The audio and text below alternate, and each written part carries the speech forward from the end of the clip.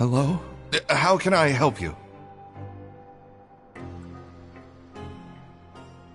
The Beret Society offers a variety of resources and benefits to its members, and, I mean, you've already heard my spiel. I don't know anything beyond what I've already told you. You don't know anything? Sorry, that's not what I meant. It's just... there's nothing more I can tell you.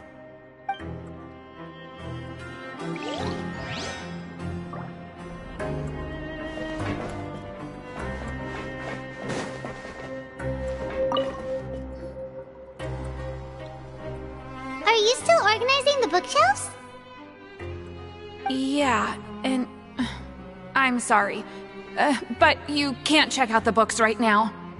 We weren't thinking about that to begin with, but weren't you super friendly just a moment ago?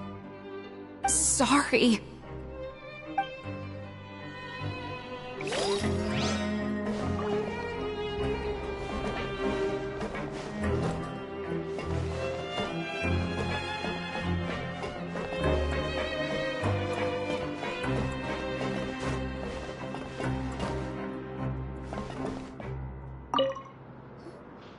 Hey, big guy! What do you want? Isn't this how you greeted us earlier? Take a deep breath and let it all out. Oh, yeah, that's right. You sure are a fast learner.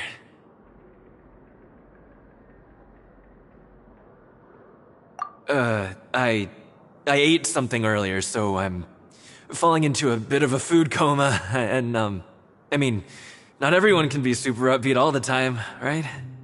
You're looking for something, you said? I didn't see it, but, it should be somewhere nearby. Okay, Paimon sees what you meant now. Seems like they really don't want to talk to us, so let's just head back.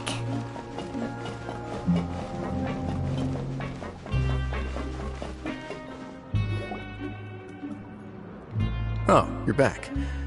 How were things at their headquarters? It was as if they had all turned into completely different people.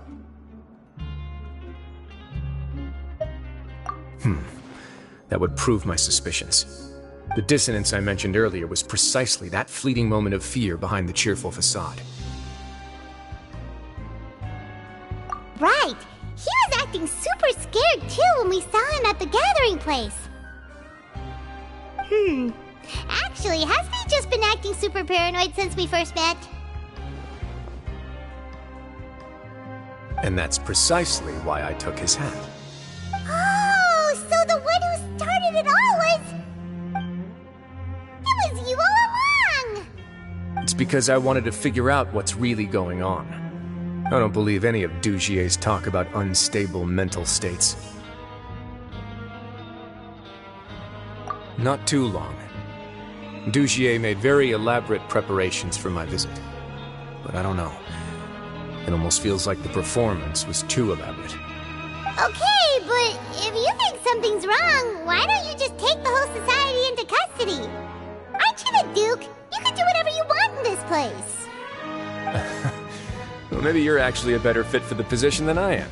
Just give me the word and I'll hand you the cuffs. In all seriousness, however, cuffs and the like should be used sparingly. They're mostly for show. Everything I do is on display. The way people see me act determines the kind of world I can create down here. And I've always striven to appear fair and reasonable to the people. That sounds a bit deep. Paimon's not sure she got all of it.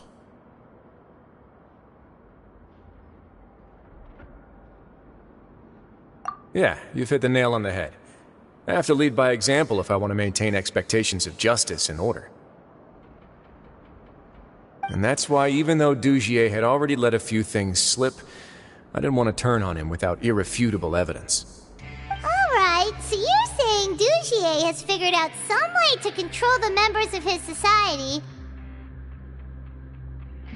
And even though the members are acting all optimistic and motivated, it's all just a show.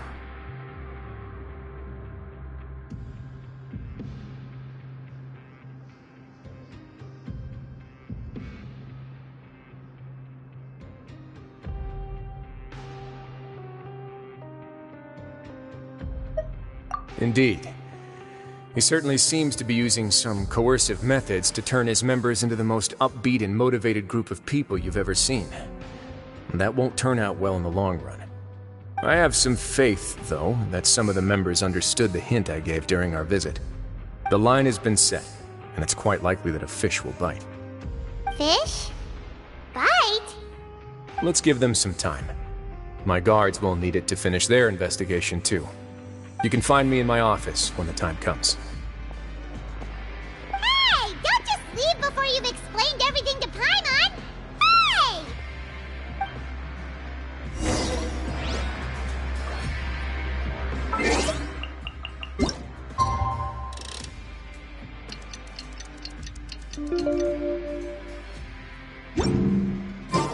It's finally evening. Risley's probably wrapped up his investigation. Paimon has no idea what that guy's thinking. Let's just go find him and ask him what he's really up to.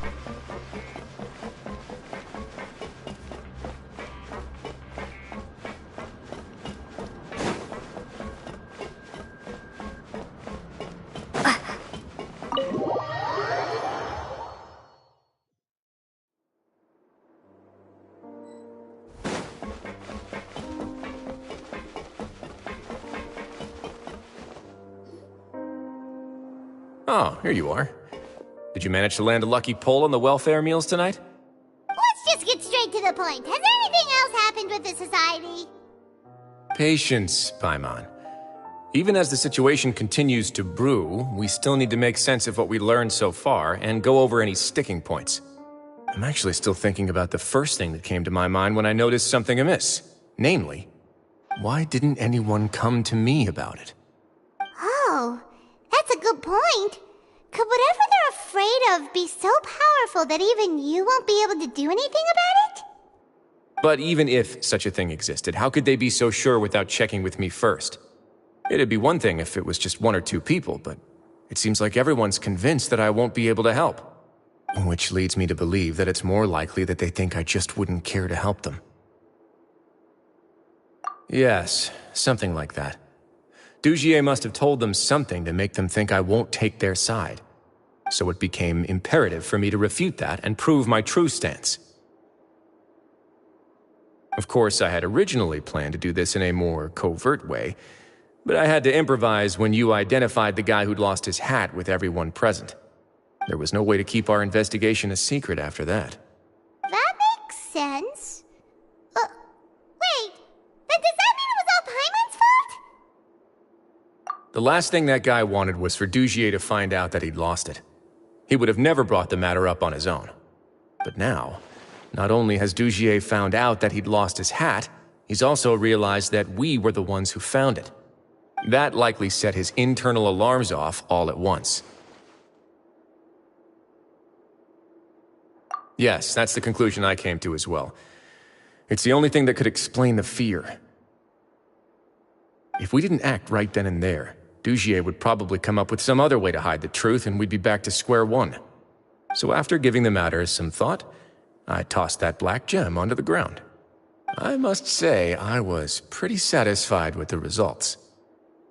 Ah, so you did that on purpose? Yes, that's right. Of course, that box was discovered as part of our investigation of the society from the very beginning. I had no way to know if any of the members had actually seen the gem before, but since I had to do something, I decided to gamble. Right. And I said back there that I had no idea what the gem represented. That should have been enough to let people know that it's still early days for my investigation. And since I was traveling with you, heroes who have never turned a blind eye to evil and injustice, they would also understand that we're here to help, rather than to tolerate or uphold the status quo. You used us as a part of your plan too!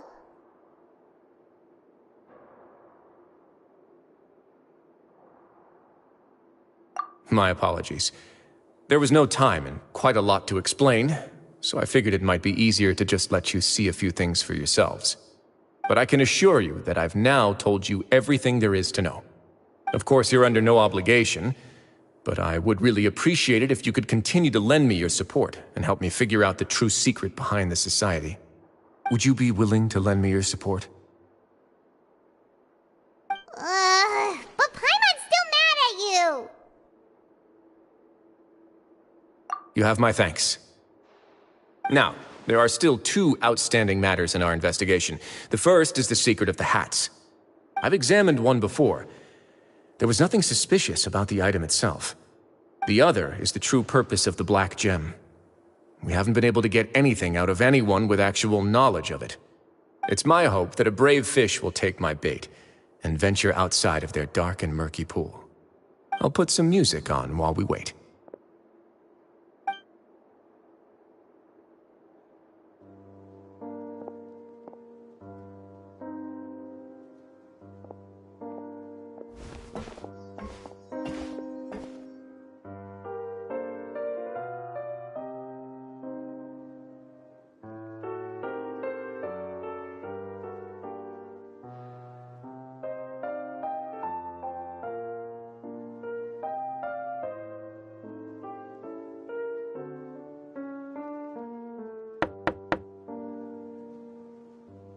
Excuse me, Your Grace, but may I come in? I'm afraid that someone's been following me. Please, do.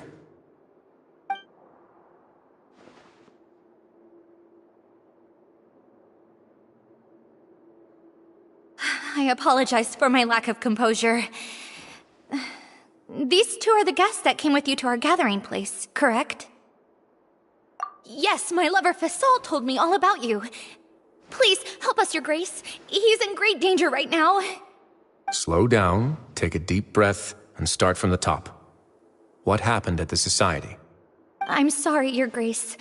I will try. I think I should start from when you saw Fasol last.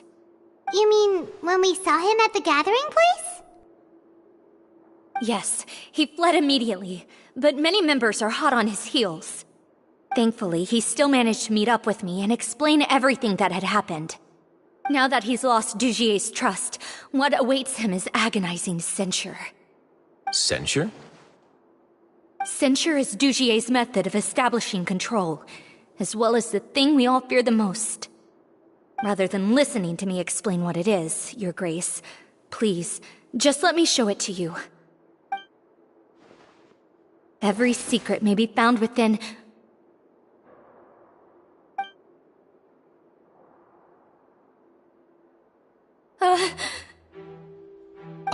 Here you are. I was wondering where you had run off to in such a hurry. Please excuse us, Your Grace. It was never our intention to disturb you like this. You see, Avisa's mental state has been rather unstable ever since she arrived at the fortress. She rambles often, has hallucinations. It may be best to dismiss her babbling as random gibberish. I don't recall hearing a knock or giving permission for you to come in. Oh, my apologies. I merely did not wish for Your Grace to be alarmed. Had I not been so focused on recovering her, I would have followed all the rules of etiquette to the letter. So please, forgive my discourtesy. Like we believe you. Please, there's no need to be upset. It's only natural to want to side with the poor sick girl, but I know His Grace to be a reasonable man. Well then, what if the reasonable man wants to hear the lunatic out? That would be perfectly fine with me. Oh, and just so you know, we've also found the missing Mr. Fasol. I had no idea why he was so upset about losing his hat, really. Thankfully, he has already returned to his senses. We've brought him back to our place, so there's no need to worry. I'm sorry, Your Grace. I don't have anything more to say. This is what you're afraid of, correct? You can tell me everything. I'll do all I can for you. I've never seen that thing in my life.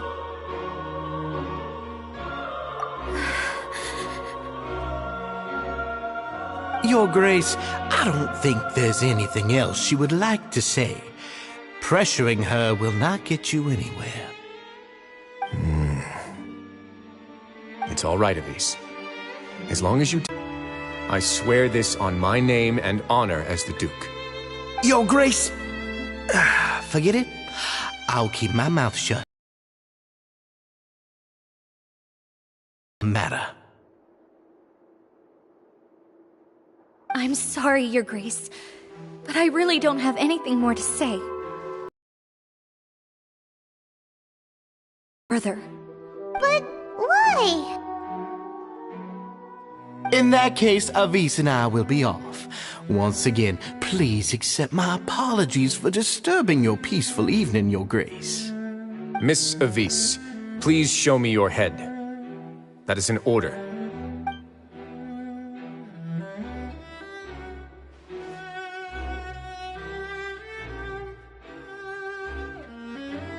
Please believe me when I say, you've merely let your worries get to your head.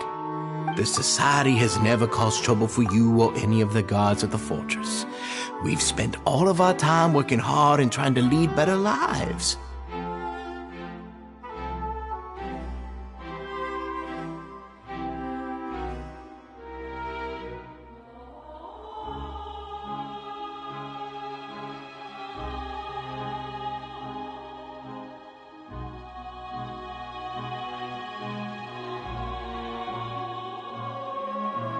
Why are you doing everything in your power to prove our guilt? What's wrong with the current state of affairs? I'll do anything for you, as long as you give me the word. Why are you so intent on getting rid of someone who's been unfalteringly loyal? Your words bore me. You know the consequences if I find you to be lying. Everything that I do for the Fortress of Meripede. But Your Grace is welcome to visit us any time to confirm the true intent of our activities. All right, Avis. Let's head back.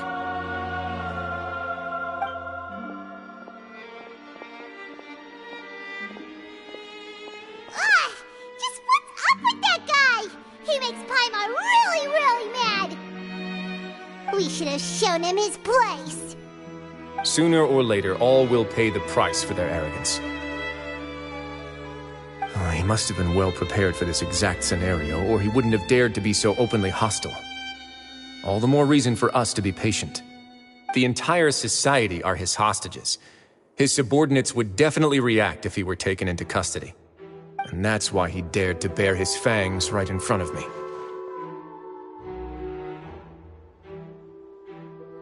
The true secret of the society is neither on the hat nor on the members' heads. Dugier probably knew this from the very beginning, which is why he didn't panic.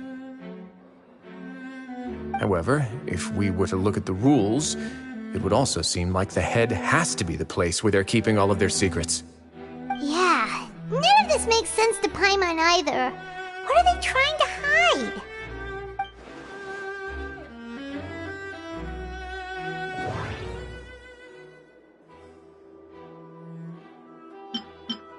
From the way Dugier... But if there's nothing on her head, the hats are definitely being used to hide... I can't see...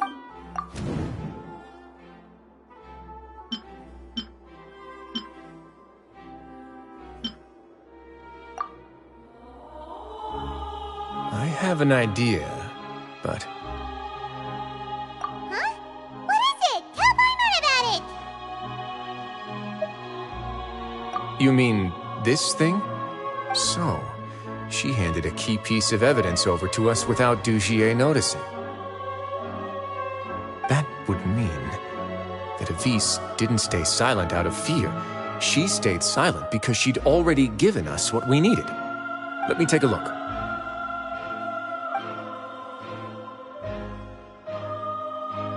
I managed to remove this from the hair clip. It's long, slender, and conical. It's hollow on the inside, and looks something like a cross between a nail and a thorn.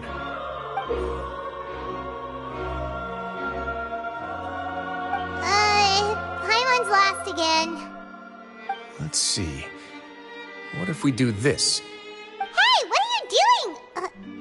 Wait. Some kind of dark liquid is leaking out of the gem. absorbed by this thorny-looking thing. You've probably heard before that water is filled with the strongest emotions of humanity. With that in mind, this liquid is probably a highly concentrated solution of fear. Oh, so that's why even touching it will make you remember unpleasant things. Dujier would be able to censure others. I can only imagine how it would feel to have this directly injected into your brain. The moment it hits you would be like being flooded with all the terrors you've ever experienced in your life. Agony, desolation, and an overwhelming sense of despair. No wonder they're all so terrified of it. So, was the hat meant to cover up their wounds? That might not even be all. Let's go get them right away. We can't let Dujier escape with all of the evidence.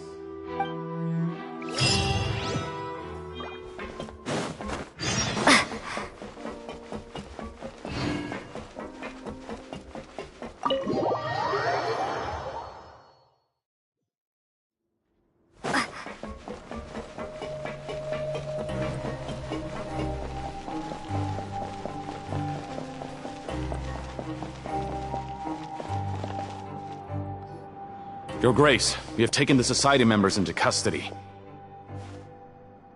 They all tried to flee just a little while ago, as if they had received some kind of order. We decided to forestall their plan, and were just about to send the word when you unexpectedly arrived. Great work, everyone. You had prepared for something like this all along? I had them stay here to keep an eye on things, so I'm glad that my intuition turned out to be correct. Perform a thorough search of the Society's headquarters and bring all the members to me. Understood, Your Grace. Now, let's check on them. As expected, they all have a hollow thorn inserted into a wound on their head. Ooh! Paimon's glad her eyesight isn't so good that she can see it from here. Paimon's gonna float away for a bit. They probably left it there as a lasting reminder of Dujier's censure. These people must have had to endure an unimaginable amount of pain.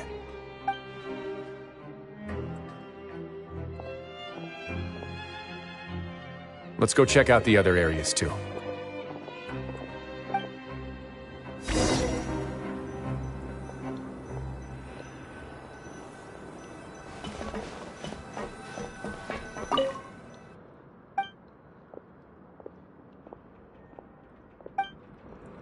Hey, come here! Have a look at this!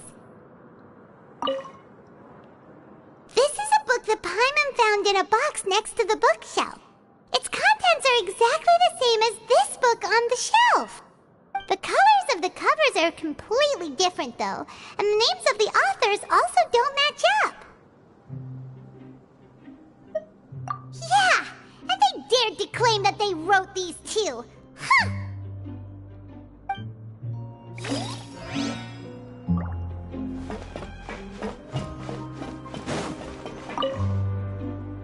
Look at what I found.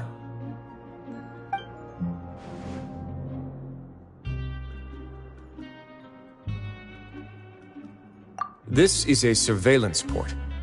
With this, Dujier would be able to remotely monitor everything that's happening at the gathering place. So even if Dujier's not there in person, he'll still always have eyes on the members. Indeed.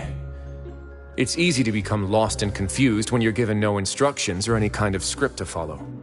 And if any action you take may be deemed a mistake, then perhaps it's better to do less, or to not do anything at all. Dujier has already tamed them to his will.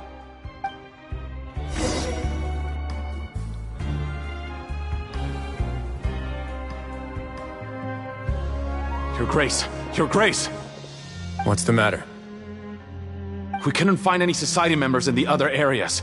It also seems like none of the equipment in those rooms were ever used. All the signs of wear and tear are fake. The lime scale, the layers of dust, they were all deliberately added. We also investigated the members' residences and weren't able to find anything. Their neighbors all say that they haven't returned home for ages. Oh. Is that right? They're gone? That could only mean... Indeed. As long as he allowed society members to mingle with others, even with threats of censure, Dugier knew that he couldn't stop all of his members from speaking out.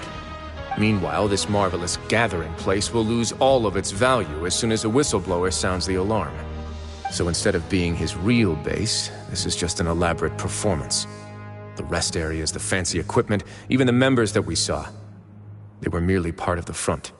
And only the most docile and well-trained members were selected as his performers. But then, where can we actually find him? Let me think. Dugier must be holding all the rest of his members in another place. And if the overseer of my fortress guard has never alerted me to anything of the sort, he must be in Dugier's pocket. I'm of the same mind. Let's go. You two, follow me.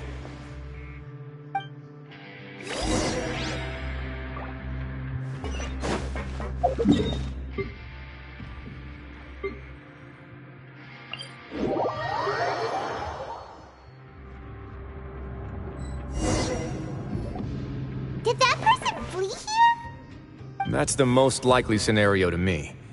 He's probably already caught wind of Dugier's declaration of war against me, and has fled to seek his protection. Let's keep heading down.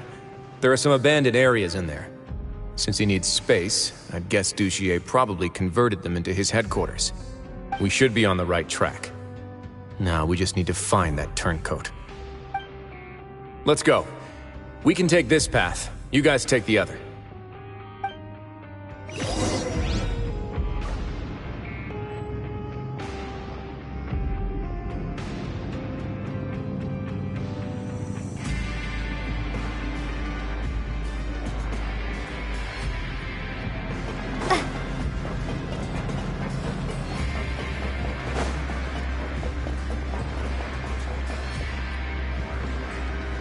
Look! There's a fallen guard over there! I would see some society members too! After them! It's rising! Run!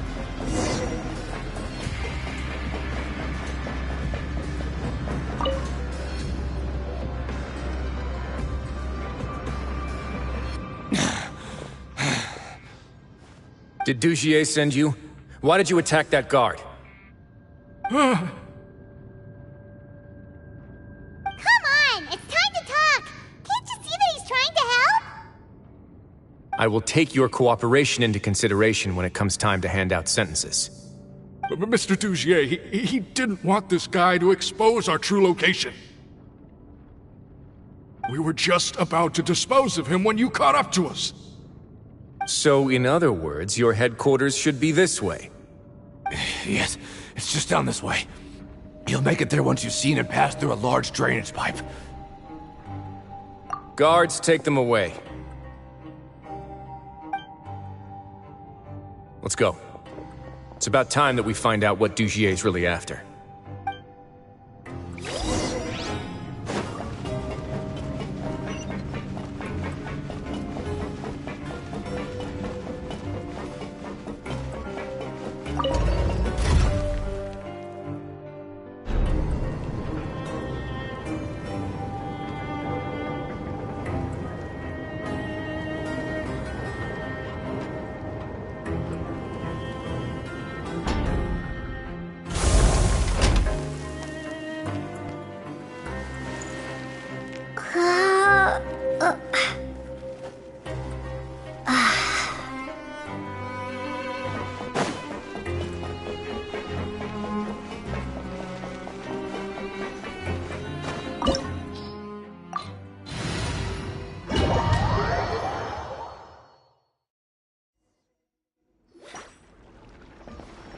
There's so much space down here!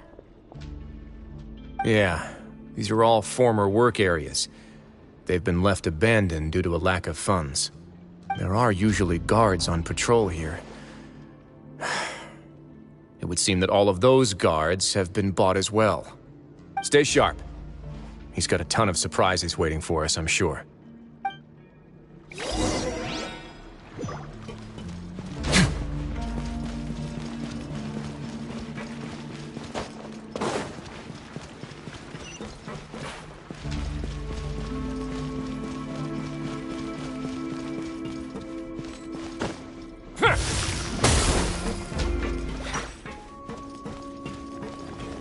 way now.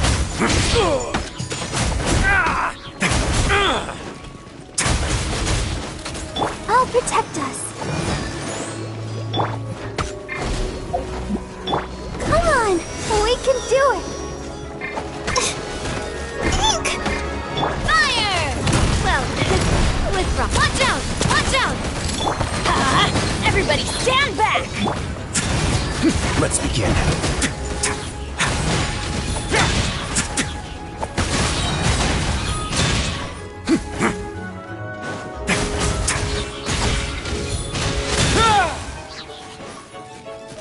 Stay cool and face your gift.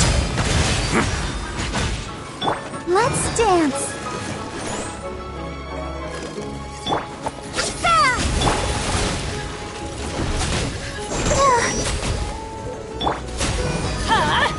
Out of the way! Why do they never miss? Hey, are you okay? You're safe now. Just follow the guards and leave this place. Who knew that there'd be Gardamex here? Dujier really prepared for everything. And that would explain the strange decommission requests I received, as well as account for all the Gardamex that had mysteriously gone missing. Seems like he's prepared for an all-out confrontation with me. Hey, what's this? Seems like some kind of handbook. Let me see. Ah, this should be the Society's real rules book. It lists all the rules that they're expected to follow. Members are not permitted to speak to each other or to leave without formal permission. 5 members shall form a group, and the whole group will be punished for any single member's wrongdoings. Anyone who reports a fellow member's misbehavior shall be rewarded with food and water. I see. So it's much as I expected. But that's just cruel and unreasonable. To obtain food and water, prisoners are forced to snitch on others, and in the process cause pain to those around them. To avoid punishment, they learn to stop talking with one another. This leaves the wounds they've already received to fester, however, and so resentment builds until every prisoner has become an island. Finally, isolated and without hope, they accept their fate as Dujier's slaves. Do you remember what happened to Paimon? She rejected all the snacks in the box once she was spooked by that black gem. She's usually all for tasty snacks, but she chose to go against her instincts after a negative experience. Ugh, is that the best example you could come up with? Anyway, Paimon still thinks she made the right decision, and never hurts to be careful. No, your decision was valid. However, it's also valid to interpret that as a decision that you only made under emotional duress. The human heart is like a raft in a vast and empty ocean. We convince ourselves that we're in control, but in truth, a single wave could sweep us off course and send us crashing into the path of a storm. Those who use fear to lead others astray must pay for that crime.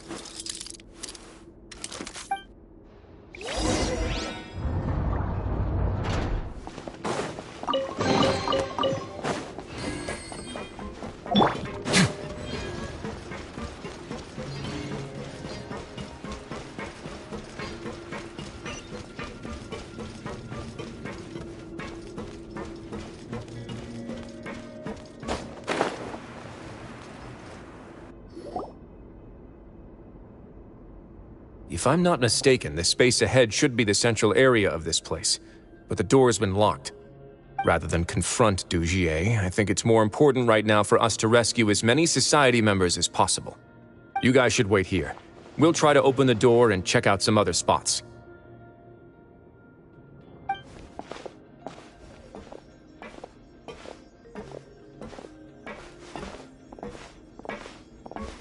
Open the door. Would we have to do something to this mechanism here? Ugh, Paimon doesn't get it at all. Forget it, Paimon's just gonna do some trial and error.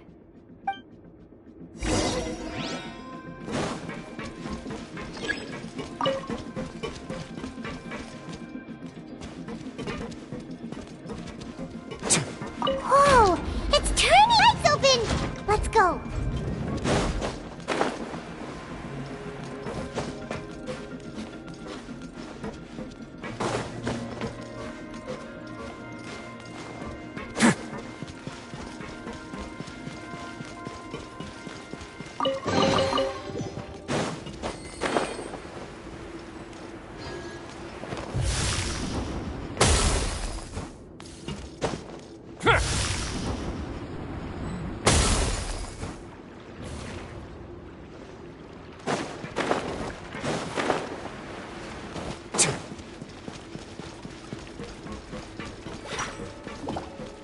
A moment, please.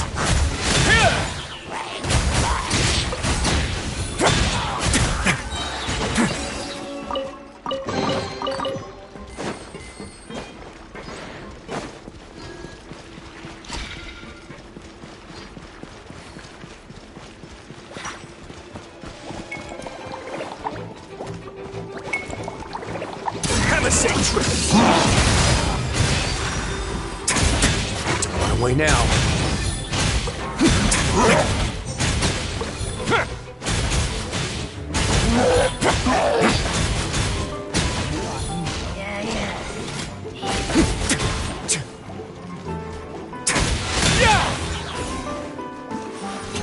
A moment, please.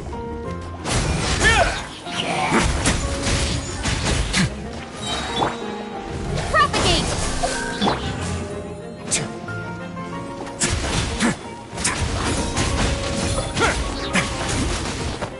On my way now.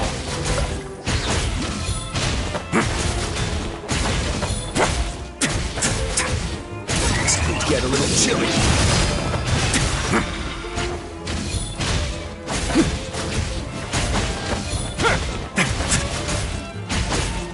Let's begin.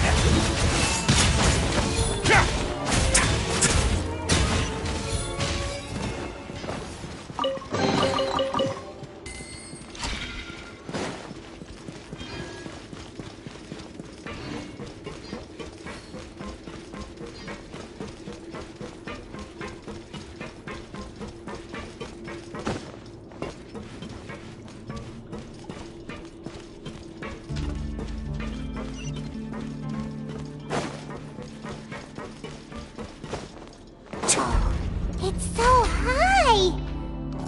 We're not gonna have to climb all the way up, are we? Activate the mechanism in front of us first, just like before. Let's see if that changes anything.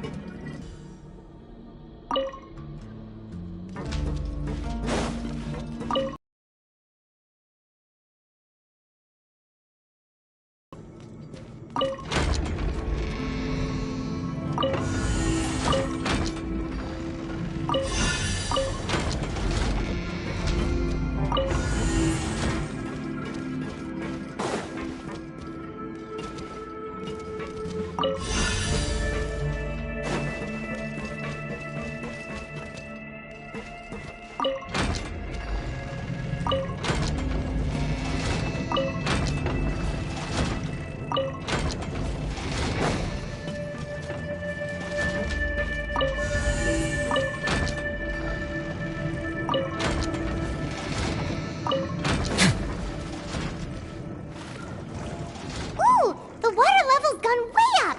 So that's how we'll make it to the top.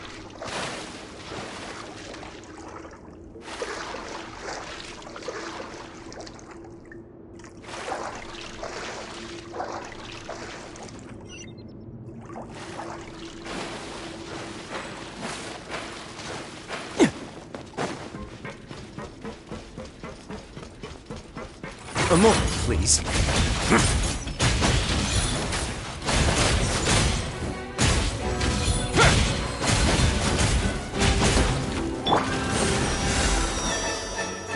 Let the show begin.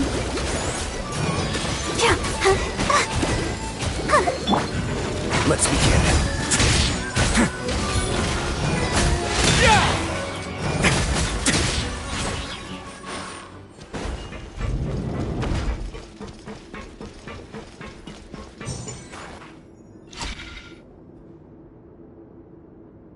These should be the prison cells.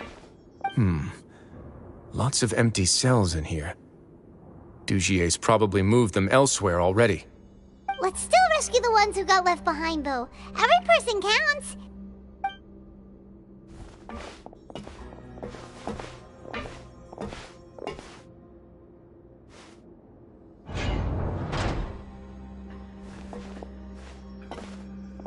Hey, it's all right now.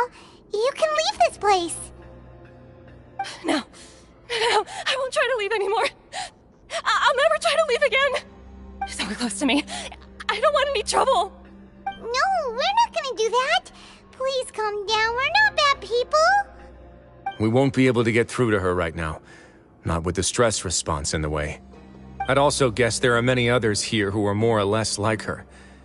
Let's let the guards take care of them for now and keep pushing forward.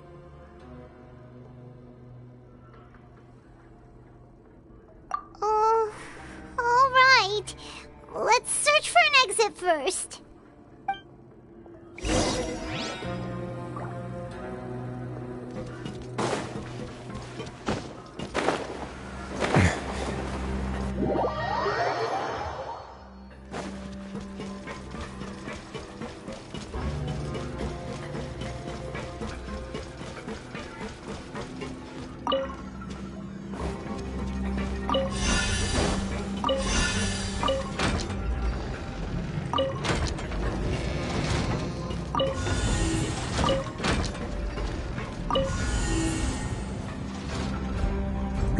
The door's open. Maybe it's His Grace. I'll go take a look. I leave this area to you. Make sure to bring everyone out safe. Understood. And please take care as well, Your Grace. We'll return here right away and await your orders. Just focus on the tasks you've been given. I already have reliable help over here. Let's go back. We have unfinished business, do we not? That mechanism from the first room. Maybe we'll also need to hold it in place using the same device to open the door that leads to the central area. Don't forget to bring these along.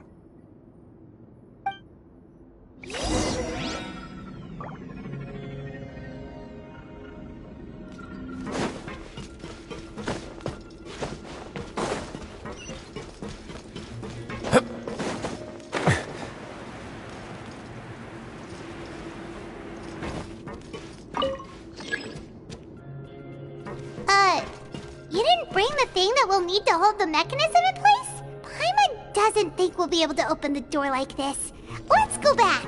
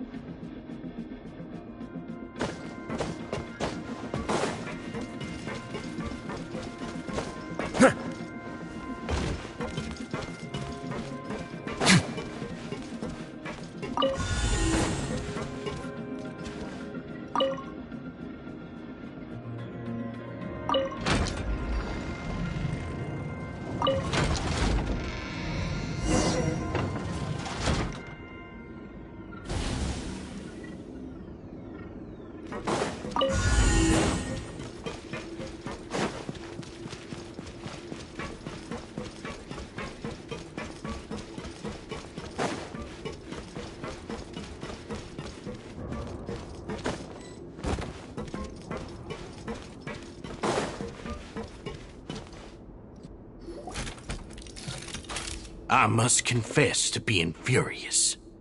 To think that there are still some of you who find it permissible to spit upon our rules. Remember their names. Fasal and Avis. They've betrayed you, betrayed us. And today you will see with your own eyes what'll happen to those who betray our cause. Go on, Avis. Pierce his skull with the thorn in your hands, and then push in the Aqua Dolores.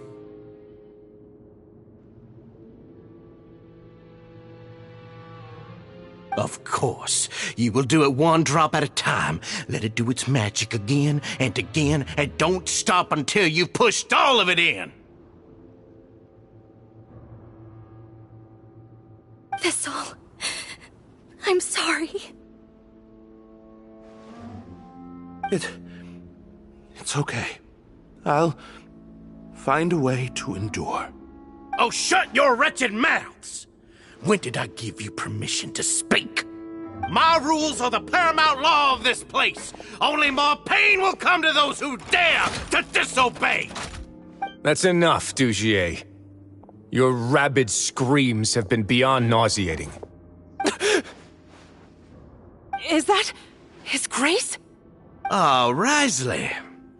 I knew you would come, but I didn't expect you to be so quick.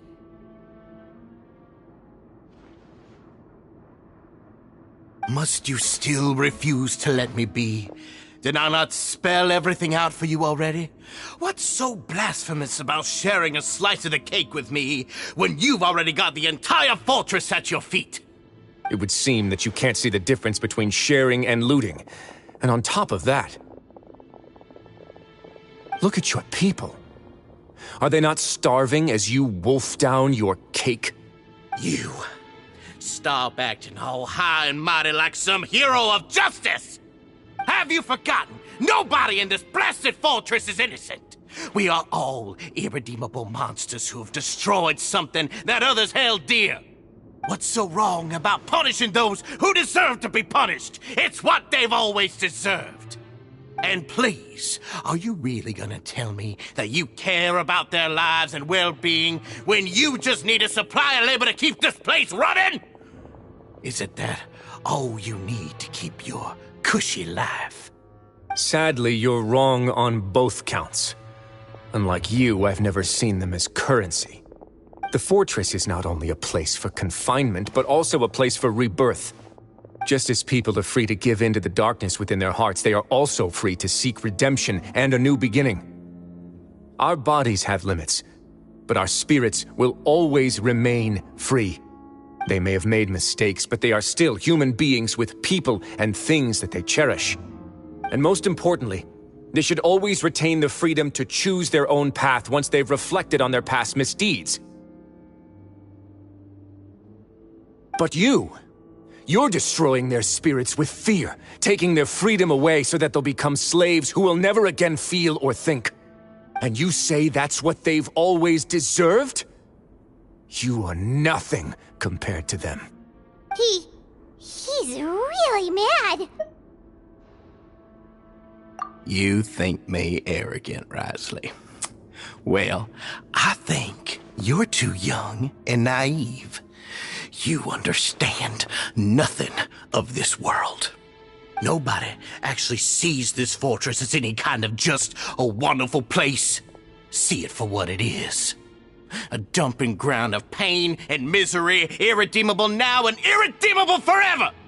No prisoner will listen to you out of gratitude of their hearts. The whip is the only way to make them obey.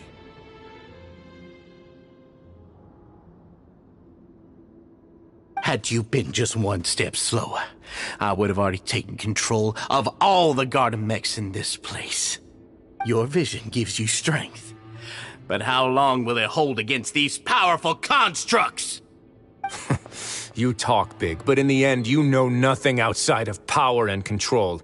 In that case, let me give you a small taste of what real power looks like.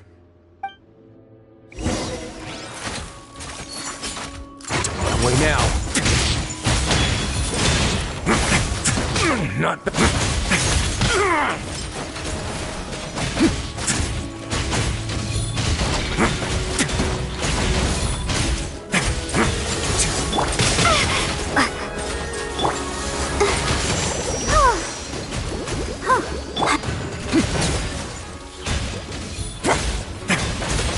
Let's begin.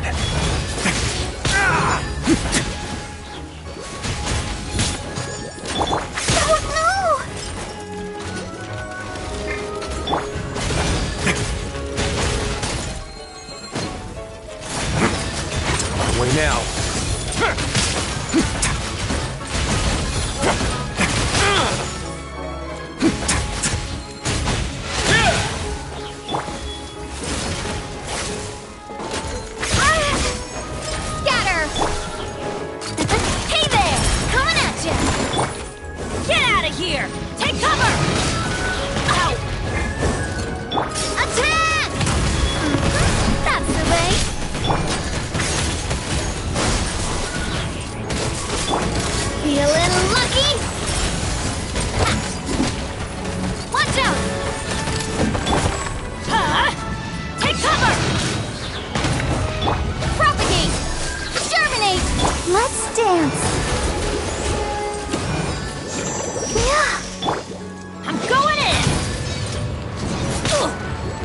Let's light it up!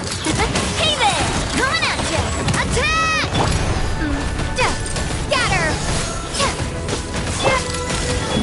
Haha!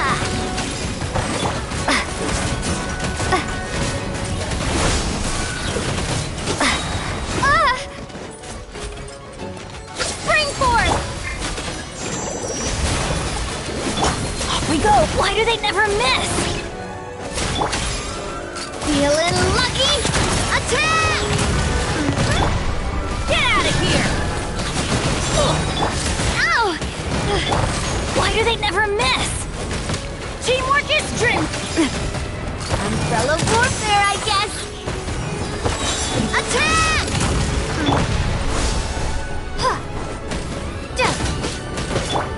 Get out of here! Take cover! La la la la la. Let the show begin. Huh. Hi. Huh. Hi.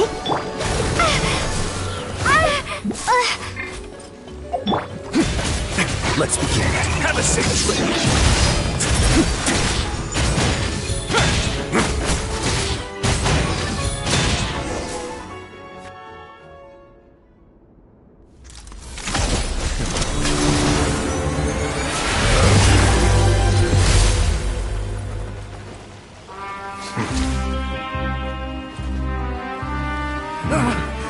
If you think fear can control everything, well then, terrify me. Don't high road me. You're just another crook. And it's time you got treated like one.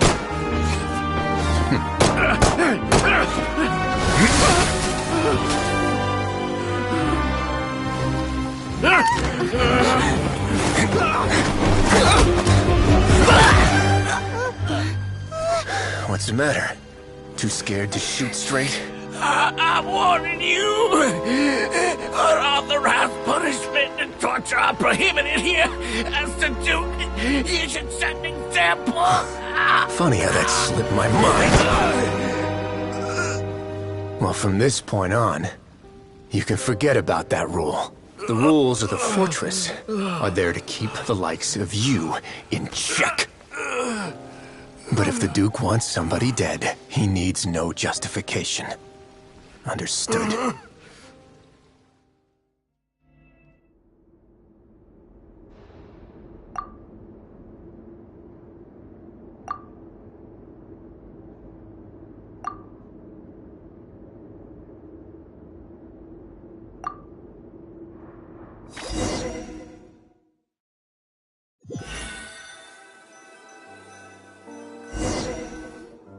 Sorry for taking so long.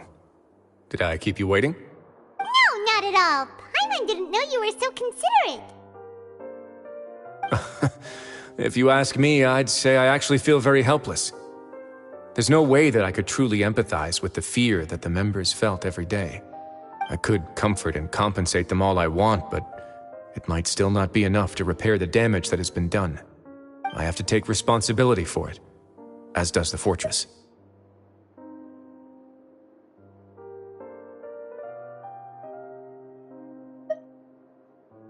Even I wouldn't be able to find humor in a situation like this.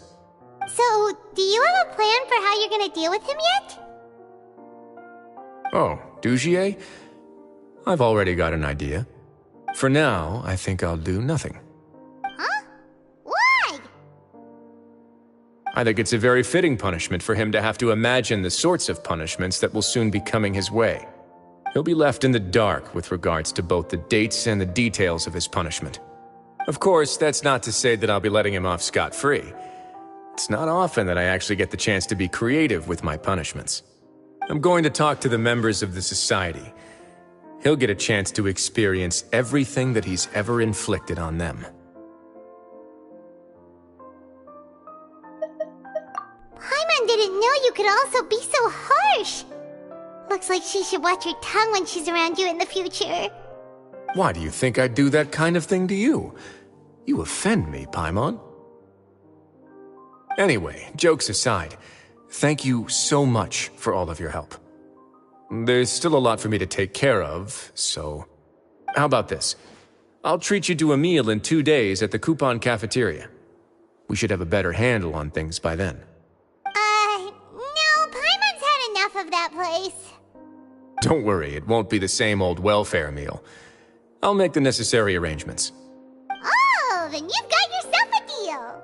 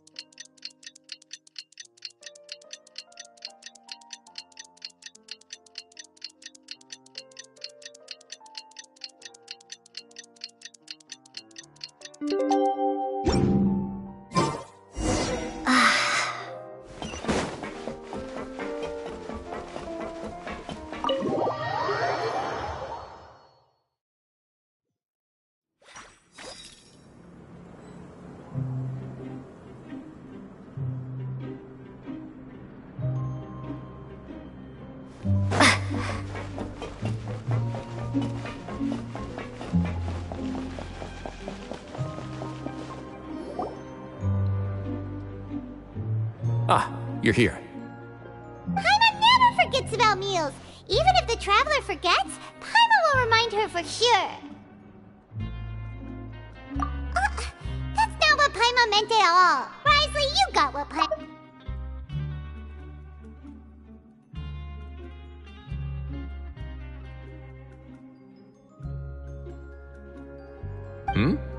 I'm a little confused, actually.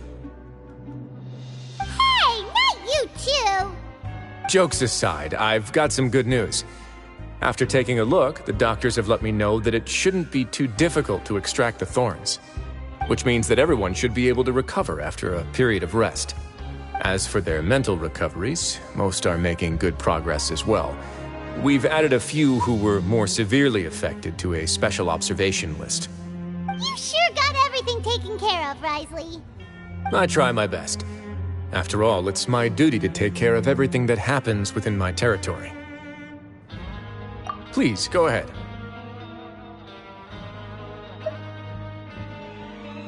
Ah, that's a bit of a long story.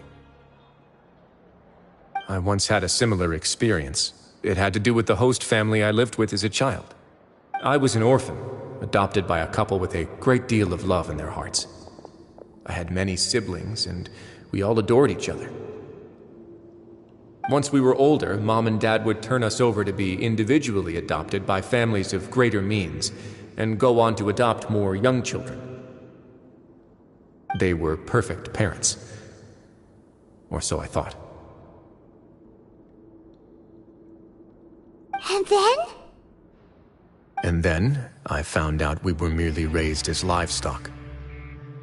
Once we had reached a certain age, our parents would bring us to the market for sale. All children that were sold would leave the house, and nobody would know what became of them.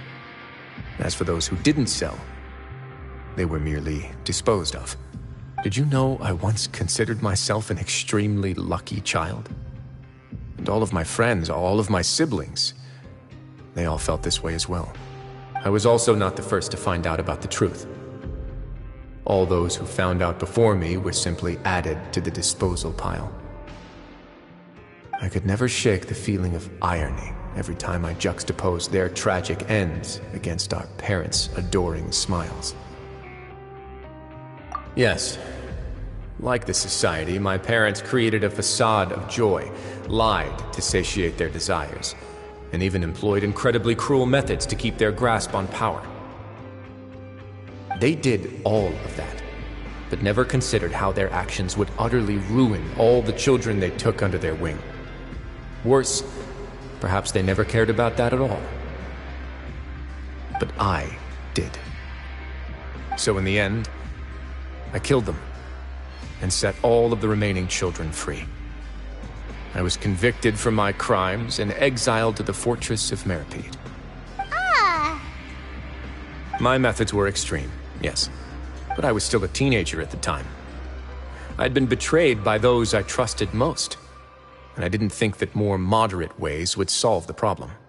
My doubt and helpless anger pushed me forward until I got what I deserved.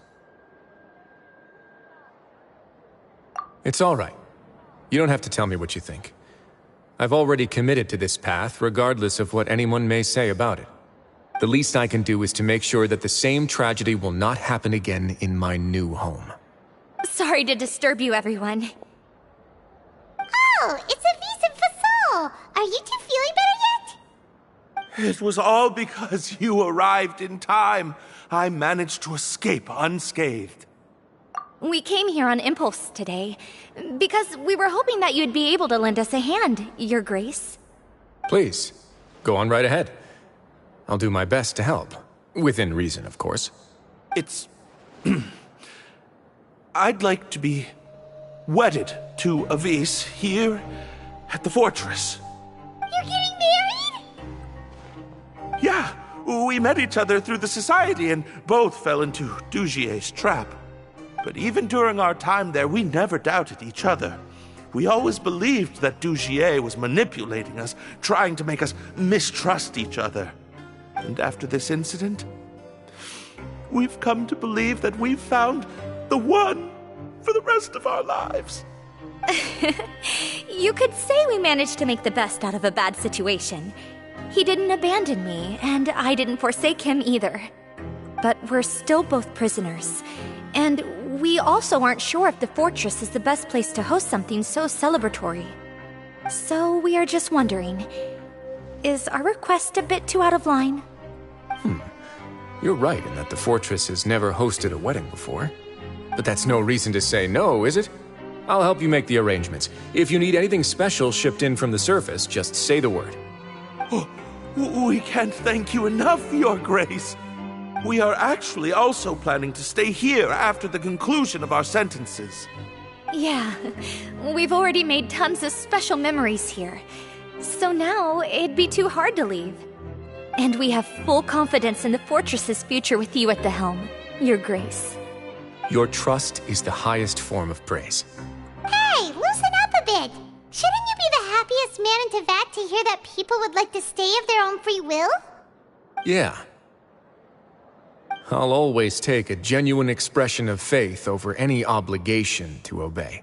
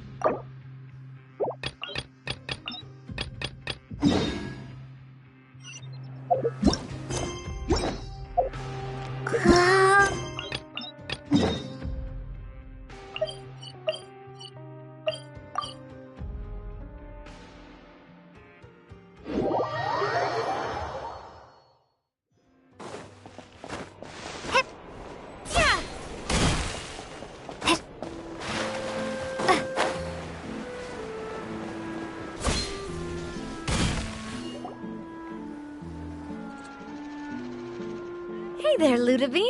How's business lately? The Demoiselle of Spina de Rosula. I must say, your generous patronage is the one thing keeping me from going bankrupt. Nonsense. We all know what a talented businesswoman you are. No, and don't forget, she's the boss now. My mistake, my mistake. I just got so used to calling her Demoiselle. Are you here for the uniform? Yep.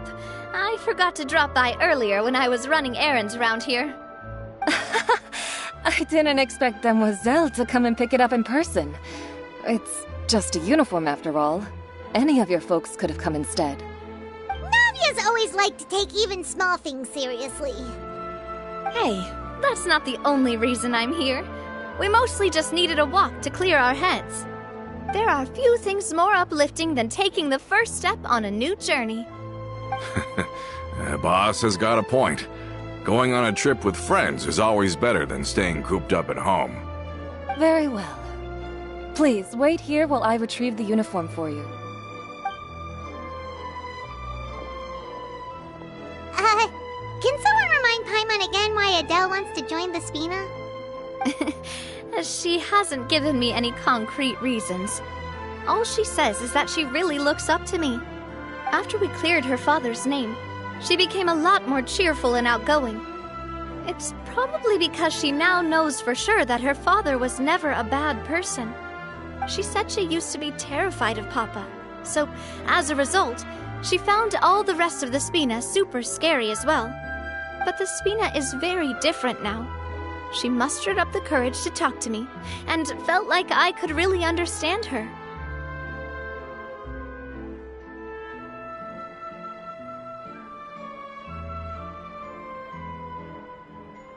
Yeah, you could say that. By uncovering the truth about the case, I was able to give her closure at the same time. She said that she wanted to become someone like me. Someone who could lend a hand to others, instead of standing still and waiting for others to help her. From the sound of it, she'll be a wonderful addition to the Spina. I think so too. But for now, let's focus on giving her a great atmosphere to grow and thrive. She can commit to us once she's older, and can really make that decision for herself.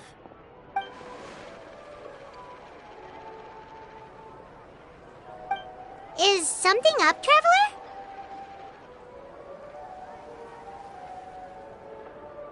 Huh? Tailing? Oh, Paimon's coming. I'll go check it out too. Coulter, please hold on to this for me. All right. Paimon saw them too! They headed up! Stop right there!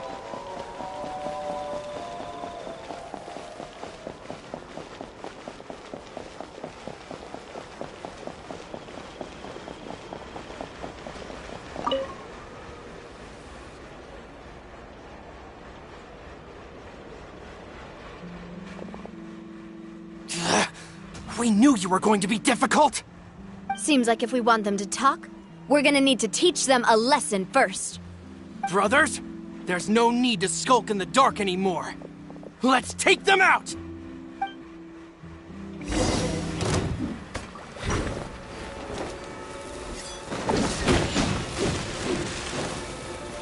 Feeling lucky?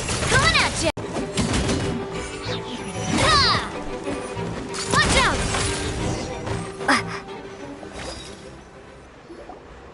Now, talk. Who are you?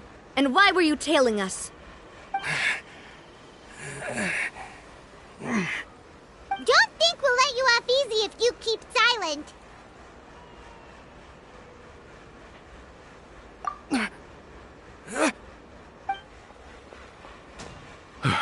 How did it go, boss? Are any of you hurt? If you thought they stood any chance against us, you were sorely mistaken. Anyway, stop playing tough and start talking. There won't be any room for negotiation once the Maison Gardiennage gets involved. We're looking to get vengeance on Spina di Rosula. We were discovered, and can't beat you in a fight. We admit it. We lost. Get revenge? Wait, you're not Romeu's followers, are you? You actually know that name? But if you do, then surely you should understand why we hate you so much! Indeed. You haven't got the faintest hope of winning right now. We were out drinking when we saw Navia. We got so angry we decided to follow you guys and look for an opportunity to really mess up your day. Too bad you guys messed up ours first. Huh?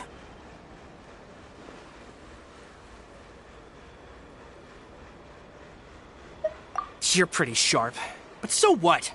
We didn't do anything. And now it should be pretty obvious that we can't do anything to you anyway. Seeing you like that just really ticked us off. And we let the drink go to our heads. Listen, Callus is long dead. No matter what happened in the past, I want to be able to start things anew. I am the current president of Spina di Rosula. If your boss wants to talk with me, I'd be happy to meet with him. I won't press charges for your attack. That should also help demonstrate my sincerity. I understand. Thank you. I'll let our boss know. But if you so much as think about pulling something like this again, I won't be so lenient next time. Understood? All right. We get it. Come on, let's go. Are you sure it's okay to just let them go like that, Navia? I don't want to inherit my father's grudges, too. Moreover, when it comes to the Aquabus, I don't think what my father did was entirely correct either. If the other side is willing to talk, I'm happy to open the door for a reconciliation. Opportunities for new beginnings are all around us. I support Boss's decision as well. The concept of an eye for an eye is a primitive... Financial situation is that dire. They don't have what it takes to challenge us. So this may be the best time to talk. I still think we should keep an eye out for Romeu's folks, though. If he decides to ignore the warning I gave his men...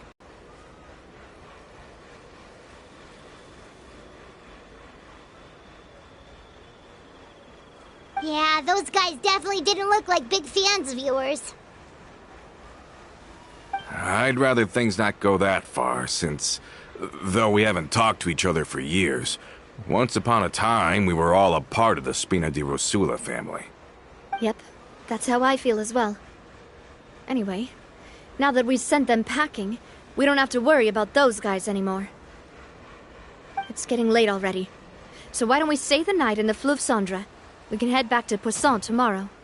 I'll also ask someone to write Florent a letter and inform him of everything that happened here today, so he can increase security around Poisson and be on guard against any suspicious individuals. Do we have to stay in the Fleuve Cendre again? Even the pillows there smell like seaweed. Sorry, that's just what happens when you live near water and don't get much sunlight. Poisson's pretty much the same though, so I've long since gotten used to it. We can still go out in the evening for some grilled fish and drinks, though. Bet you there'll be people singing sea shanties, too. How does that sound? Huh. That does sound pretty cool. Okay, Paimon's on board now. Let's go! Paimon wants to sing, too!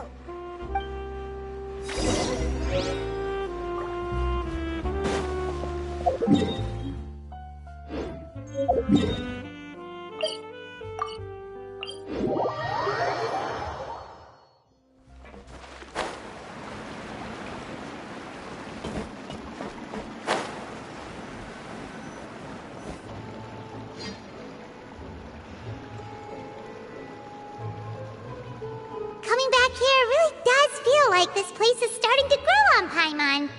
If you think about it, it would be kind of weird if the Spina's base at the court was some super luxurious building like the Palais Mermonia. Totally. Right on the money, Paimon. Although, of course, with the continued growth of the Spina, Papa wanted Poisson to eventually grow into a metropolis, not unlike the court. He was a very ambitious man, who rarely looked behind or beneath him. For better or worse, that always made him stand out from the crowd. And that's also why people hated him just as much as they loved him. All right. Why don't you go wait for me at the restaurant? I'll go do some prep and I'll get someone to tidy up your room while I'm at it. You can use the same room as last time. You still remember the room number, yeah? Yep. Kinda hard to forget when there are only so many rooms here after all. Oh, did I just hear someone taking a dig at Fleuve Cendre? I'll tell my guys to stuff your pillows full of actual seaweed right now. Oh, Paimon, sorry! Please have mercy, Navia. If you do that, then Paimon really won't be able to sleep at all. I was just kidding. Be on your way now.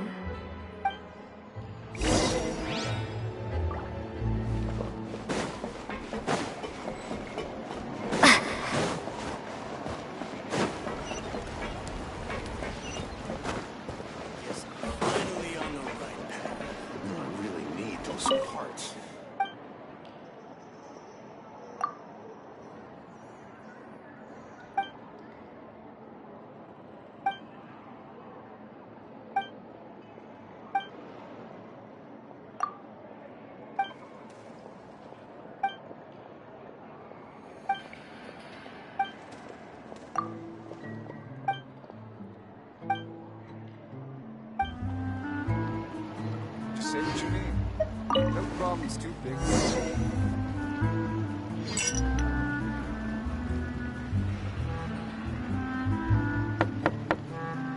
Hello? Are you asleep yet? Oh no, not at all. I just figured that since we don't get to enjoy nights like these very often, we should try to enjoy it to the fullest. Wanna go fishing? I've got some rods and lures ready. Oh, so that's the prep you were talking about. Sure, we'll come. Hopefully I didn't wake you or anything.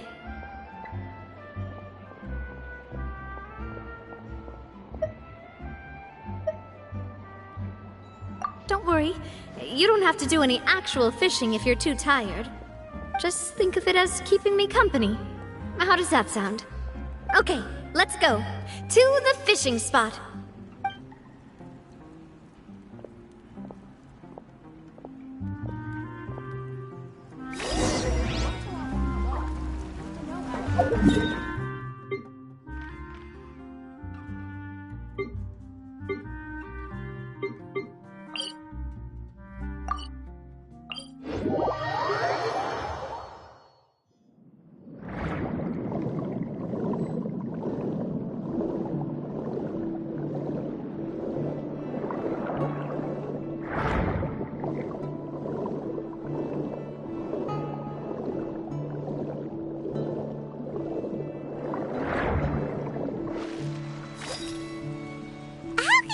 Fishing when you're using a fully automatic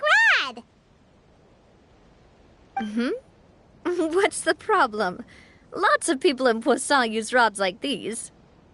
But shouldn't fishing be all about, you know, attentively watching the float and then excitedly reeling in the catch when you finally hook something? Well, that's one way to enjoy fishing. What do you think, Traveler?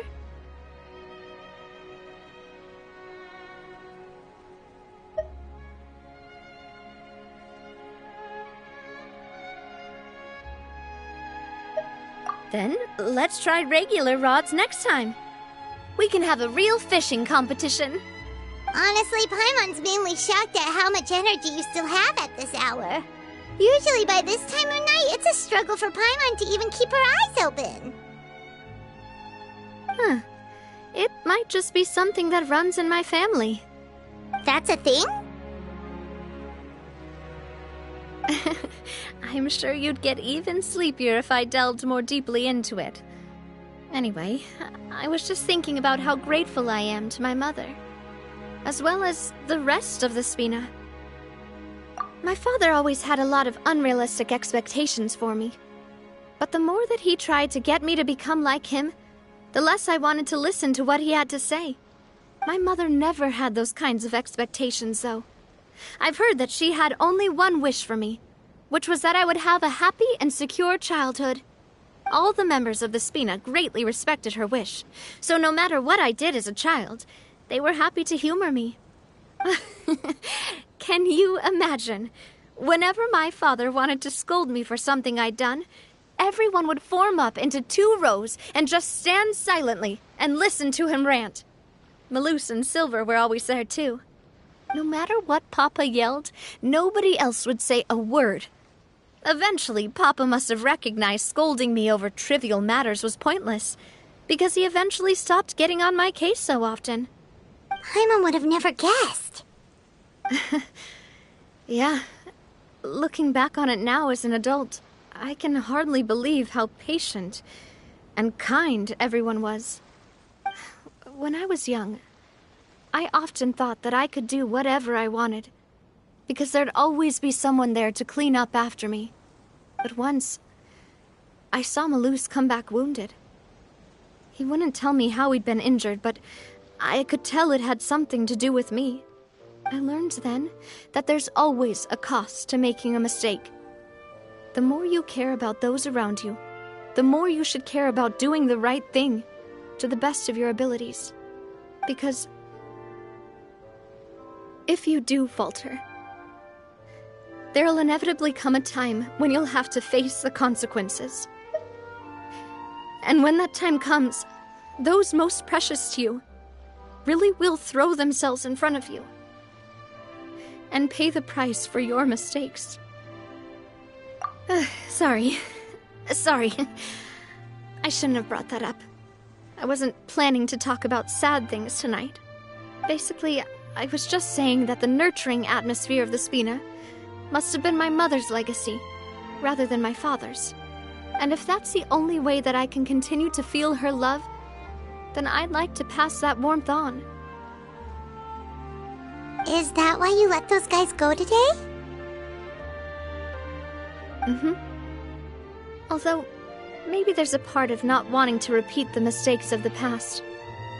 I want to be reasonable, at least. Hey, look!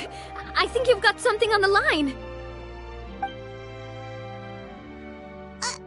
why isn't the rod automatically reeling it in? Oh, there must be something wrong with how I installed the mechanism. It was my first time putting one of those rods together. We can't let it get away. Come on, you two. Let's catch it. You want Paimon to help too?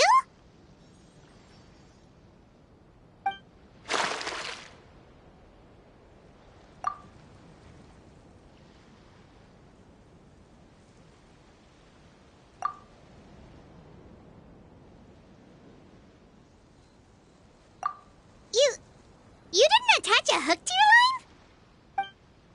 your line?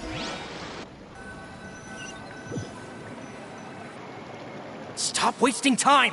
The boss ain't gonna wait all day. We'll go ahead with the operation tomorrow. Do with that information as you wish.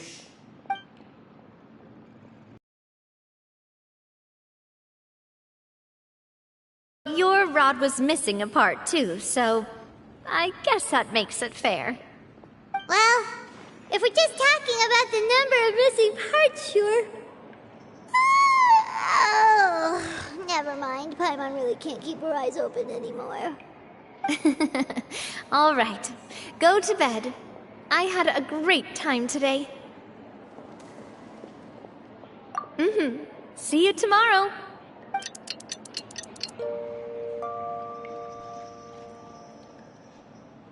So how was last night?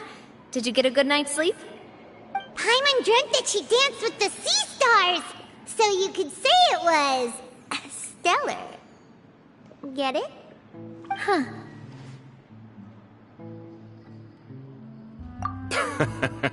I didn't know you had such a great sense of humor. Anyway, let's head out. I'll arrange for a boat to take us back to Poisson.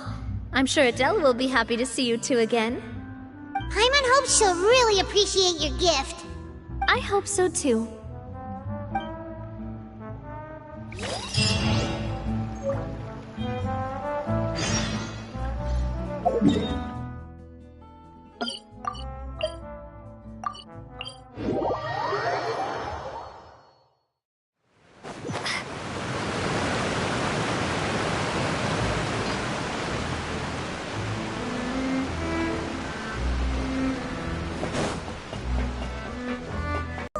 Boss?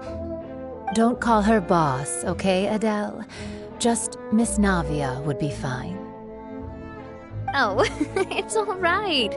I don't mind. Besides the gift, I've also got another surprise. Guess who's here? It's been a while! Oh, it's you two. It has been a while indeed. Thank you so much for your help on Jacques' case. I've heard that you also helped save all of Fontaine. You're truly just like the great heroes of legend. You're really amazing! And if Miss Navia's your friend, then she must be super amazing too! What's in this thing? Can I look? Of course. Go ahead. Oh, it's a Spina di Rosula uniform! Is it for me? But isn't it a bit big? Well, it's a gift for future you. When you first told me that you were interested in joining the Spina, I was overjoyed. But it's the Spina's responsibility to protect everyone as well.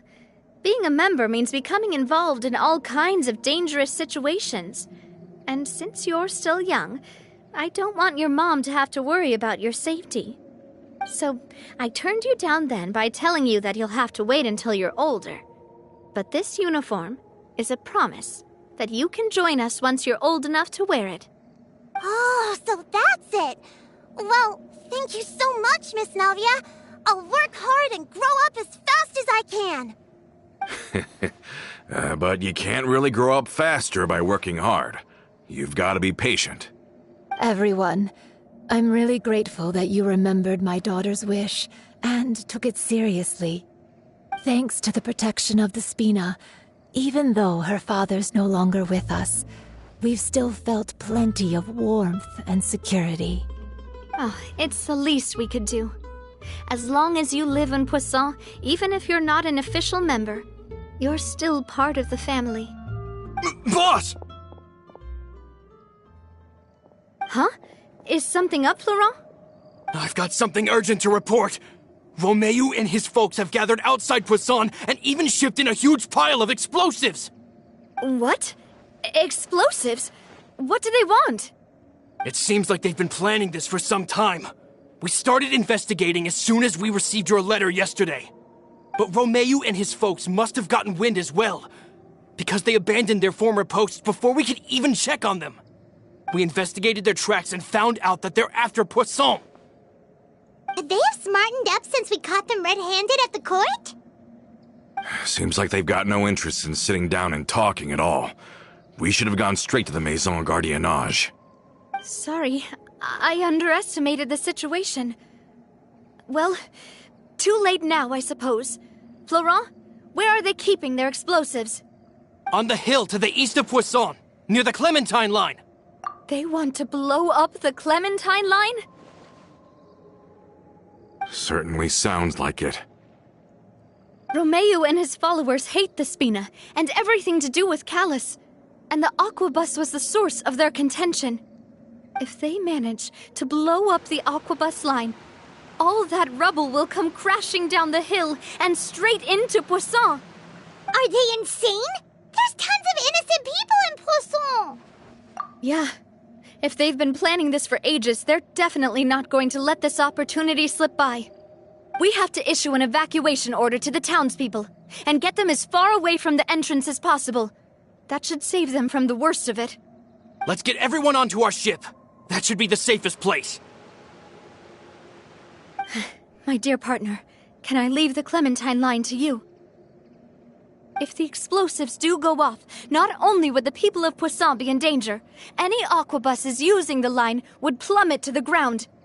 Let's stop their insanity first, then settle the score with them. Leave it to us, Navia. Please stay safe, too.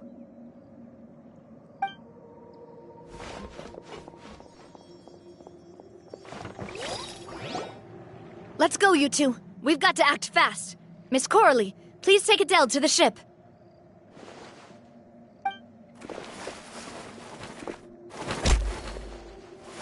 Watch out, boss!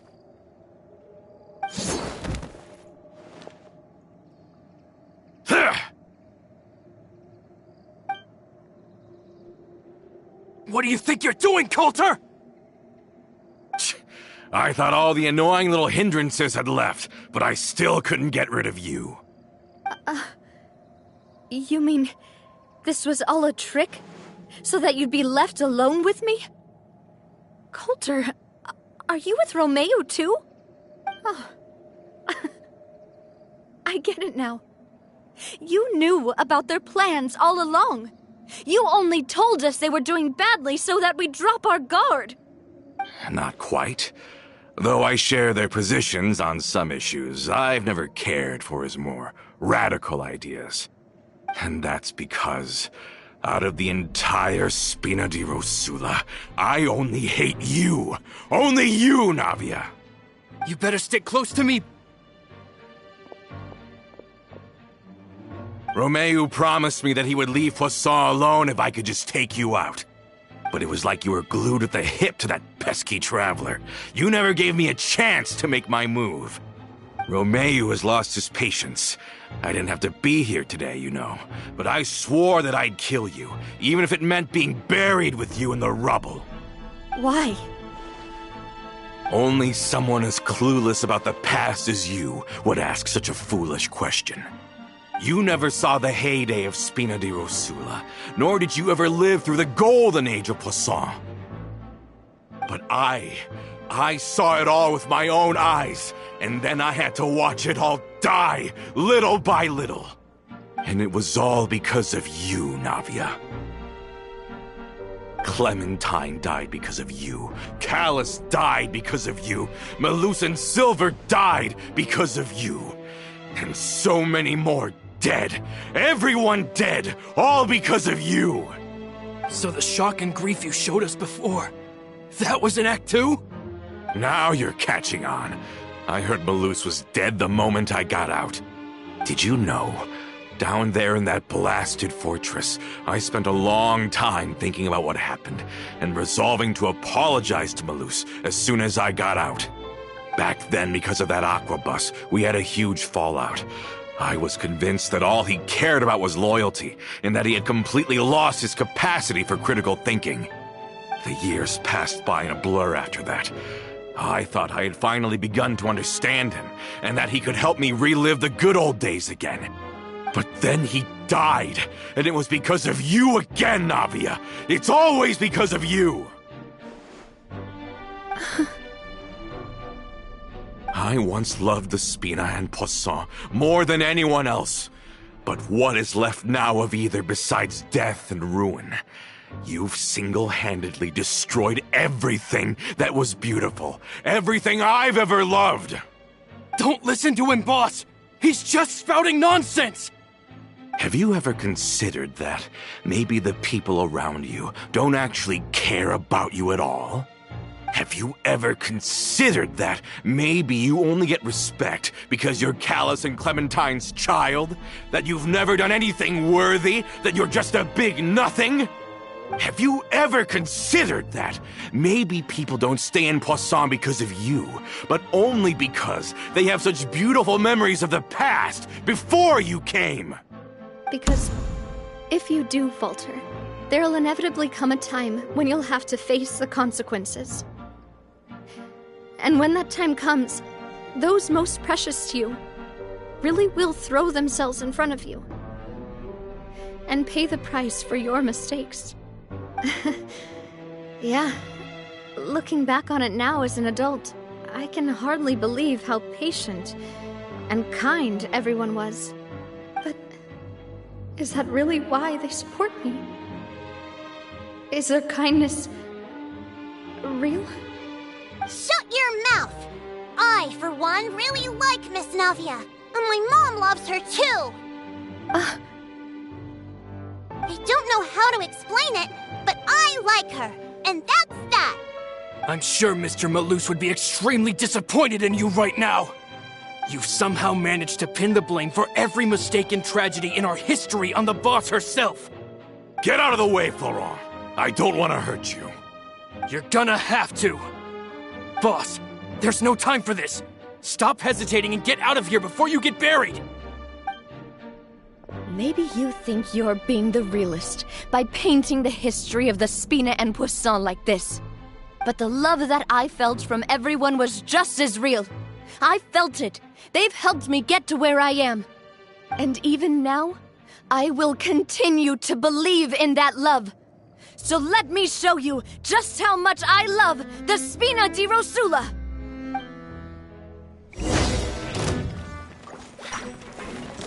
Umbrella warfare, I guess!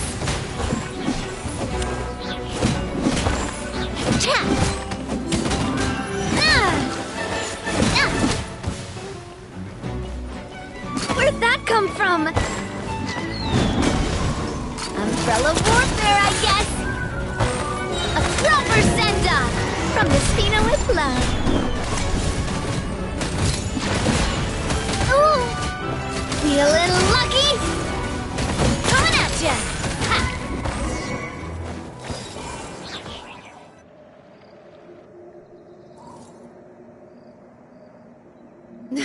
Laurent, I'll leave the town to you. Summon the other members and help with the evacuation of the townspeople. If you find any of Coulter's accomplices, subdue them quickly, and don't give them the chance to harm any ordinary civilians.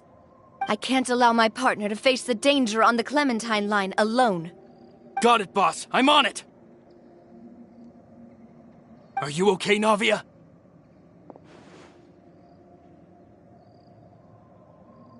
I don't know, but I have to go.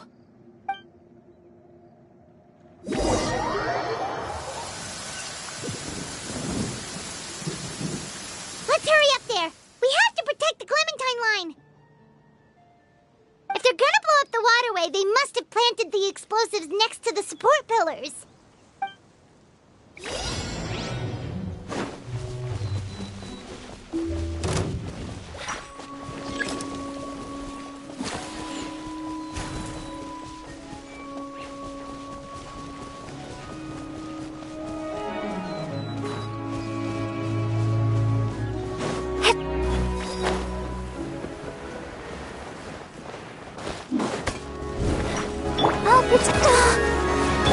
Terminate!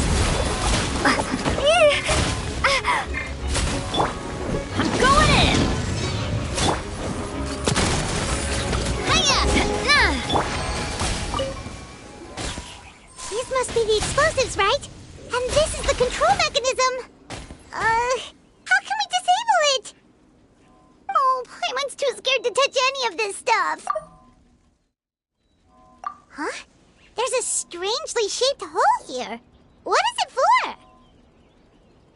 Oh, that certainly sounds possible. Maybe one of the people we just beat up has the key.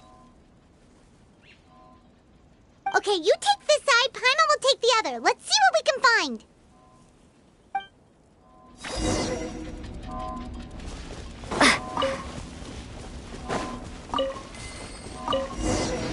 Oh, you found it! That's amazing!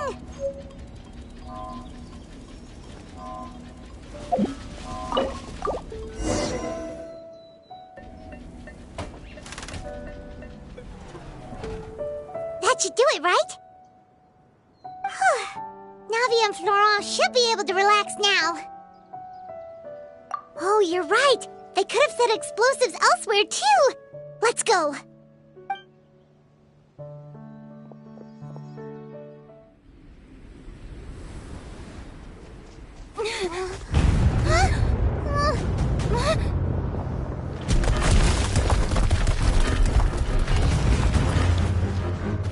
They're gonna bury Poisson!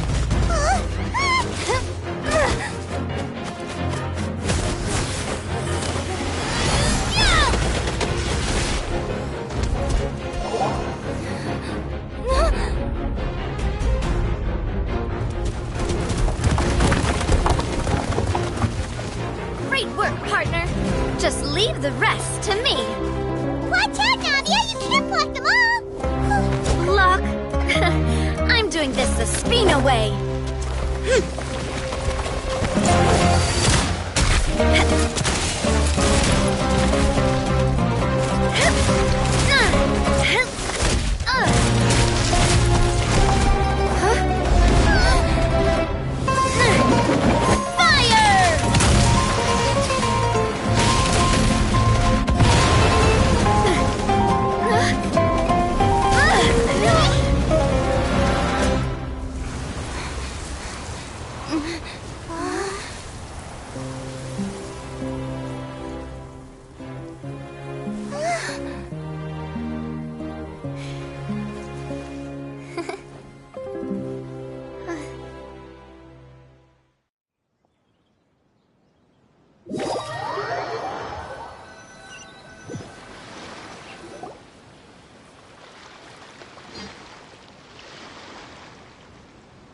I heard from Thierry that even they're your enemies now.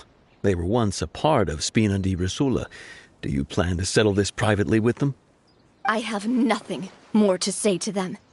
Regardless of whether their hatred and anger towards me or the Spina was justified, anyone who's willing to endanger innocent civilians is no longer sane enough to even be worth trying to talk to. Please prosecute them in accordance to the law. Spina di Rosula will not raise any objections. Sounds good. We're very appreciative of your help. Without it, the consequences would have been far worse. All right, this operation is a wrap. Take him away. We won, Navia! We saved everyone! And you were so cool! Yeah. Luckily, we were just in time.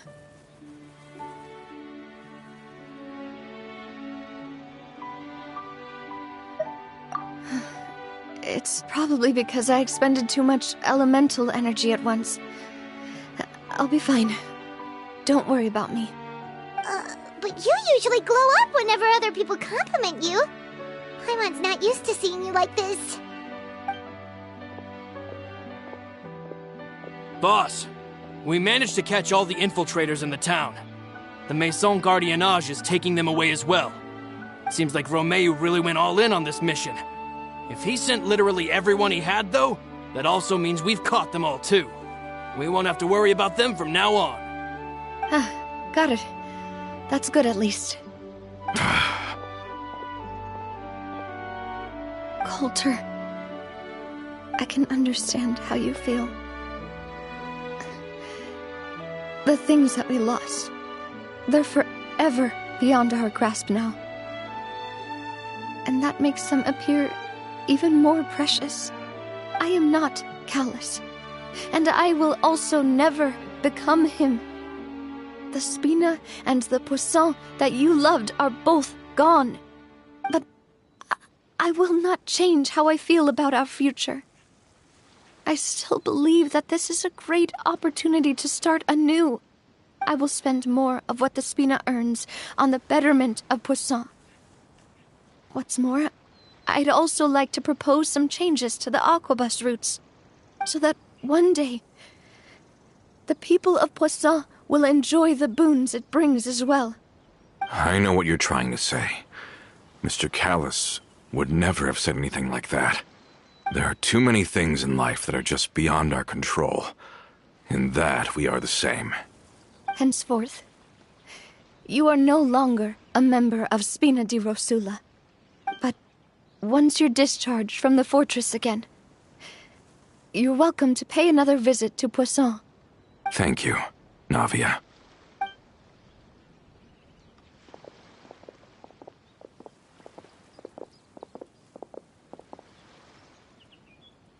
As I thought.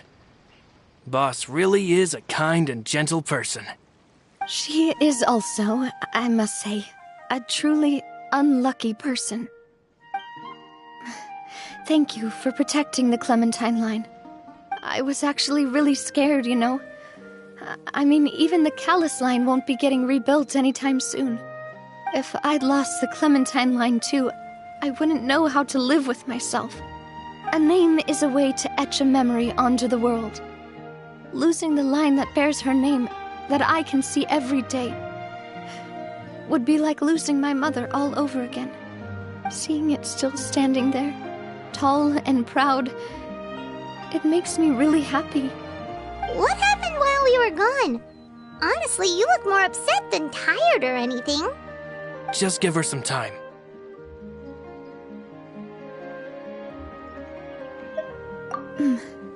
Thank you so much. Can you give me a hand? I really don't have much strength left. Traveler, I want to ask you something. And please, tell me the truth. Do you really see me as your partner? Of course. That's good then. Hearing that, it brings me more relief than I can say.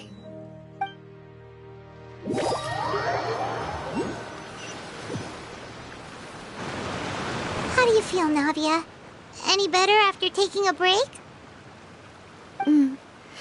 I feel quite a bit better. But I should probably still rest for a few more days. Sorry, partner. I said some weird things earlier. Feel free to just ignore me. I used to think that I'd never doubt myself.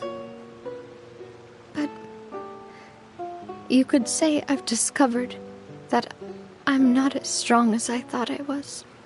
Coulter mentioned my parents, as well as Malus and Silver. It's all thanks to them that I've made it this far in life. Do you think they ever regretted the choices they made? Has my existence made this world a better place? Don't think like that, Navia. You've already done more than enough. No matter what others think, we'll always support you to the end of the world.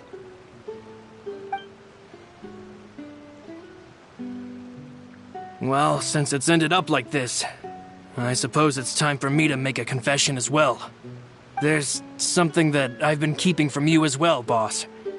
Please, follow me. Everything is already prepared. Florent, I hope you can understand that I can't deal with any more shocking revelations right now. Don't worry. This surprise will be a pleasant one.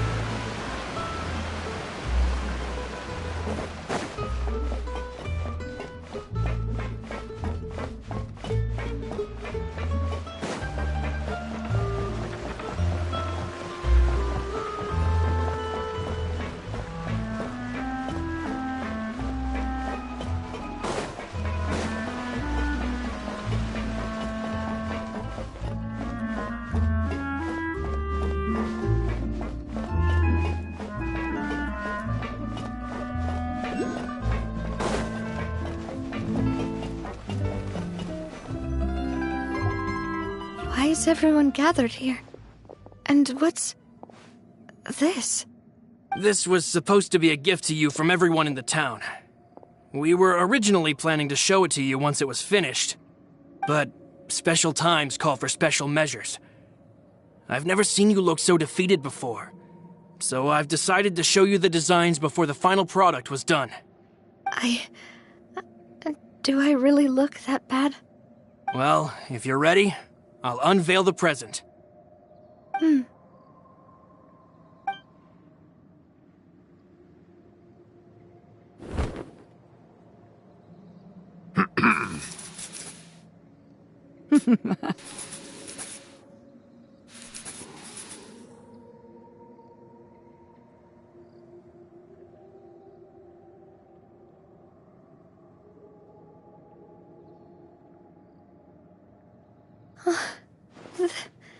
This is...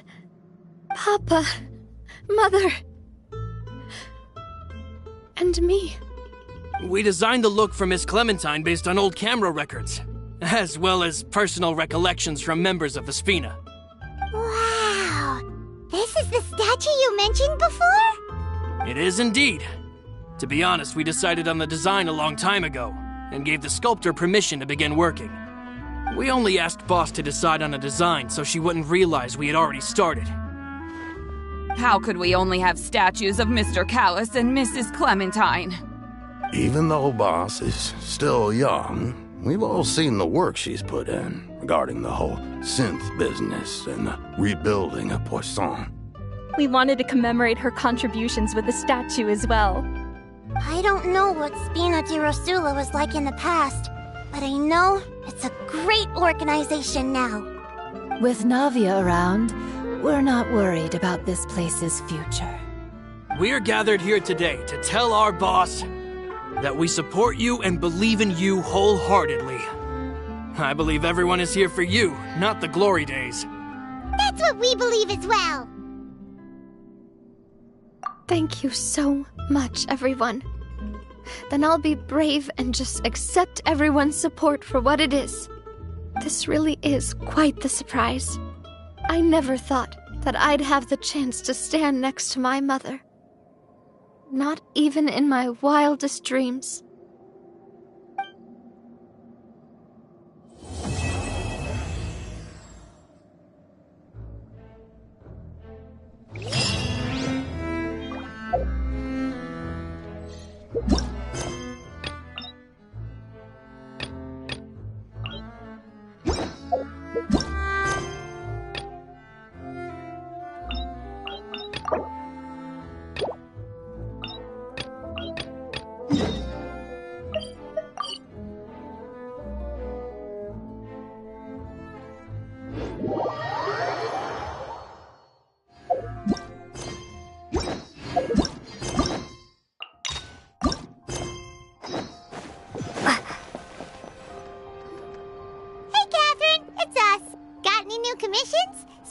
One with a huge more attack, perhaps?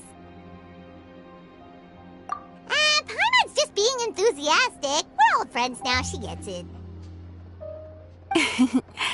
It's always a pleasure to see our two most avid adventurers again. Looking for the next challenge, I see. Actually, we do in fact have a rather urgent commission that is still open. Having read the details, however, I don't believe you'd consider it to be lucrative. Don't worry about that. We were just kidding. So what's the situation?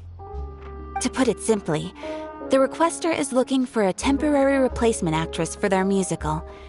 The original cast member ran into some issues and is currently unable to perform the role. But the troupe has also been experiencing some financial difficulties, so unfortunately they cannot afford to pay the replacement actress. That does sound like a tricky situation. So basically they're looking for a volunteer? That's right. Our adventurers reached out to many actresses, but none of them were willing to take the job. There are only a few days left until the performance.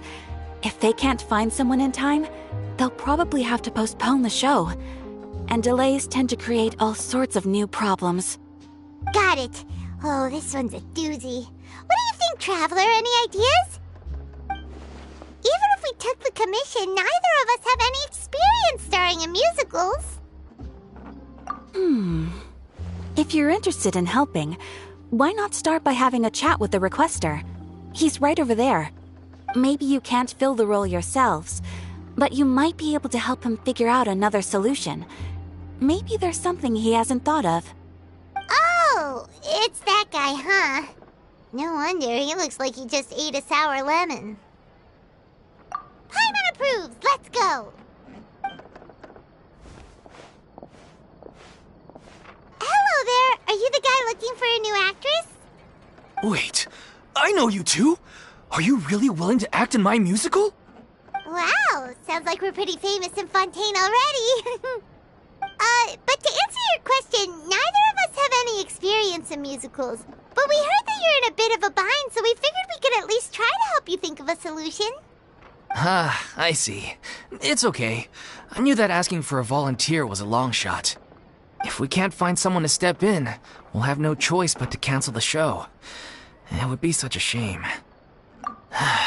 That's the thing. We're not some high-profile theater troupe, just a group of amateur enthusiasts.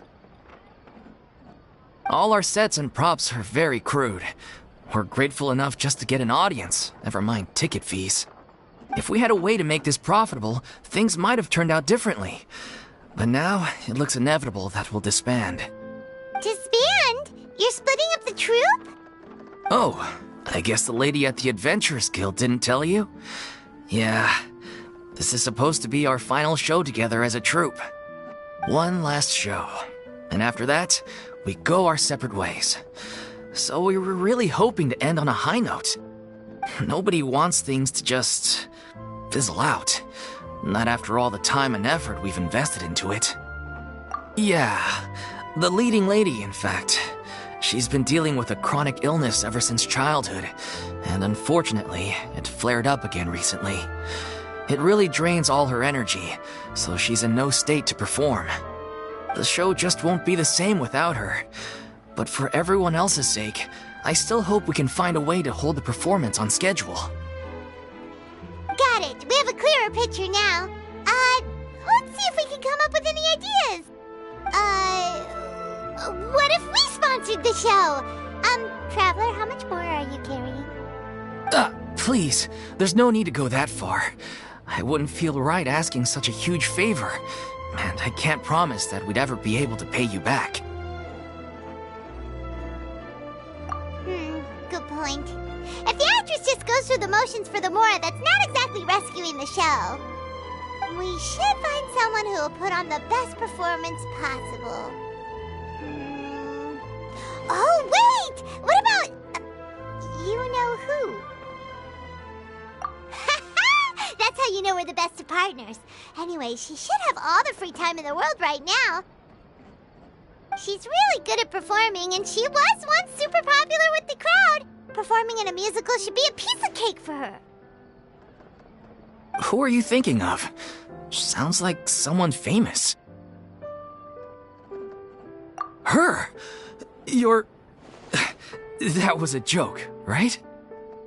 Nope.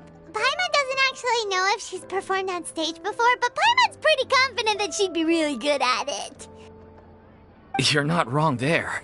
She has actually performed in a number of big-name shows before. They were one of the reasons she was so popular. But even if she's no longer the Hydro Archon, it's not like she's suddenly a commoner. She's still an idol to many people in Fontaine, including myself. I just think Lady Farina might feel a bit out of place in an amateur troupe like ours.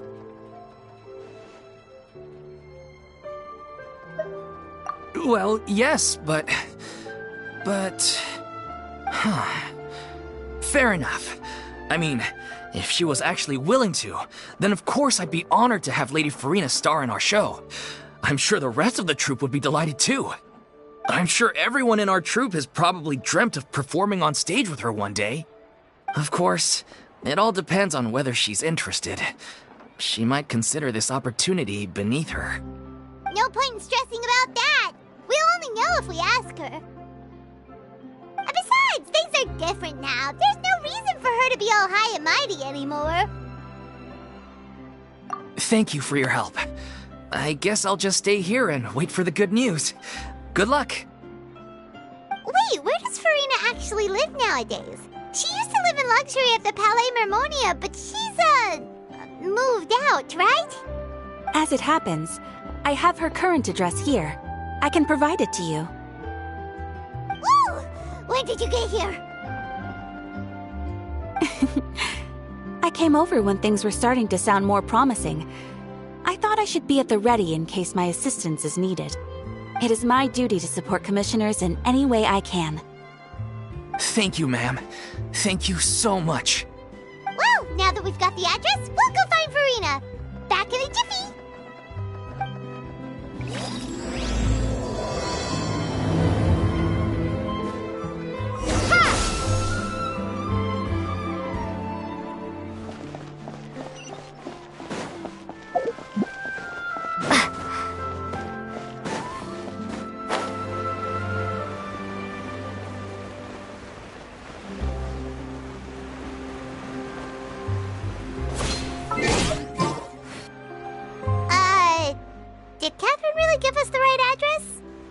lives here? Not that there's anything wrong with this place, it's just, a bit of a step down from the Palais Marmonia. You know, it's common courtesy to make sure the homeowner isn't in earshot when you're denigrating their abode. Ah! Okay, when did popping out of thin air become all the rage? First Catherine and now you? I was just out on a shopping trip. I ran out of macaroni, so I went to grab a few more bags. I used to have a much wider range of choices when it came to food, but now I'm finding that simple, traditional home cooking can be quite delicious too. Not at all. As long as you have different kinds of sauces in, you can have macaroni and tomato sauce one week, macaroni and bolognese the next. Oh, sounds like you're really struggling to cope. How rude! Questioning my cooking skills. The audacity! It's not like I have a very eventful life these days. Actually, I barely leave the house. So I don't see how it's unusual that my meals are a little simpler now too. Besides, I'm sure I could master dishes like la lettre focilor or blubber profiteroles in no time, if I felt so inclined. Ah, there it is. You don't know how to cook. Not yet, maybe, but... Anyway, what are you even doing here? I do hope you didn't come here just to ogle at my fall from grace. Let me first be clear that I'm not taking guests at this time. So if you're just here to clown around, then please be on your way. Shoot! Sorry! We're sorry! Please don't be mad! Yeah, exactly! What the Traveler said! Paimon wasn't trying to make fun of you. Hang on a sec, you weren't exactly holding back either. My help? Well, maybe you're forgetting that I'm no longer the mighty Hydro Archon. I don't even have a vision, you know. Don't worry, it's nothing that serious. It's just very specific, and you're the one with the power to help. Oh? Well, if that's the case, then fine. I'll spare you the lecture about your attitude just now. So tell me, what specifically makes this matter so specific? Ah, I see. I knew you couldn't have come all this way just to amuse yourselves at my expense. After all, I was once the brightest star in all of Fontaine, well-versed in all the various performing arts. A mere musical is well within my capabilities. But given the present circumstances, I'm afraid I must regretfully decline your casting request. How come? It sounds like this would be a breeze for you. True, but I have made a decision to retire from the stage.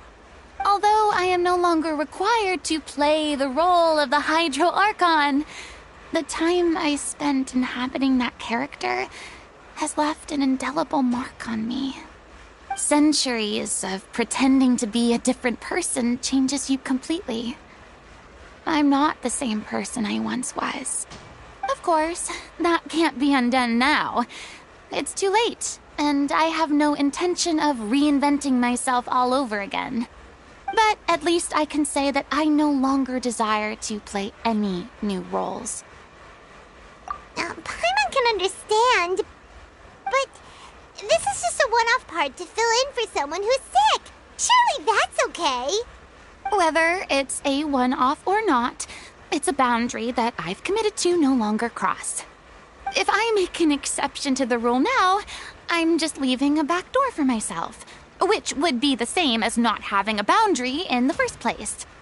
So I'm not going to perform, and that is that. Okay, guess there's no convincing you. Well, is there anything else we can do to help out the troupe? Otherwise, they'll just have to disband without any fanfare.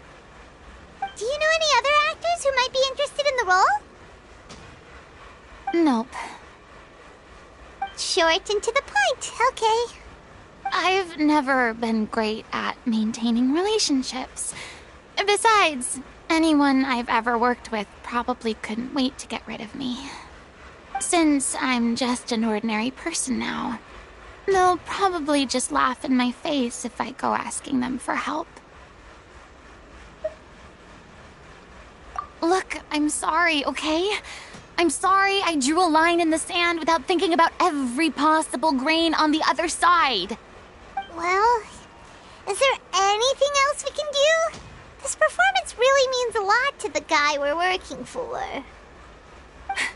Have I not made myself clear? You're barking up the wrong tree. I don't want this job, nor do I know of anyone else who would. Sorry. I didn't mean for that to sound so harsh. I wish I could help, really. But if I thought I had the answer to this problem, I would have said so by now. It's all right, Farina. Paimon just wanted to make sure we tried everything. Oh, everyone in the troupe will be so disappointed. Yeah, I guess that's all we can do now. All right, then. We'll see you around, Farina. Toodaloo to you, too. I'm going home to take a rest now.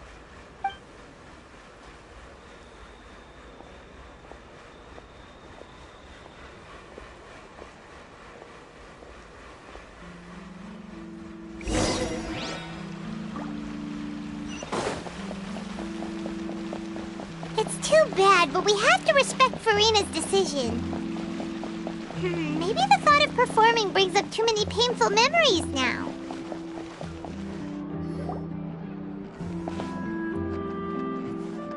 Huh? What's going on? Are they arguing?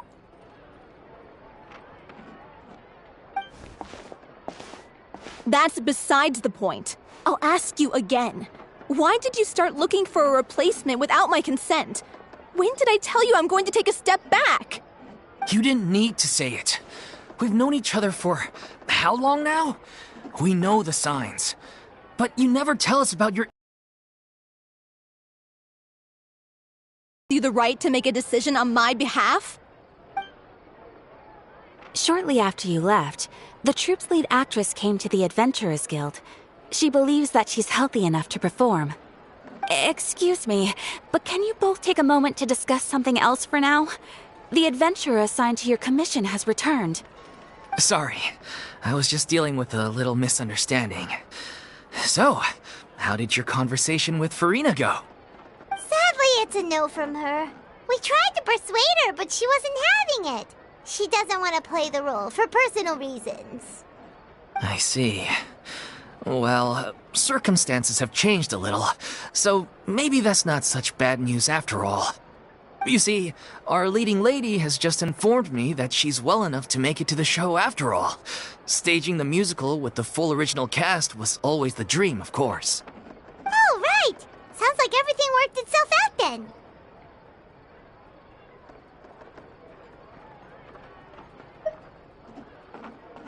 Yeah, she'd be livid. We'd get the scolding of a lifetime. Jeez, is Lady Farina really so harsh with people? Only joking, calm down. So, guess we can consider this case closed now, huh? Despite the fact that we failed to complete the commission, we were still racking our brains for ideas on the way back here. Look, there's no point arguing with you about this anymore. You've made yourself very clear, so I'll stop looking for a replacement. This is the last chance we have, though. If your illness flares up again, there won't be time to find anyone to replace you. So, are you absolutely sure you'll be able to handle it? The whole team is putting everything they have into this final performance. We have to make sure it goes ahead. Yes, I'm completely confident. I've been taking a new medication from the doctor, and it's working brilliantly. I'll definitely be able to tough it out until the performance day. I share everyone's desire to commemorate all our years as a troupe with a proper farewell show. So the last thing I want is to be left out. Every one of us thinks of this troupe as their home, myself included. You're right. I'm sorry. I let myself get too worried about the show. I should have asked for your permission first. All's well hope it ends well. Sounds like the show will go on. Sure.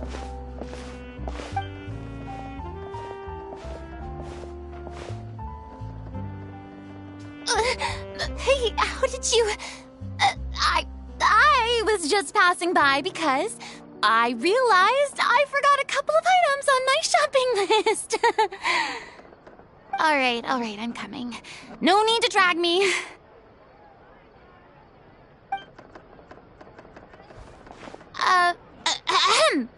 Hello, one and all. I couldn't help but overhear your conversation just now. Farina? Didn't you say you were gonna take a rest at home? What are you doing here?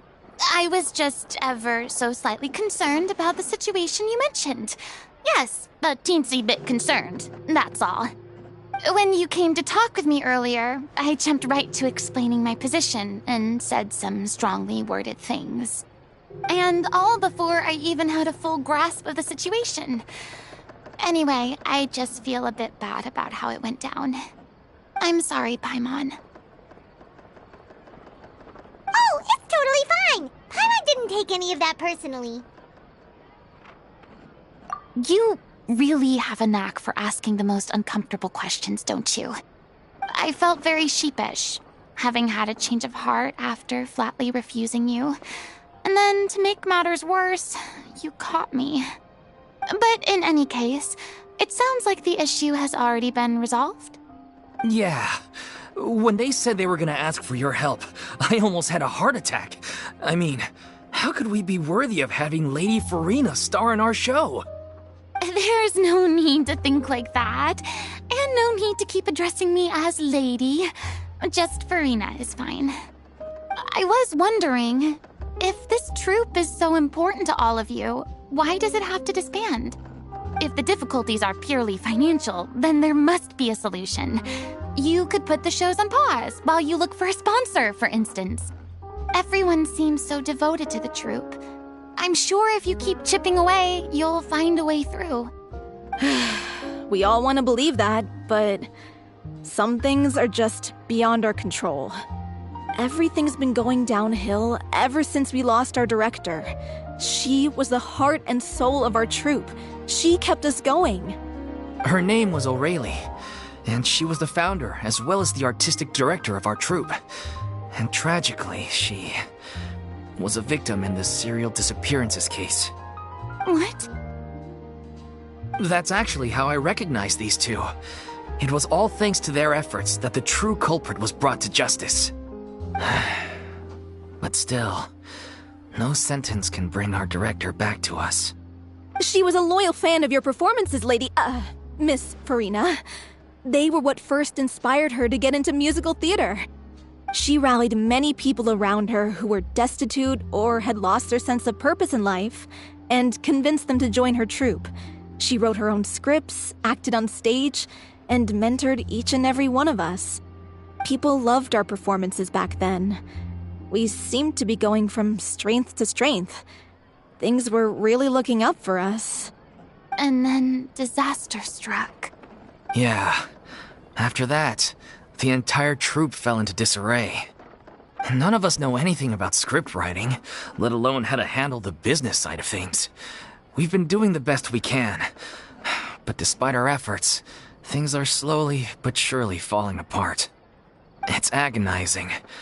But ultimately, we'd rather end things now on our own terms than stick it out to the bitter end and watch all our dreams turn to dust. Oh.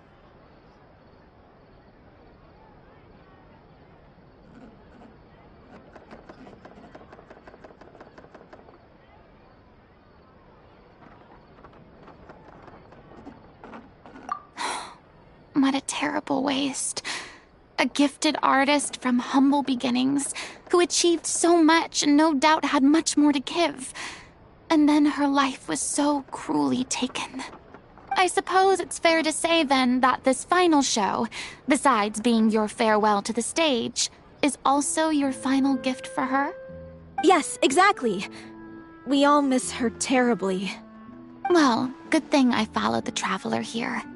After hearing this tragic tale, I can no longer stand by and do nothing. Farina. I know what you're thinking, but I by no means plan to cross the boundary I've set for myself. Besides, they're no longer looking for a replacement anyway. I can, however, provide some artistic guidance from the vantage point of a highly experienced audience member. But only if you feel this is something that would help, of course. Oh, most definitely. We'll take any guidance that you can give. We unfortunately don't have any budget for a consultant, though. Will that be a problem? I don't need any compensation. All I'd ask in return, if you're willing, is that you tell me some more about the life and work of your late director. Something I've begun to realize since my departure from the Opera Epiclese is that there's a lot you don't see when you observe everything from on high. The law only judges criminal behavior and does not weigh human emotion. The court's verdict can settle the question of criminal liability, but what about all the unresolved emotions of the parties involved? What happens to them? An interesting answer.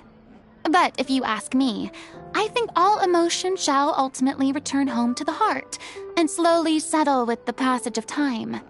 Take, par exemple, how this troupe pines for their late director. Things such as this I have never witnessed before, and so I should like to observe, perchance to understand. Still a fan of your old dramatic monologues then, huh? You just want to get back in on the action, don't you? No. This is a completely different situation. Pearls before swine. The name's not Swine, it's Paimon! Would you be willing to join me? Come on, take a break from adventuring to listen to a story. Thank you all so much. Our director was a huge fan of Miss Farina's performances, as, of course, we all are. All right, follow me. We'll go to our usual practice space. Please excuse the size. It's a little on the smaller side.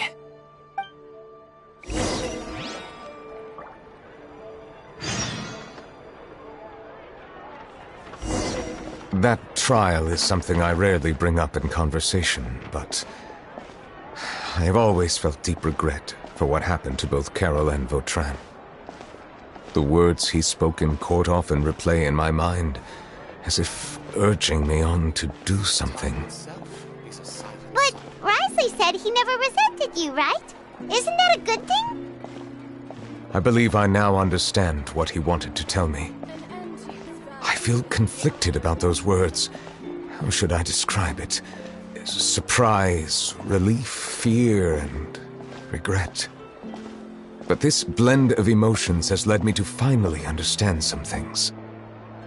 I would like to hear your thoughts, too. What do you think of me? Paimon agrees with everything Risley said. As Chief Justice, every single one of your trials makes an impact on Fontaine. What do you think, Traveler? Hey! Any comments? What I really think is, every trial you've ever judged has left its impression on you. And that's what makes you who you are today.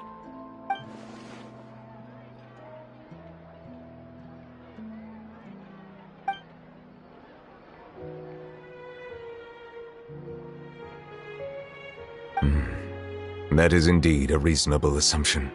As I said, I find it difficult to express my emotions because I cannot fully understand myself. But I trust your judgment. Since some time ago, I have begun to notice the changes that have occurred upon my person. These changes were not due to any specific occurrence, but emerged as a result of time itself. I will try to contemplate this further. Thank you both.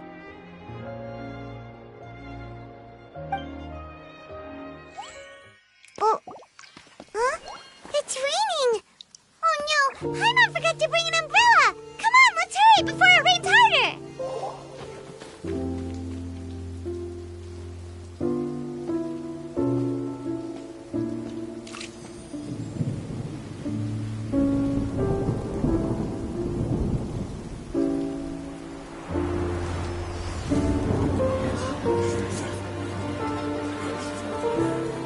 It's raining again? I've had enough of this weather. There go my travel plans. Did you read the news this morning? Quick, put away everything on the clothesline. When is this rain going to stop? Hydro Dragon, don't cry!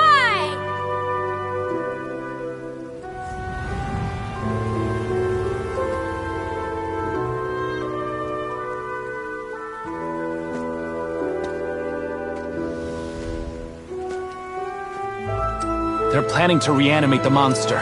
We have to report this to the Chief Justice.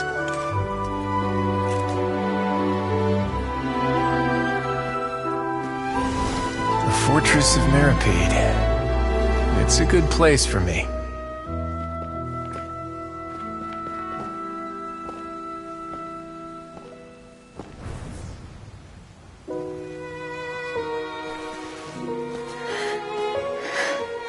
He owes me so many answers.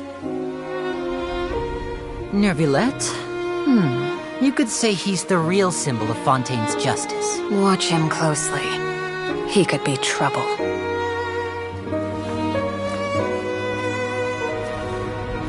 How can two completely different species possibly coexist? Who's been threatening Melusines? Show yourself!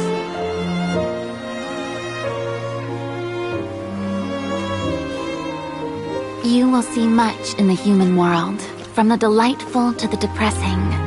And one day, when you have dwelt among humanity long enough, you will be placed to bring judgment over all as a spokesperson for Fontaine's past. Good morning, Monsieur Neuvillette! The rainy season's almost over! The skies are supposed to clear in a few days! I hope you find time to enjoy the sunny days ahead.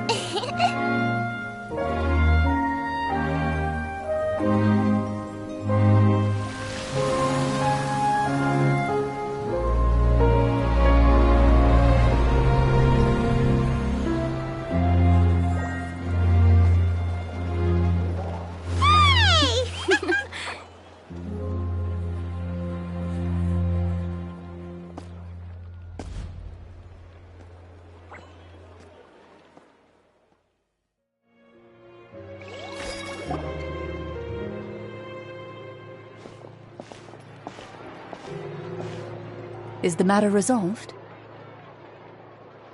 Yep, we found the person who sent that threatening letter. Risley said he'd keep a close eye on him, so the Melusines should be safe now. Oh, that's wonderful. Sorry for dragging you all into this. There's no need to apologize. Yeah, you didn't drag us in. We got involved of our own accord. By the way, where's Kiara? At the Palais Marmonia, more than 50 people offered to protect her. Some even hid within the bushes to look out for danger. I was worried that the excess of protection would make her feel uneasy, so I asked her to stay inside the Palais. It's very safe in there. What a relief. Well, now it looks like the dust has finally settled.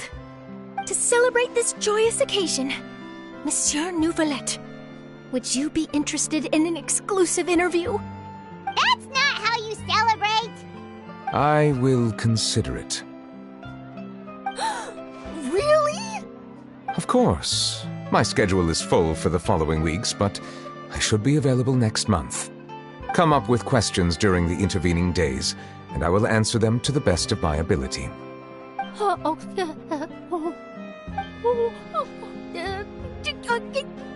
Yes! Thank you so much, monsieur! Now, if you'll excuse me, I must head back to the Palais and issue a communiqué to publicize our investigation results. I hope it will assuage the concerns of all.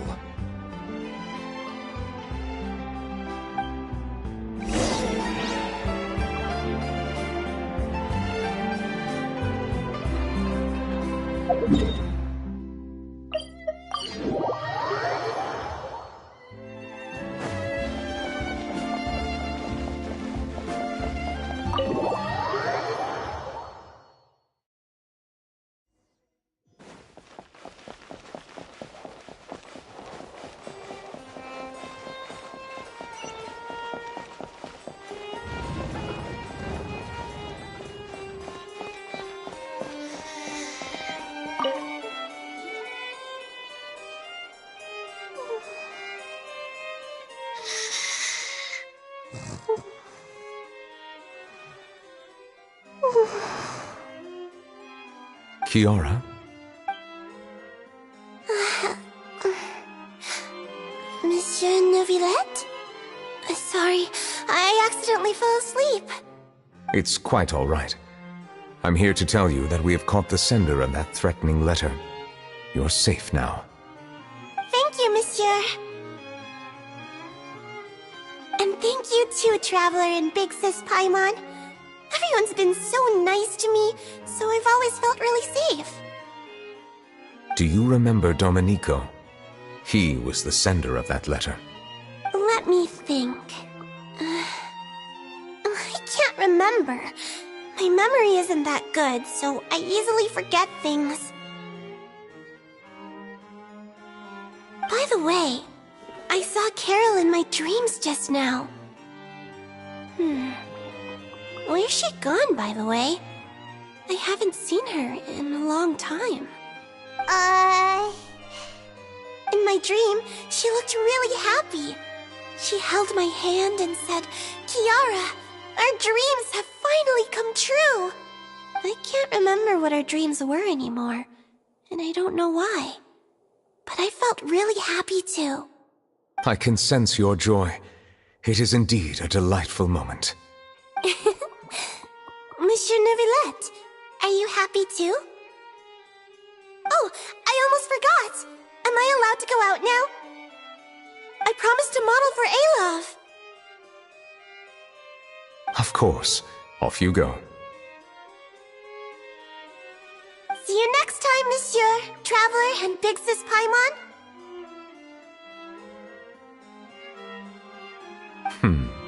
See you next time.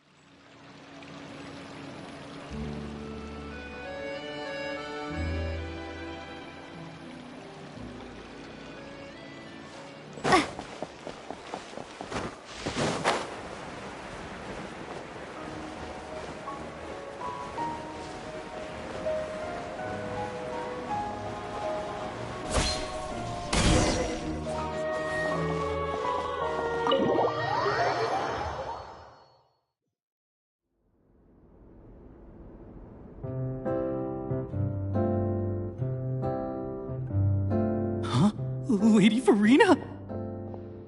What's Lady Farina doing here? Hello all. Allow me to explain. as of today, Miss Farina will be supporting our production of The Little Oceanid in the role of artistic consultant. These two over here are the ones that made it possible. They kindly reached out to Miss Farina on our behalf. I'm sure they need no introduction. You bet! That was the trial of the century! You helped bring our director's murderer to justice. We can't thank you enough. Oh, please don't mention it. We're just here to join in on the fun.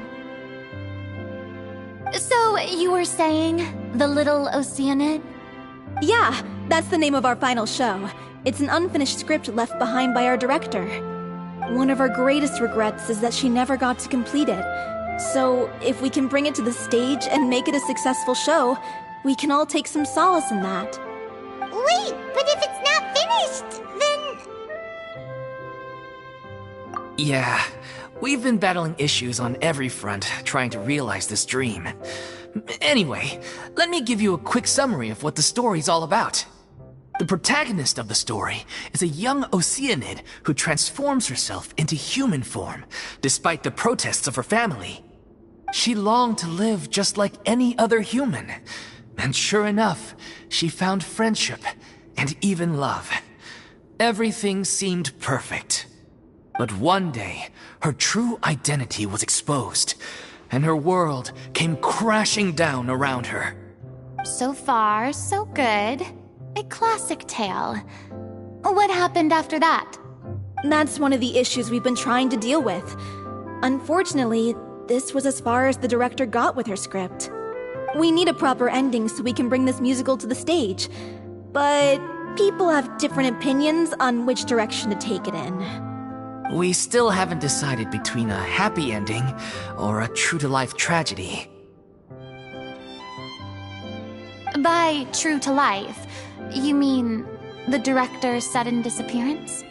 Yeah, like they say, truth is stranger than fiction. But then there's the question of whether we really want to use the stage to pass our raw pain onto the audience. Exactly. A lot of the time, people come to watch a show just hoping for some light entertainment. We have to consider their emotional stake in this, not just our own. And one last thing. We're still waiting on confirmation from two of our main actors. The first is Paulo, who plays the protagonist's lover. He's locked himself away to focus on writing an ending for the script. But the deadline's passed, and we still haven't heard from him. The other is Villemont, who plays the main antagonist. He took the director's death pretty hard. Hasn't set foot in the city since.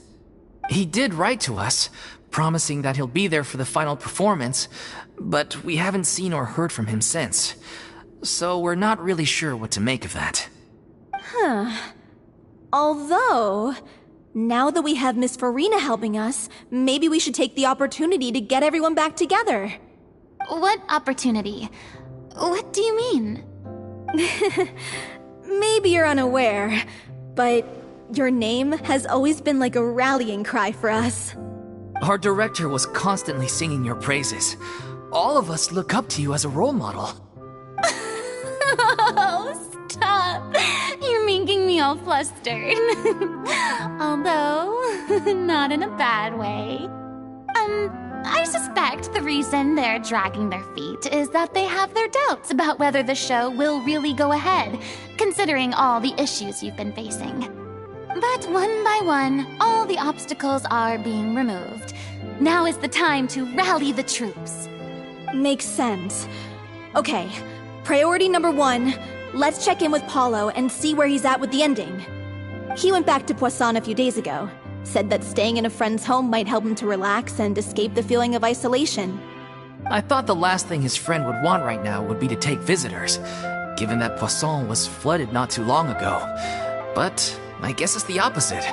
A friend in need and all that. Yeah, maybe he could use some company. Poisson? Nothing. I suppose my presence will be indispensable if we are to restore his faith in the show. So, allons-y. To Poisson!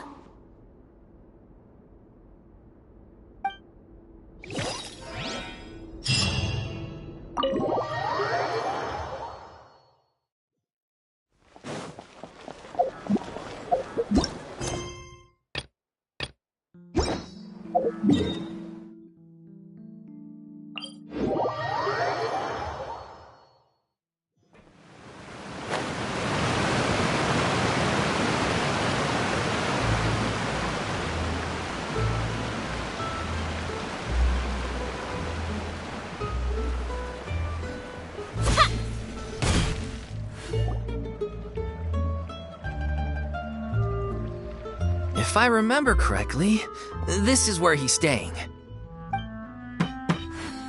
Who is it? It's me. Is the script ready? You came all the way here for that? Alright. Forget that for now. Just come on out. We've got some great news. Nice try. Look, just give me some time, okay? I'm just wrapping up this last part of the script. I'll be out once I'm done. Okay then. Looking forward to your masterpiece. So, as expected, he's missed the deadline. The ending is one of the most important parts of the show. Even once he's done, it isn't final until we've all had the chance to read through and make sure we agree on it. Someone told me they'd just seen you in Poisson. I assumed it was a case of mistaken identity, but sure enough, here you are. And Farina, too. I was wondering if we might run into her. So, you're here for Paolo? Looks like he could be a while, so feel free to take a stroll around town in the meantime. I've made all the arrangements already. Oh, it's okay. We can just wait here. Thank you for being so considerate, Miss Navia. That sounds wonderful. We'll take that stroll. Get over here, you! How oblivious are you? How are things in Poisson now? Any better? Things are on the mend, but it's a slow process. Some people may never recover from the trauma they experienced. I'm sorry to hear that. I wish there was something I could do. Please, must our conversations take such a depressing turn every time we meet? We all have painful memories, but we don't have to let them cloud everything we do. And if you're trying to make a new start, perhaps it's best if you don't bring up the past all the time. Thank you for your words of comfort. You make a very good point. But for now, at least, I think I should stay with the way I'm feeling for a while longer. It's okay. These things take time. Moving on from a painful experience is easier said than done. Which brings me to why I'm here. I thought you should probably know that not everyone here is ready to forgive and forget after the Hydro Archon's inaction in the face of catastrophe. To avoid upsetting the peace, I told the townspeople that everyone here is a member of the theater troupe, and that you are just an actress playing the role of Farina. It's not a perfect solution, but hopefully it means you won't have to lie low while you're here. That's so thoughtful of you, Navia. Well, what do you expect? I am the courageous and considerate president of Spina di Rosula, after all, like my father before me. Anyway, that was all. Look after her now.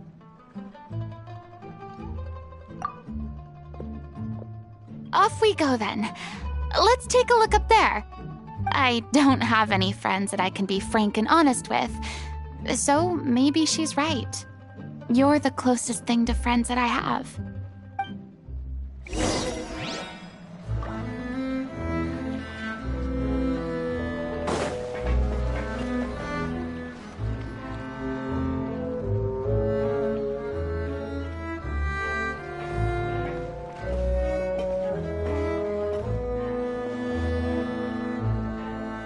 I'm so grateful that Miss Navia was so understanding.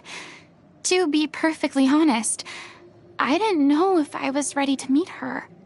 It's always easiest to just run away from your problems. But that never fixes anything.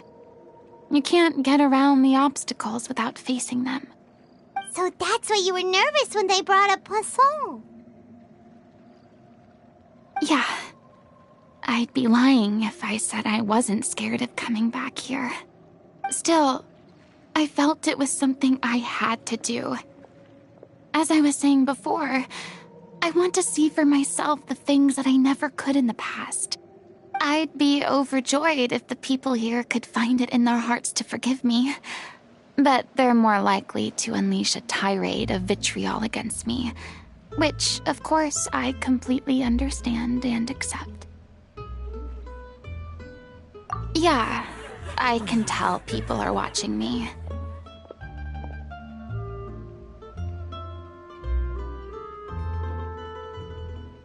I'm sure some people here see the idea of someone coming to Poisson dressed as the Hydro Archon as extremely disrespectful.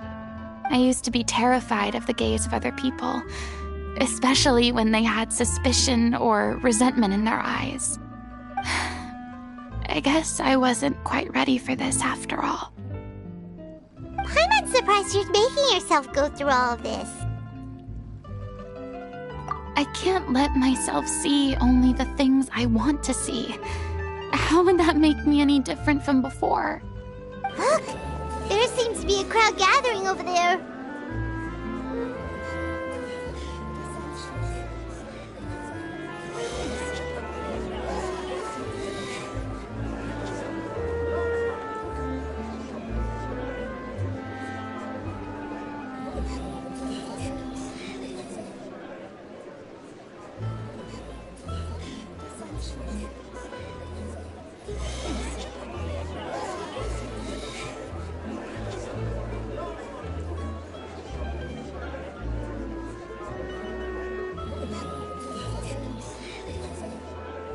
Probably time we made a move.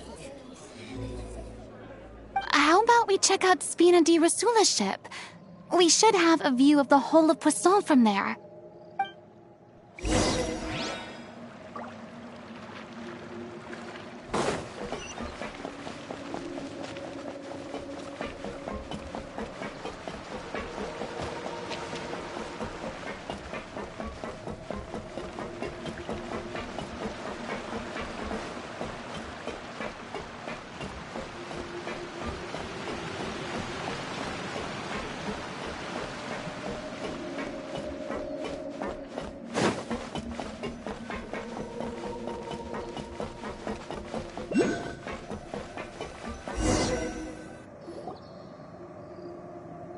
I'm sorry. You probably just wanted a relaxing stroll, and here I am dumping all this heavy stuff on you. We don't mind. It's actually refreshing to see a different side of you. Great. Well, I appreciate your company, so please don't disappear just yet. I don't know whether you can tell, but the years of suffering and loneliness aren't the only reason I have a hard time facing up to who I used to be. As I stand here by the ship, I can't get the images of the rising water out of my mind. One after another, people were taken by the water. All those treasured lives and memories washed out of existence in an instant. They thought their god would protect them. They had absolute faith that when disaster struck, a divine power would save them from harm. And all the while, I played my part to perfection to convince them that was true. But then the floodwaters finally came, and the Hydro Archon did nothing. You shouldn't look at it like that. You are only doing your duty. I've had to go through so many moments like that for the sake of protecting the truth. As time went on, it got harder and harder to bear, and I became more lonely and isolated. Eventually, I realized I had nothing left except the truth. I became terrified of completely failing in my task, and was haunted by the thought of being left all alone, weeping on my throne. Fortunately, we were able to avoid the worst-case scenario thanks to the help of heroic individuals such as yourselves. Everyone rose to their responsibilities, and I finally regained my freedom. But on some level, freedom also means no longer being needed. I have no further use to people. Paimon would have never imagined you'd see it that way. A reward? I guess so. Back then, I didn't even dare to dream about having someone to confide in. I was scared of someone recognizing me for who I truly was, and exposing the secret I swore to protect. Believe in the Farina you see on stage. She is the one you can trust. I had to keep all my feelings, all my curiosity about life to myself. No one could be allowed to know. That's what I really meant when I said I'm no good at maintaining relationships. So that's where you were coming from. Paimon totally thought you were just a bit of a diva at heart. Could you please get off my case? I don't know what's gotten into you today. I'm making an effort here. You could at least try to do the same. I do. I once had nothing but the truth, and now I'm finally free to live my own life again. And even though I have no idea where I'm going right now, at least the choice is in my hands. All right, it's about time to head back. Paulo should have finished the ending by now. Sure. Okay, let's head back and check it out.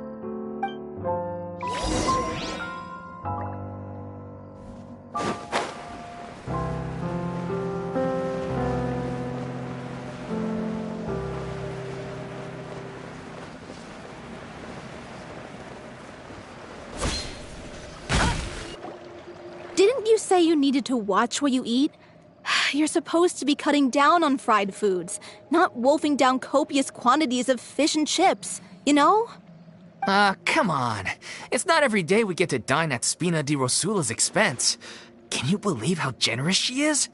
I'm not about to pass on free food. Anyway, my character doesn't need to be slim and good-looking. That's your job. Are you kidding me right now? It's not your character's health I'm worried about, it's yours. I've spent my whole life battling the effects of ill health, and it kills me to watch you willingly ruin yours by filling yourself up with junk all the time. Oh no, looks like they're arguing again. We're back! Could you maybe put your differences aside for a moment? Ah, you're back. We've been enjoying Spina di Rosula's VIP treatment in your stead. Paulo's nearly done. We shouldn't have to wait too much longer. Great! So you were discussing your characters, right? We heard she's playing the Oceanid who turns into a human girl. What about you? Me? I'm an Oceanid too. He was originally supposed to take the form of a crane, but he outgrew that role. Well, the costume at least. So now he's playing the boar instead. Sorry. The boar's not a bad character, actually. He's the one who raises the little Oceanid, yes? That's right. He has some pretty memorable lines too, like when he imparts some solemn words of wisdom to the little Oceanid. If you become human, you can reveal your secret to no one. You will face suffering and loneliness. Is this truly what you want? Wait, that sounds kind of familiar. It's the most important line in the whole script. I think it's a symbolic statement about our director's life. She kept quiet about all the trials and tribulations she faced in running our troupe, allowing us to devote ourselves fully to performing. It was only after she was gone that we realized how tough her job really was. You mentioned earlier that the troupe is like your home. Yeah. I was born with an incurable illness, and once my family found out it couldn't be treated, they decided they didn't want me anymore. I spent some years taking whatever work I could find and trying to manage my illness with various medicines. But whenever I had a bad flare-up, I'd be lying in an alleyway for days at a time. It was like that until the director found me one day. She told me I had a great voice and asked if I was interested in studying singing from her. I said yes. She took me under her wing, taught me to both sing and act, helped me find Mora for my meds, took care of me when my condition decided to flare up. I know it was all a huge burden on her. She sounds like a really incredible person. She really was. She gave everything she had to her troupe and the people in it. All of us were so proud to call her our director. I was a lost child too when she found me. As the child of a murderer, my parents weren't around when I was little, so I got sent to an orphanage. The other kids were always picking fights with me. They'd say things like, "Come on, you must be pretty tough if you're the son of a murderer." It was just to taunt me, though. I was an easy target, and they knew it. One day, I got beaten up so bad that I just couldn't take it anymore, so I ran away. I lost all faith in humanity by that point. Thought the whole world was out to get me. Let me guess. Fortunately, the next person you ran into was the director. Yeah. For the first time in my life, I was somewhere I felt safe. And I promised myself I'd stay here until the day the group parted ways.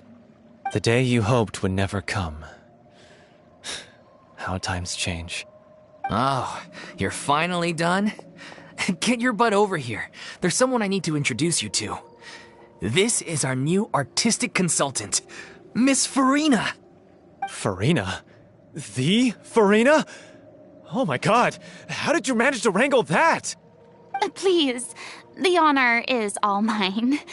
I was profoundly moved to hear about your troupe and your wonderful director. I just wanted to do something to help. Same here! Even so, this is just... Oh, wow. I'm sorry. I'll try to calm down. Now, where was I? Ah, yes, the script, of course. Let me give you a rundown of how the story unfolds in my version of the script. I'm sure you're already familiar with the beginning of the story. A little Oceanid decides she wants to become a human against the wishes of her family.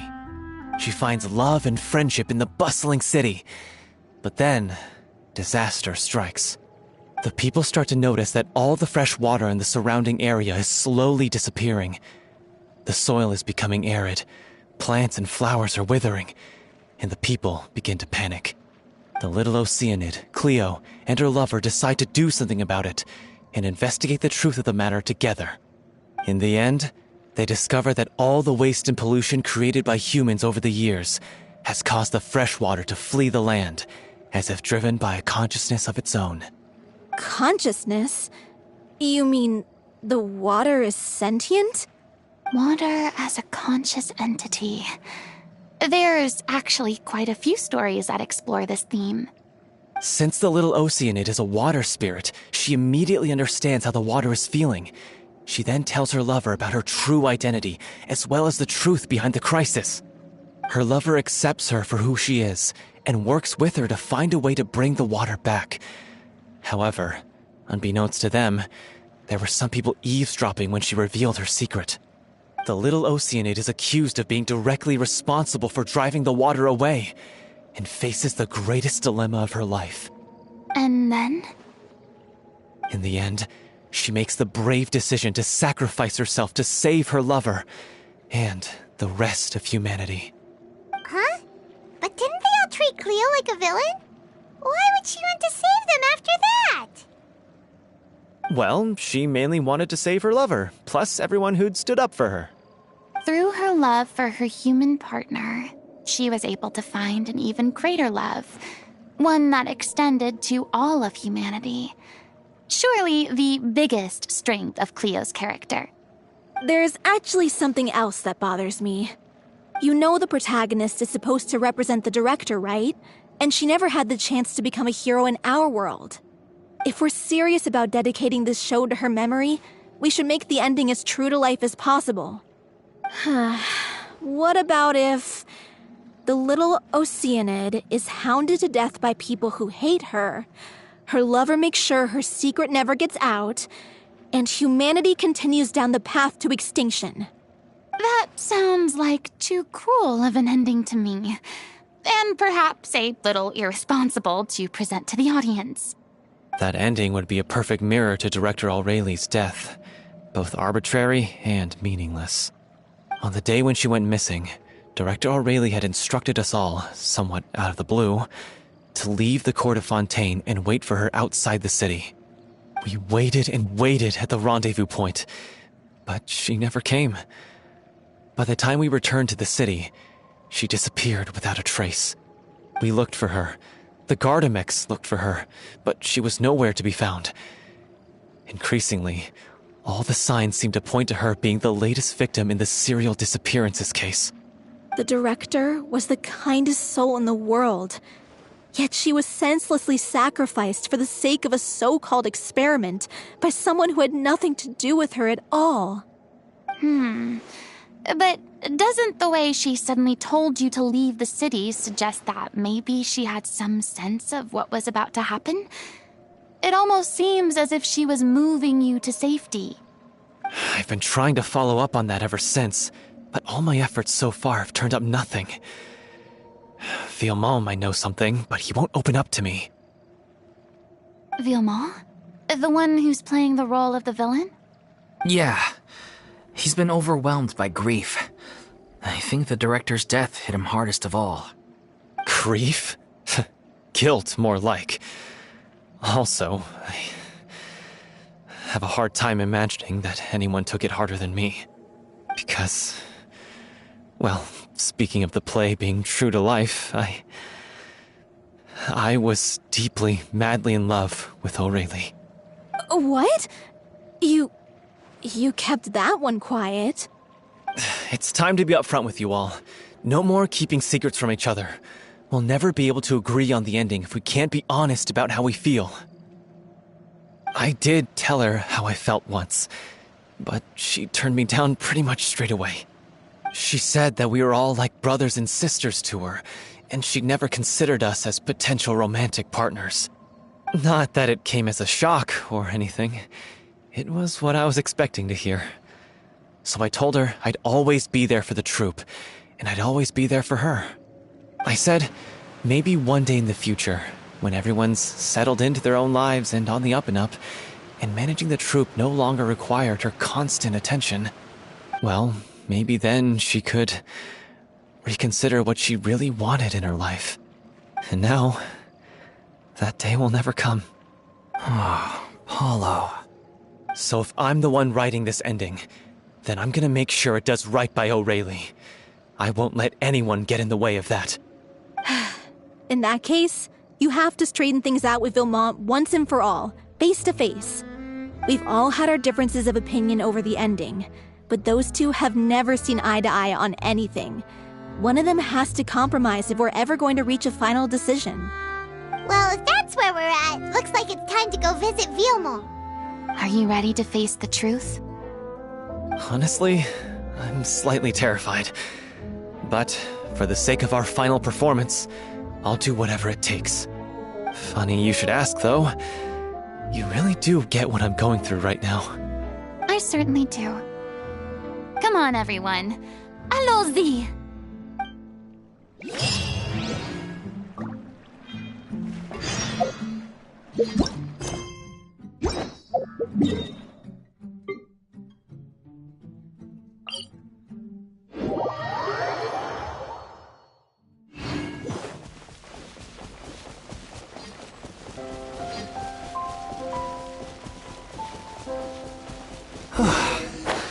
This is tough going.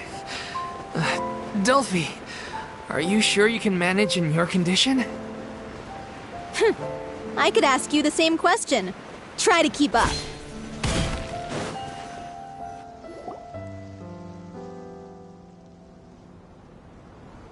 Ugh, as if this journey wasn't tough enough already without a roadblock. Don't worry. We should all be fine with the Traveler here. We don't need to take a detour.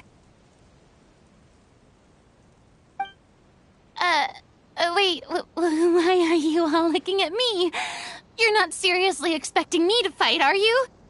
We're just curious, that's all. I don't think anyone's ever seen Farina in a fight before. Yeah, but don't you remember why? The Hydro Archon willingly gave up all her power so it could be converted into Indemnitium. Miss Farina said so herself. Precisely! And I'm not even the Hydro Archon anymore, so all my power is gone anyway. As much as it pains me,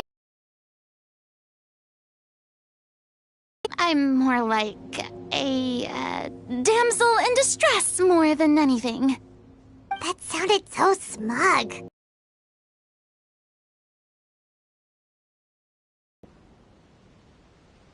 Hey, lay off, all right? My bluff is hanging from a thread here.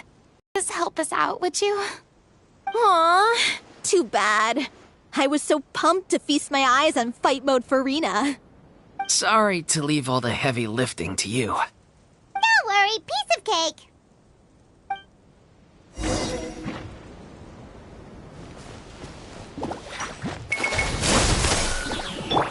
Fire! Well, with rocks. Get out of here! Out of the way!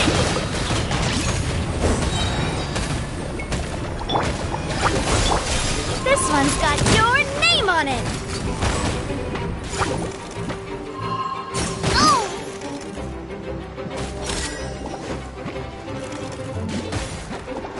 This one's got your name on it! Scatter! Spring force! Out of the way!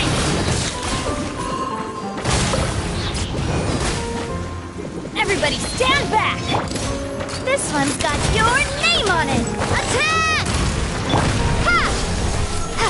Coming at ya! Take cover! Watch out! Bravo! Good show!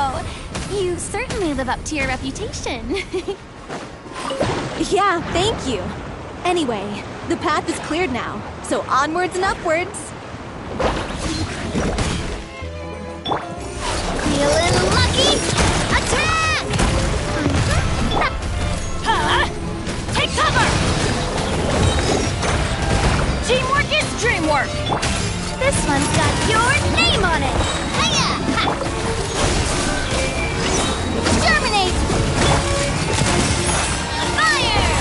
Well, take cover!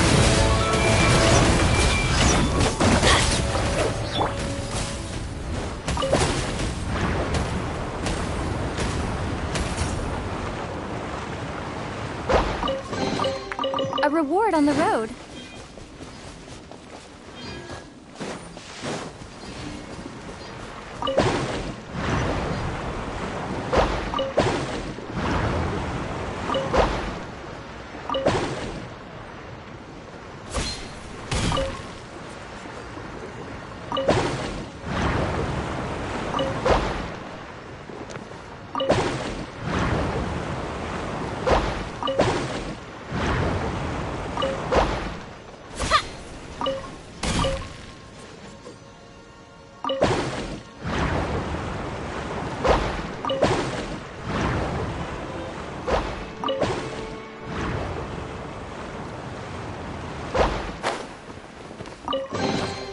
I'll keep this close.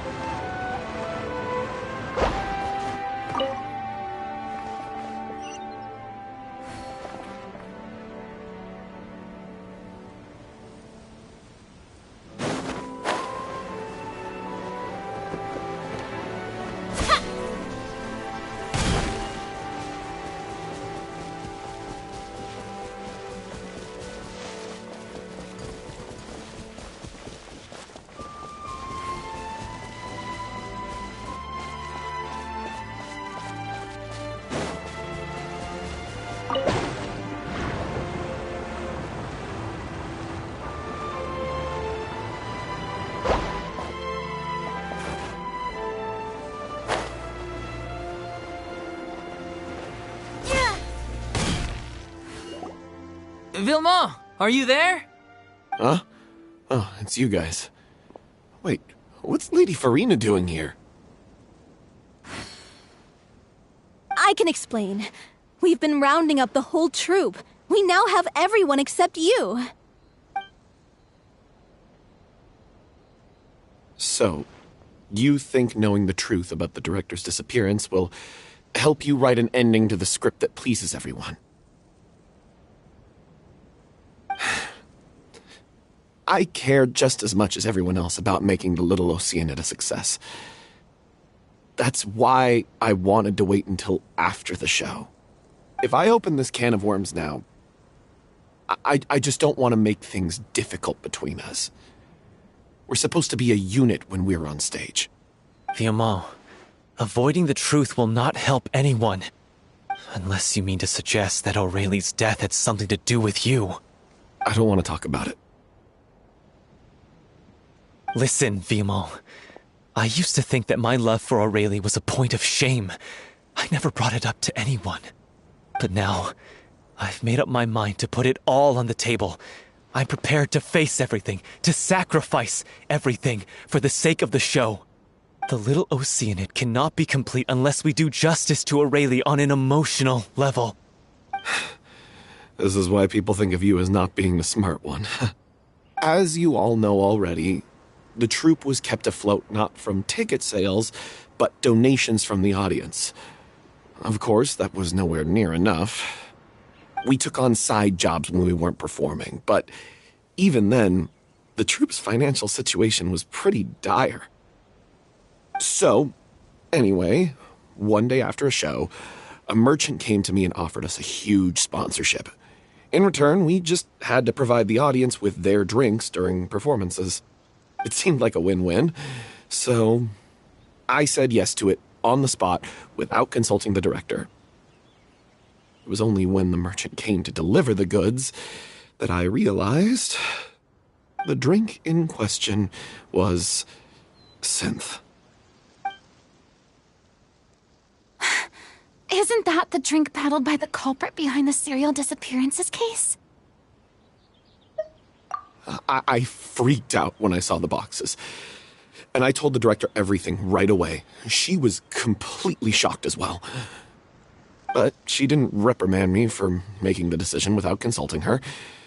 Instead, she contacted the merchant and stated that the troupe could not agree to this collaboration. The merchant was furious, berated us for going back on our word, and threatened to sue us for damages. The amount was astronomical. There was no way we'd be able to pay. And then I was going to sort it on my own, but the director stopped me. She said that this was an issue for the whole troupe, and it wasn't my fault. But things only got worse from there. The synth merchant just wouldn't let up, and then suddenly the director told us all to leave the city one day. I knew then that things must have reached a boiling point. I admit this whole thing was my mistake. I didn't dare to tell any of you the truth back then, and after the director disappeared, I was even more afraid to say anything. Yeah, I got Aurelie killed. There, I said it. Happy now? Hey, don't say that. You traitor! You knew Aurelie was in danger. Why in God's name didn't you tell us? What do you mean, you were afraid? This was a life and death situation. We could have saved her! How could you be so stupid? Please, try not to get too worked up. Yeah, listen to him. You need to stay calm. Stay calm?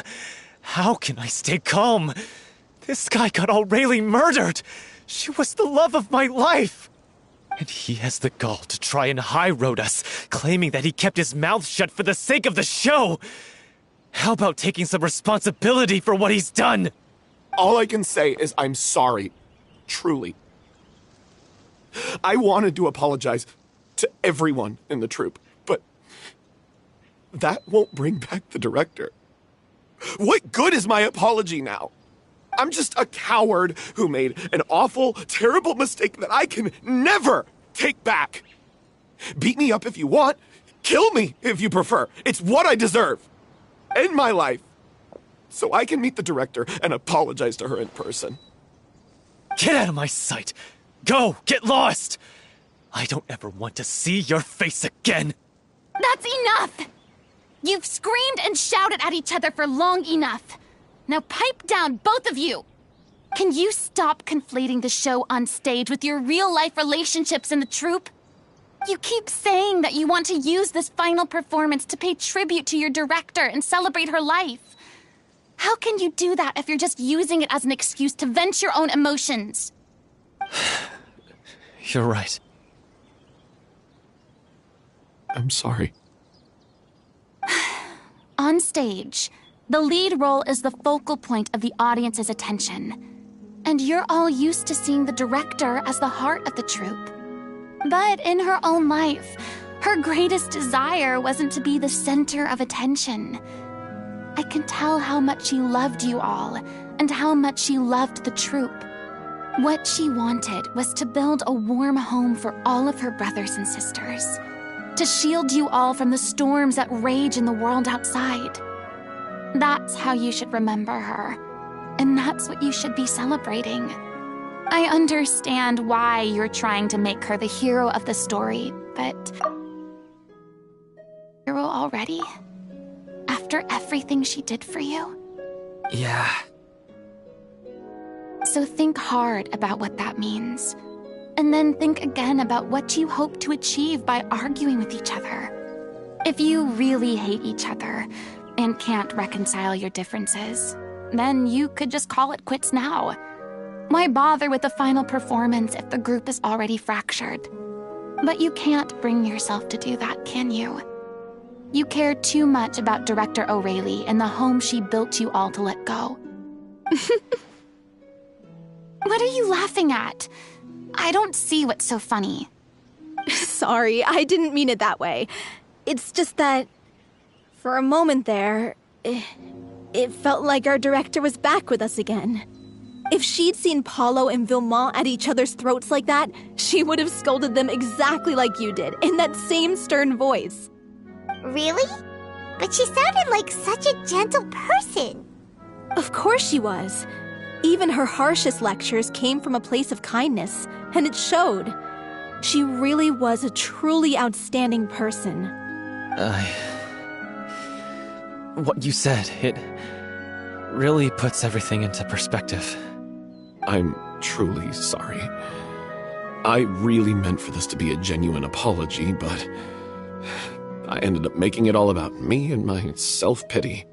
It's all right. Let's save all this for after the performance. So, the ending. What are we gonna do about it? Clearly, everyone needs to take a step back for now and reflect on what really matters. When emotions are running high, things get lost in the fray. The end of the story needs to focus back on O'Reilly herself. She's the true star of the show. What do you mean? The Traveler is right. You once investigated that underwater synth base and recovered items belonging to the victims. If you could find anything that O'Reilly left behind, perhaps we can get a better sense of what she went through in her final days. You really think that's possible? I trust that nobody would object to the ending of the story being based on O'Reilly's true feelings? No. Well, we'll leave this in your capable hands. Come, let's pay a visit to the Palais Mermonia. The rest of you, head back to the rehearsal location for now, and wait for our good news.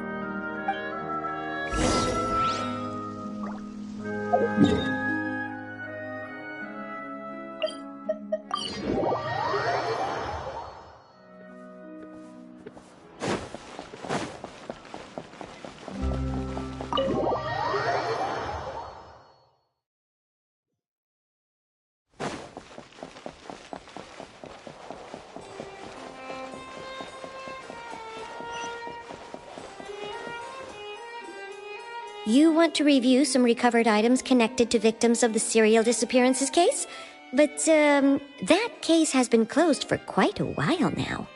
Still, since you were the ones who discovered and submitted the evidence in the first place, you don't actually have... Okay, please hold on. I'll have someone dig them out.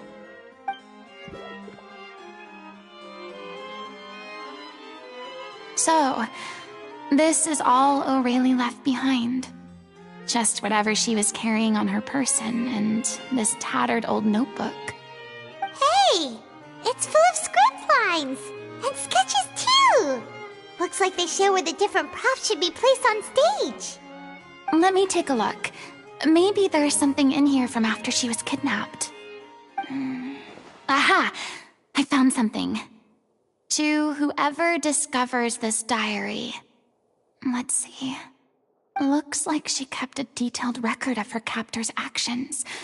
She even mentions the truth behind the experiments on dissolving young women. If we'd had the chance to examine this notebook carefully back then, it would have been a conclusive piece of evidence proving Vacher's guilt. Vacher took so many lives. It's still so unthinkable how many victims he had. I guess Aurelie must have written all of this down in the hope that her records would one day be of use to investigators. Wait, it cuts off. Her handwriting here gets patchier and more illegible by the line. She probably didn't have much strength left. Her final words are... I'll let you read them for yourselves.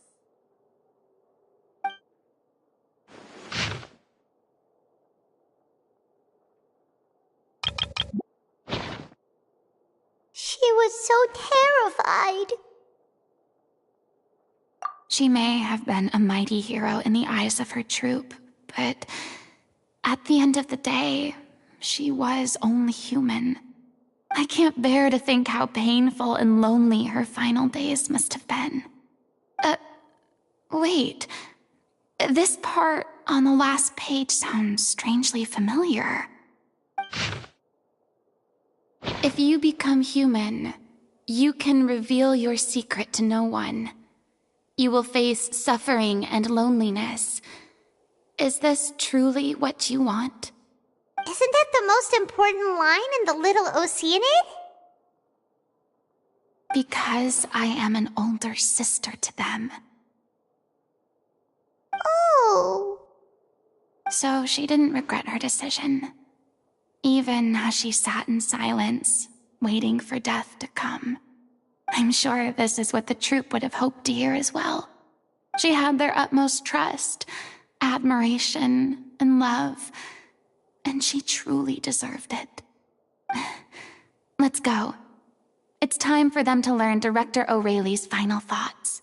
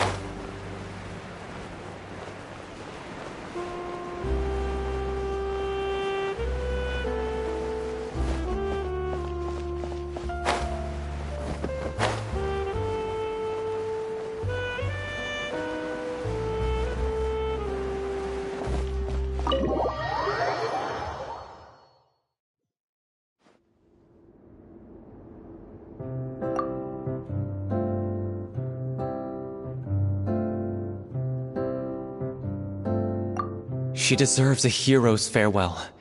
If that's the only way to convey to the audience the courage and selflessness that she showed in the face of death, then it's a meaningful way to end the story. Even in the last moments of her life, she was still leaving a trail for others to follow. She did her best to protect as many people as possible, even if it meant sacrificing herself. We know what choice our little Oceanid would have made now. I don't think any more discussion is necessary. Well, Vilmont, if we put the past aside for now, do you think you can bring yourself to go ahead with the show? I will channel all my regret and put it into my performance, to make this a show worthy of our director. I won't ask for your forgiveness, and you don't need to worry about my feelings. This final farewell show should be about Director Aurelie and her alone. Then it seems like we've reached a consensus. I have a feeling that this will turn out to be the most mesmerizing performance of your lives. Really? How can you be so sure when you've never even seen them perform before? Don't underestimate my experience. After watching a countless number of musicals, I've learned one important thing. If you want to move the audience with your music, you must fully commit and immerse yourself in your role, pouring all your emotion into your performance. And aren't human emotions, love, hate, regret, and hope, just the most mesmerizing things in this world? I don't believe anybody could be more committed to bringing this story to life on the stage than they are now. Thank you for the vote of confidence, Miss Farina. And thank you for supporting us through all this. Then, let's not delay things any longer. We need to discuss the details of the ending and get it nailed down once and for all. Actually, before that, I'd like to make a proposal. During the curtain call, please allow me to use the director's name instead of my own. Huh? But then... After all, this role was originally meant to be played by the director. I'm just filling in for her. Besides, a role commemorating her life should be associated with... Well, if you're okay with that, I have no objection to it.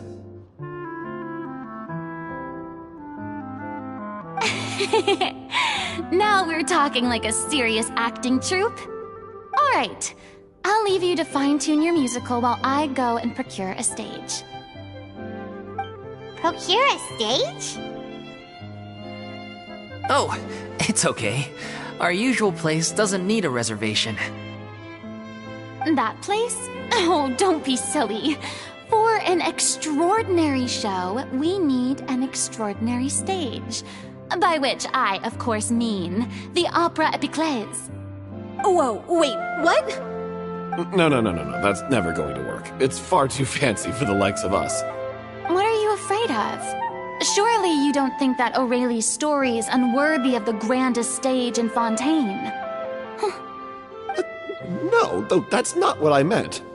It is supposed to be your grand finale, right?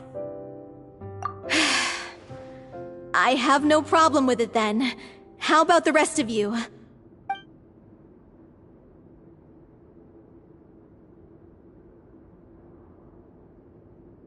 I'll take your silence as a yes. Thank you for giving us this opportunity. It really is a dream come true. Well, then don't disappoint me. If you mess this up, it'll reflect poorly on me too. Come on, we'll need to get the go-ahead from Nerilette. I know just where to find him.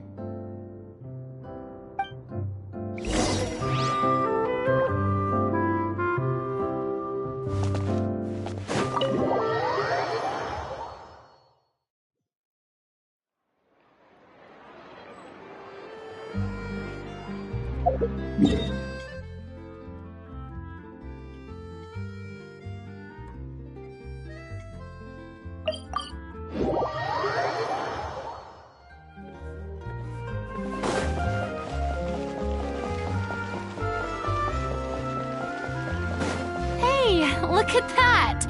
Looks like I guessed right. You were just guessing. I knew you'd be here. I'm here merely for a short break. It has been a while, Miss Farina. And you too, traveler in Paimon. What might I assist you with today? I would like to book the Opera Epiclese for an event. You see... I understand. The process for booking the Opera Epiclese is complex and can be somewhat cumbersome. But given that the request is coming from the three of you, I see no reason to make things unduly difficult. The story of the little Oceanid is most fascinating. I'm looking forward to seeing it performed on stage. I will say, however, that I am surprised to see your passion for the performing arts rekindled after all that has happened. Huh? What do you mean? Do I look excited? Yes. This is the first time that I've seen you like this since your departure from deityhood. At first, I just felt bad about rejecting them, so I wanted to learn a little bit more about their situation. But one thing led to another, and, well, here we are. In the past, we sat in our high chairs in the court, giving our opinions on isolated cases, all while knowing very little about the human stories behind each and every one. Maybe it's because I finally become an ordinary person and gained my freedom, but I've developed a great sense of curiosity about their lives. I am truly delighted to see you find a new lease on life. Now that you've regained some confidence, have you had any thoughts regarding a return to the stage? Why would you suddenly ask a question like that? Well, if the Little Oceanid turns out to be a great success, it will no doubt become a classic. Many theater companies are certain to add it to their repertoire. The experiences and decisions of the protagonist Cleo are all modeled after your own. Naturally, this makes you eminently suited to playing the leading role. It would truly be a shame if you did not take this opportunity to allow audiences to enjoy your outstanding acting talents once more. Haven't I already made myself clear? I won't act or perform in any role ever again. No exceptions. Nor do I think it is any great shame. There is no lack of fine actors or inspirational stories, either on or off the stage. This experience is a case in point. I feel like I've learned a lot, and it has already been well worth the price of admission. I must admit, though, I'm a little envious. They're quite fortunate to be able to bid farewell to their past in such a magnificent manner. I see. Well, I'm glad to learn that you have found a role to play that you enjoy.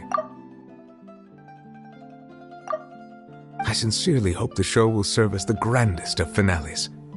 I will have my staff book the date and mail the relevant paperwork to the troupe once the details are confirmed. Thanks, Nervalette. You are very welcome.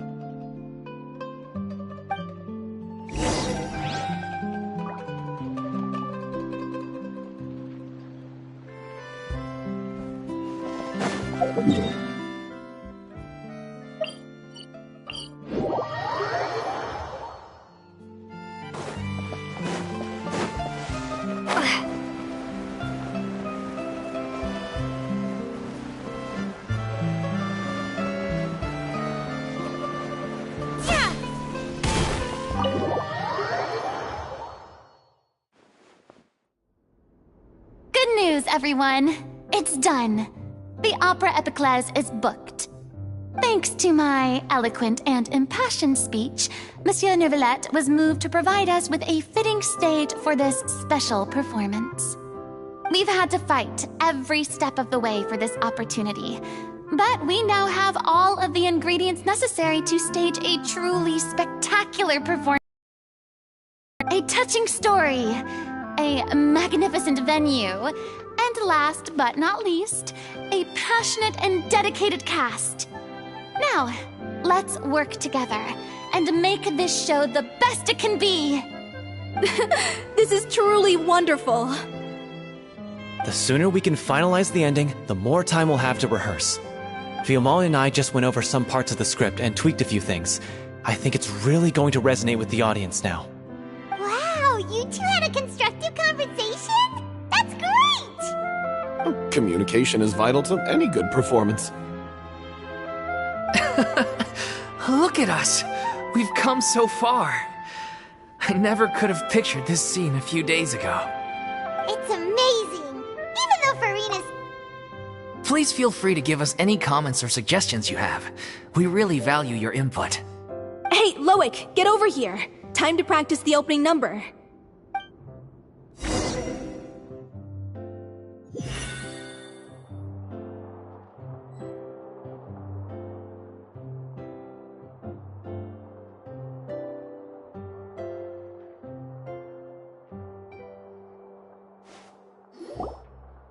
Cursed Cleo. She stole the waters of life from us. She's a fraud, and she must pay for her crimes. This has nothing to do with her. The ignorance and hatred of our people is to blame. How can we hope to win back the water's favor if we don't change our ways? This guy could be useful. Take him hostage! If Cleo wants him back, she'll have to show herself. Leave this place, O little Oceanid, and never, ever look back!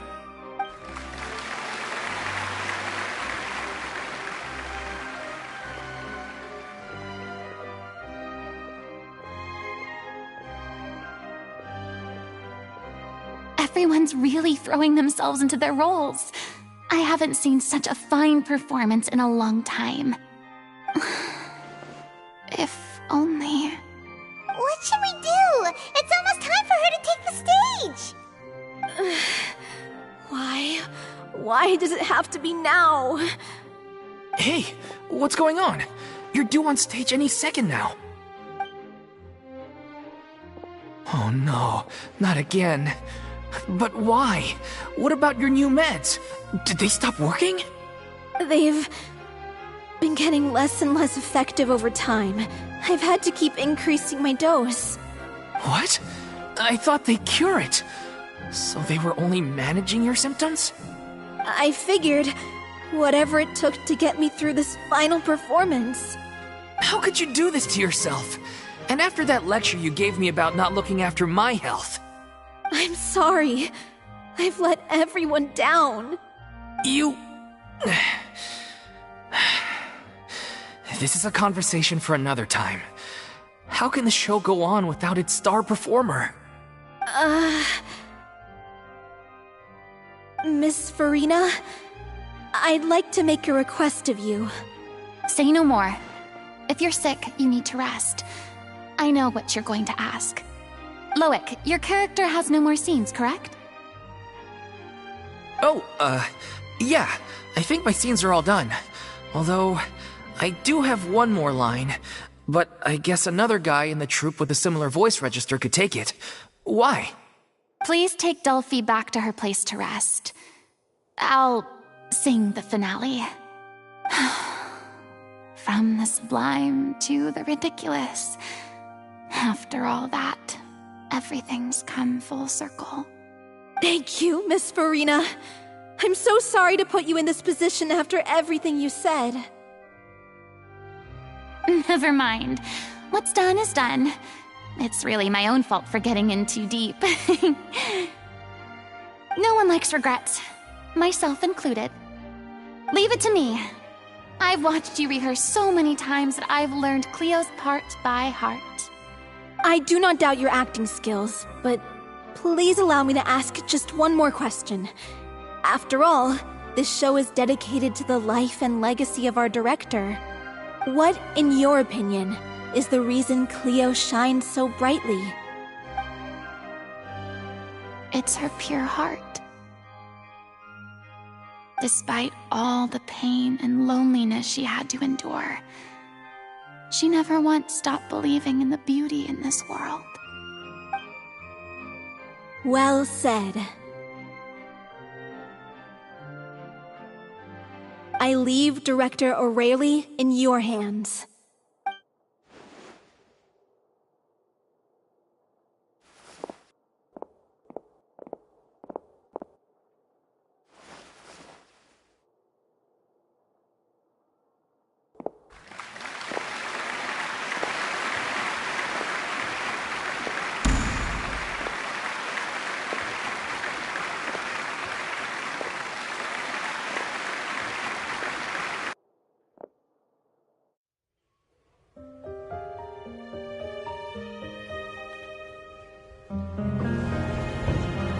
Is she here yet? Let's get here! She's not coming! You're wrong. She's here.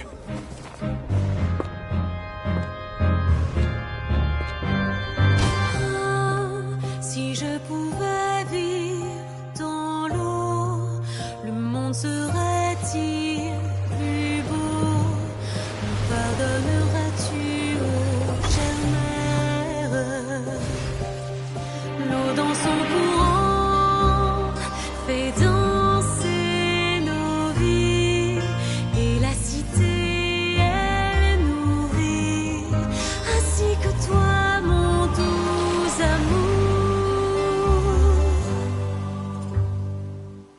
But what about your wish? My wish.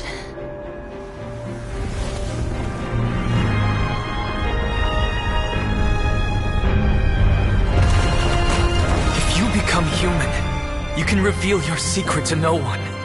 You will face suffering and loneliness.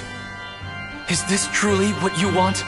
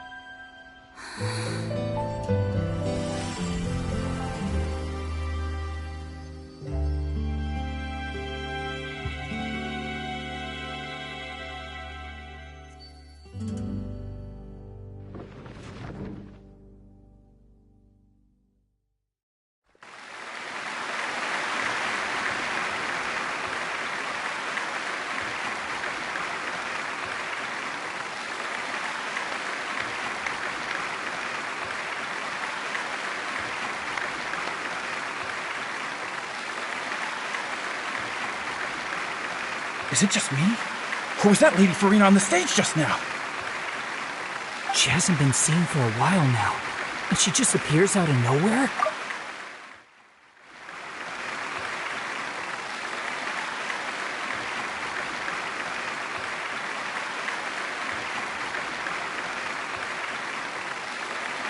Gotta say, though, her acting skills are as superb as ever. The little Oceanid, Cleo, played by Aurélie Fumont.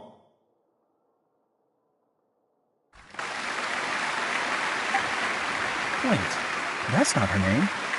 What's going on? I don't know. Maybe it's just a doppelganger. I've spent a lot of time out of the spotlight, and they didn't use my name during the curtain call either. Hopefully, not too many people recognized me.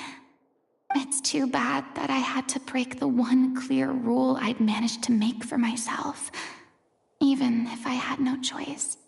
Still, I have to admit that, despite everything, it felt good to be back on the stage again. Finally, we would like to give a special thanks to our artistic consultant and event coordinator, Miss Farina. Hey! That's not what we agreed on! Oh! So it was Farina after all. She's back! Honestly, what is he doing? He should have run that by me first. All right, calm down. Don't be mad. This was a group decision. We just didn't want your contributions to go unacknowledged. After all, it's been the rule in Fontaine since ancient times that everyone's work, visible or invisible, is equally deserving of recognition. Yes, I know the rule, but it should still be applied on a case-by-case basis. I wasn't ready for this yet. It's no big deal. What's the worst that could happen? Oh, yeah? Well, since you think it's so easy, you can sign them for me. This is a great chat and all, but can we talk about that crazy thing that happened during the show? It nearly gave Paimon a heart attack. Paimon flew over to where she was supposed to be and was about to drop the prop vision, and then suddenly, a real one popped out of thin air! Oh, that. I've got no idea what happened there either. But hey, it worked pretty well, didn't it? I'll bet the audience has never seen such a realistic prop. Wait, what about Dolphy? I wonder how she's doing. Let's go check on her as soon as we finish clearing the stage. Yes. Plus, she'll definitely want to hear how the end of the show went. If nothing else, we can safely say that we accomplished what we set out to do.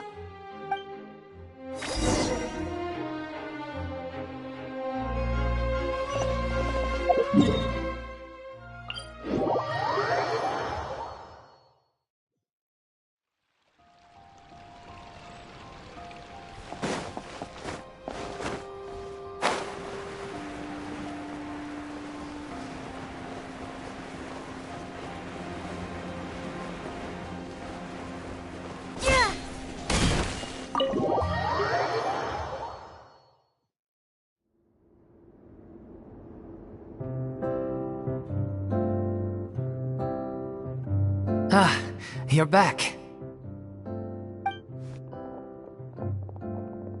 She's doing okay. Her condition stabilized after taking some of her original medication. From experience, though, I'd say she still needs a few more days of rest. How did the performance go? Was it a success? Did the audience like it? You'll be glad to know it was fantastic! Also, you're not gonna believe what happened while Farina was on the stage. You'll probably be able to read all about it in the Steambird first thing tomorrow morning. That's wonderful. I'm so sorry I failed to see it through to the end. I guess I was wrong to try and tough it out to begin with. Don't worry about it. Like they told me after announcing my name during the curtain call, everyone's work deserves recognition. Even though you couldn't see it through to the final scene, the audience was very impressed by your performance. It's safe to say that you made your mark on this memorial show. Well, one way or another, we did it. I've had bad luck ever since I was born, so I never expect things to go smoothly in life. I'm just happy to know that we went out on a high note. That's all that matters. Blaming your bad luck again, are we? Maybe if you didn't push yourself past your limits so much, your illness wouldn't be flaring up all the time. Oh, don't you start. I don't have the energy to argue with you right now. Aw, you two clearly care a lot about each other. I don't know what you're talking about. You mean we never stop arguing with each other?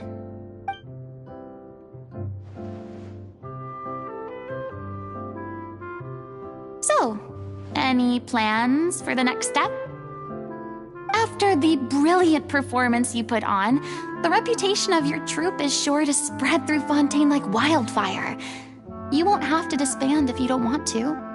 You could capitalize on the rave reviews and license out the Little Oceanid to the bigger theater troupes out there. That would do wonders for your financial situation. No, we should still disband. Yeah, it's what we all agreed to. After all that's happened, I should give you guys some space. But maybe our paths will cross again one day. Hey, don't just walk off!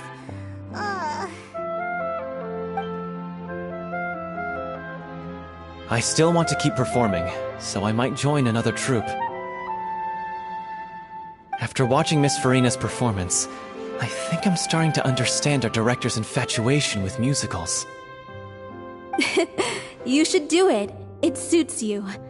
I'd originally hoped to keep performing too, but I don't know if my health will allow me to. Oh, so now you finally got your priorities in order. I guess I'll hold off until you've properly recovered as well. What about you, Miss Farina? Any future plans? Well, frankly, I think a return to obscurity is no longer an option for me. I'm sure a slew of consultancy requests will hound me wherever I go, until I finally acquiesce. You rather sealed my fate there with your special thanks at the end of the show. Sorry.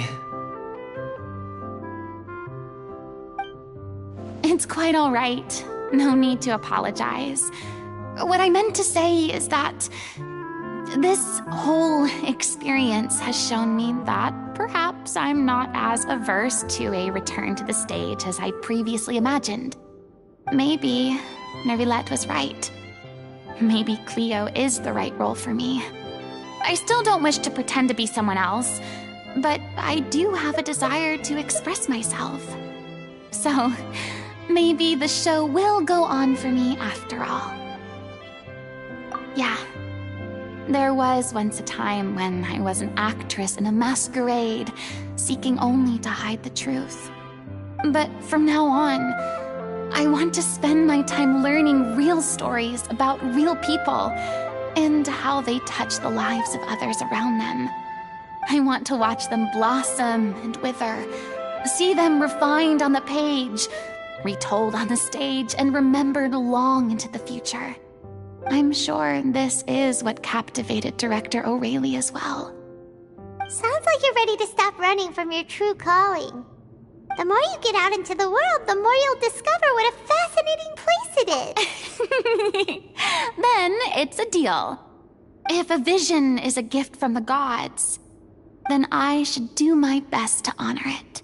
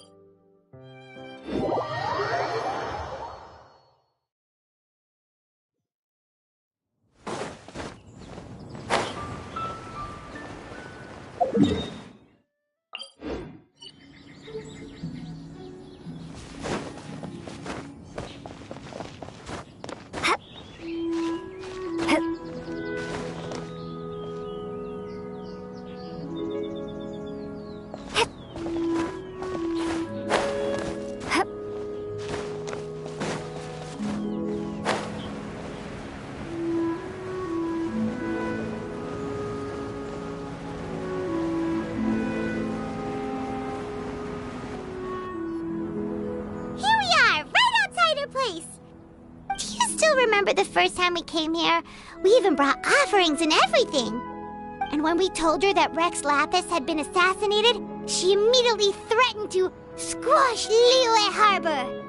Paimon thought she'd be impossible to get along with. But now that we've spent some more time together, she's really not like that at all. We probably don't need to bring any offerings now that we've gotten to know her pretty well, right? Still, Paimon's got some snacks around here somewhere, so if she really wants something, we can just use that. Huh? Traveler, did something catch your eye? Whoa, what a pretty lady. Is she also here to visit Cloud Retainer? Yeah, you're right. All it takes is one look and you can tell she's someone special. As expected of that bird lady, really. She must have a whole bunch of Adepti friends from all over the country. Okay, but if we're both friends of Cloud Retainer, then we're basically friends by association, right? Want to go up to her and say hello?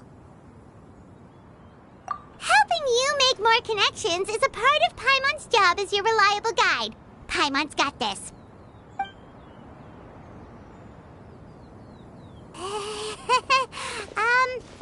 Hello?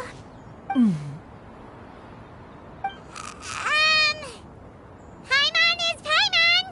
And this is the Traveler. Paimon doesn't think we've met, but we're also friends of Cloud Retainer. May we have the pleasure of learning your name, Madam Adeptus? You two... What is this tomfoolery? Has a shift in form so clouded your eyes that you no longer recognize one anymore? Wait, you're... Huh? You're the illuminated bird? But you look... human! How did that happen? Oh, donning human form is scarcely any test of one's abilities. As for your confusion, one merely had no reason to indulge such inclinations before. So, you're indulging now because? Well, one has made plans to pay a visit to some disciples at Liyue Harbor. Taking on a human form for such a trip is simply a way to make matters less conspicuous. You? Worrying about keeping a low profile? You're the one who likes to pop up out of nowhere all over the place! In fact, Paimon can think of several examples, like that time when you suddenly appeared on top of a roof without any warning, or...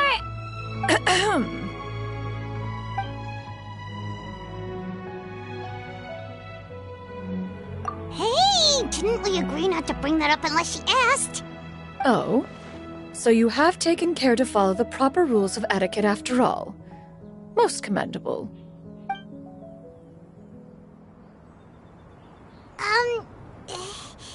Well, One has never found oneself lacking in basic comforts. On the contrary, it is the gesture that one values above all else. So long as you've shown proper respect and consideration, the quantity or quality of the gift is but a trivial matter.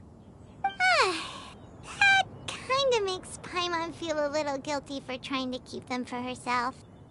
Anyway, where were we before you reminded Paimon about the gifts? Ah, right. So by disciples, you must mean Ganyu and Shenhe. It's also been a while since we last saw them. Maybe we can come too. One planned to extend the invitation even if you had not raised the matter yourself. Shenhe and Ganyu should be quite pleased to see you again. However, one would first inquire as to the reason behind your visit here. You have cause to seek one's company? Yeah, we just found ourselves missing you and wanted to see how you were doing. We were hoping you'd tell us one of your stories. Who knew we'd run into your human form while we were at it? Is that so? If there are no urgent matters at hand, then let us make haste for Liyue Harbor. Ganyu is likely still working at Yue High Pavilion, so that shall be our first stop. Sounds great! Then let's all go to Liyue Harbor!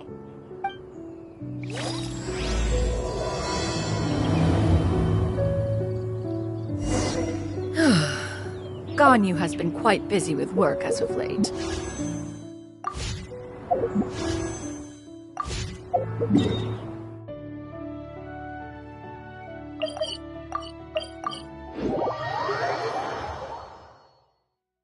Shenhe has also secured employment recently.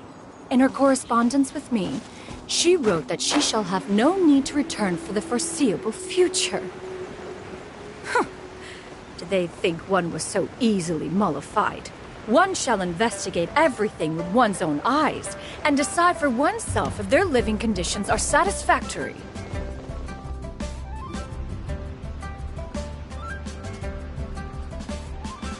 We're almost at Way High Pavilion. Hey, do you think Ganyu will be shocked to see Cloud Retainer like this? Guess we have no idea if Shenhe and Ganyu have ever seen her in this form before. Wait, where did she go? Why are you just standing there, Cloud Retainer? Quietly now. One shall stay here. You two can go and meet with her. But why? Isn't it better if we all go together? If one were to proudly proclaim one's presence, Ganyu would surely profess herself otherwise unoccupied and drop everything to attend to one's visit. One fears that would only result in her staying up all night to make up for lost time. One does not wish to trouble her. Conversing vicariously via you two shall suffice. Do remember to inquire as to her recent well-being. Again, do not mention one's presence here. Fair enough. Makes sense. All right, then. We'll just pass on your regards and... Cloud Retainer? Oh, busted. Is that lady someone you know, Miss Ganyu? She is indeed. I'm sorry, Huixin, but could we delay the upcoming meeting for a little bit? I believe my schedule today is quite full. Although, perhaps I could move some work to later in the evening. Oh, not to worry, Miss Ganyu. I'll make the necessary arrangements right away. Thank you, Huixin.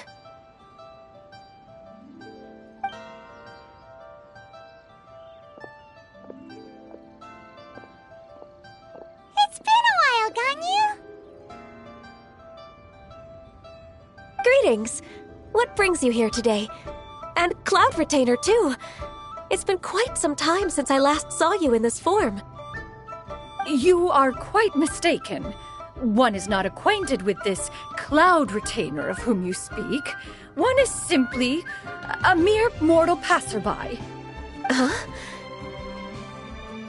Seems she's not buying it.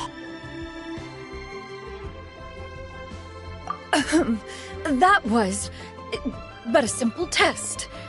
One did not expect you to be able to recognize one so easily, especially after so many years of only seeing one's other form.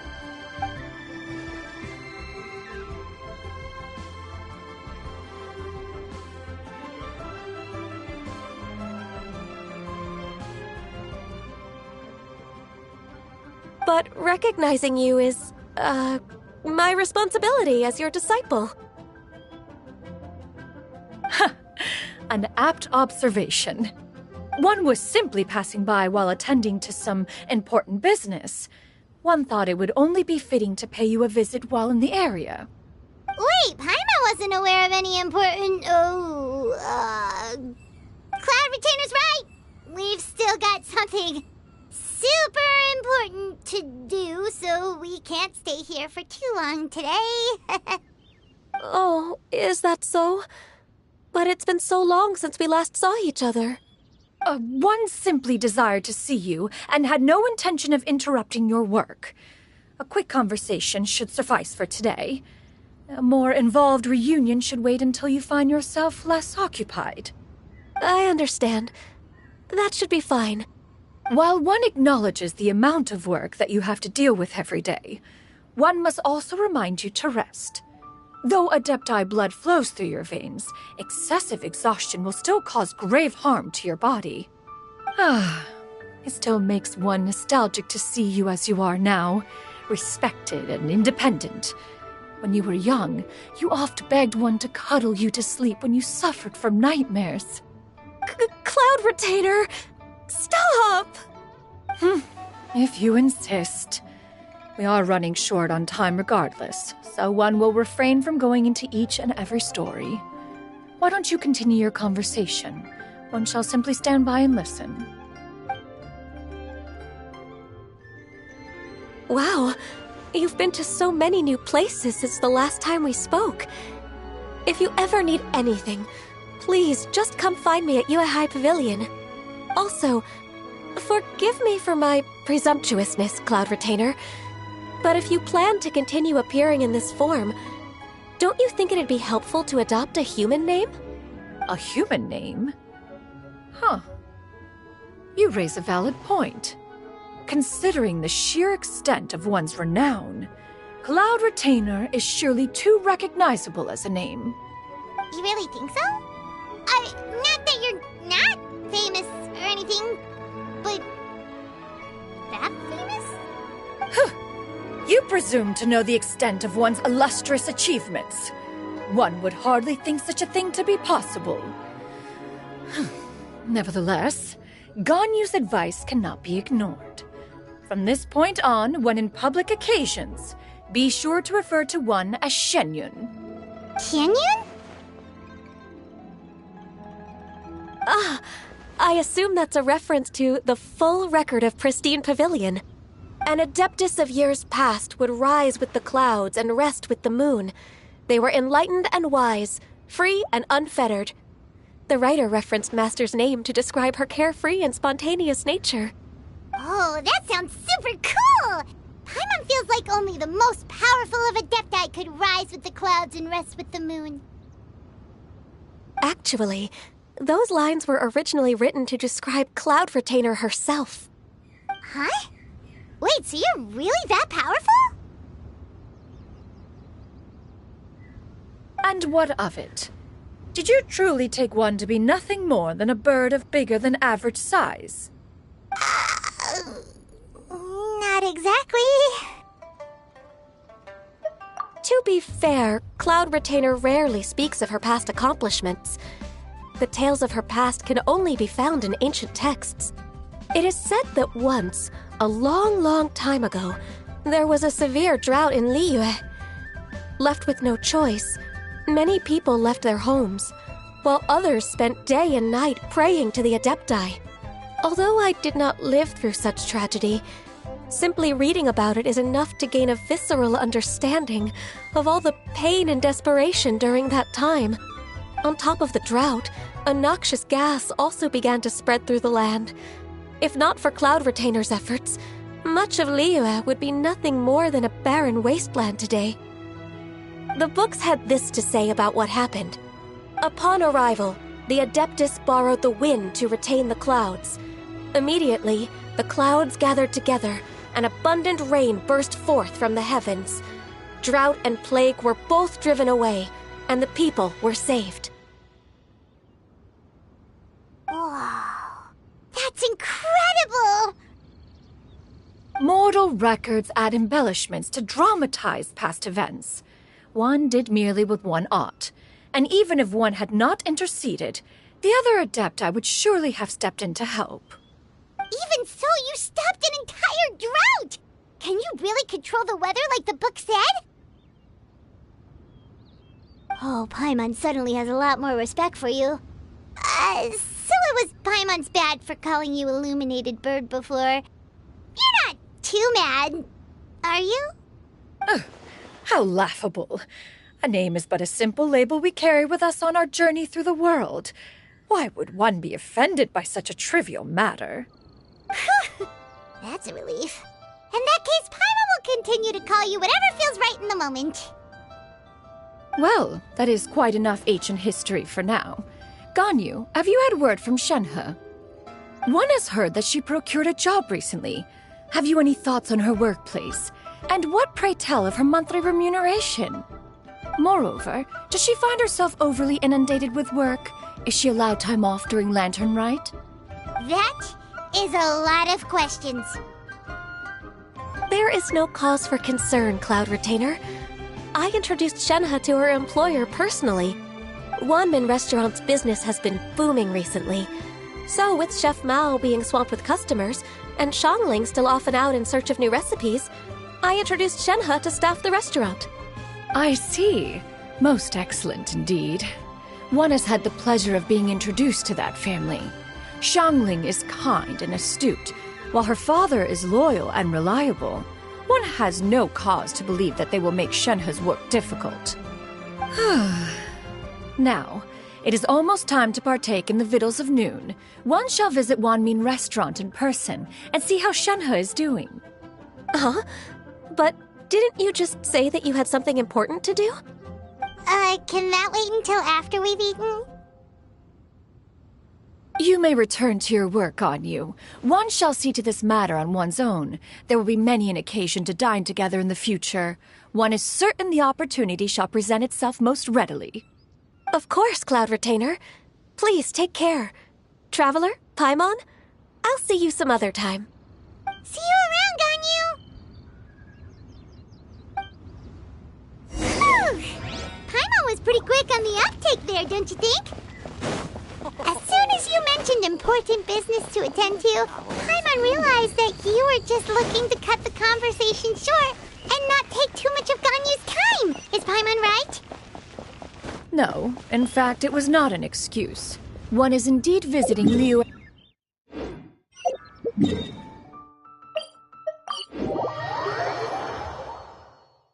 Wait, for real?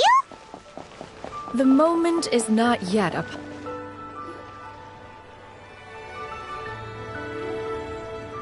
You get what I'm saying, right? Yeah, how can I not? Not even fine food is enough to distract from the presence of a fine lady, eh? Oh, I'm far more interested in getting her details than ordering any dishes. Hey, how about you ask her? You do it. No. I think you should. Wait, she's coming. What can I get for you today? Greetings, miss. I was just wondering if you'd be willing to... What would you like to order?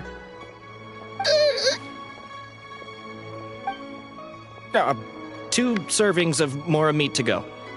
Good chat. Bye.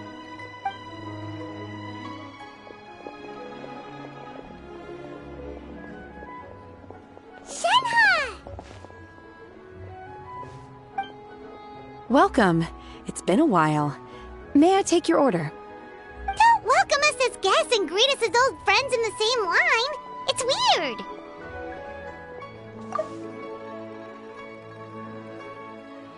Mm-hmm. Oh, and this is? This is Miss Xinyun. Master? Huh? One does not recall ever revealing this form to you before. How were you able to ascertain one's true identity with such ease? I've trained and lived with Master for more than 10 years. I would recognize you no matter what form you take. You... Is something the matter, Master? Hardly. Hardly. One simply learned of your employment from your letter and came to check on your well-being. And check out the great food, too! Indeed. It's almost lunchtime. My apologies. I'm still on the clock and can't talk for very long. Well, if it isn't the Traveler in Paimon, are you here for Shenhe?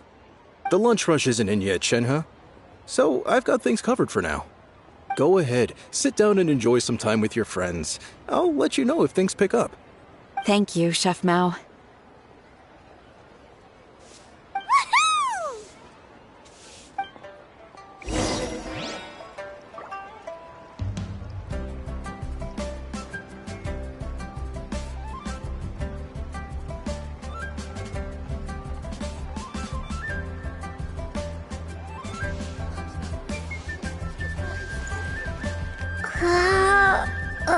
Ryu's really got a lot going Cheap and tasty chop suey!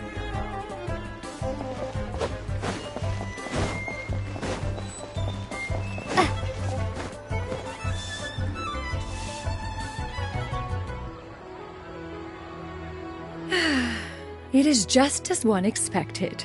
The owner of Wanmin Restaurant is indeed a most reasonable and accommodating human. Still, the work here entails dealing with quite a varied group of people. Has this been difficult for you, Shenhe? It's been manageable so far. I sometimes run into strange people, but I have figured out a way to deal with them.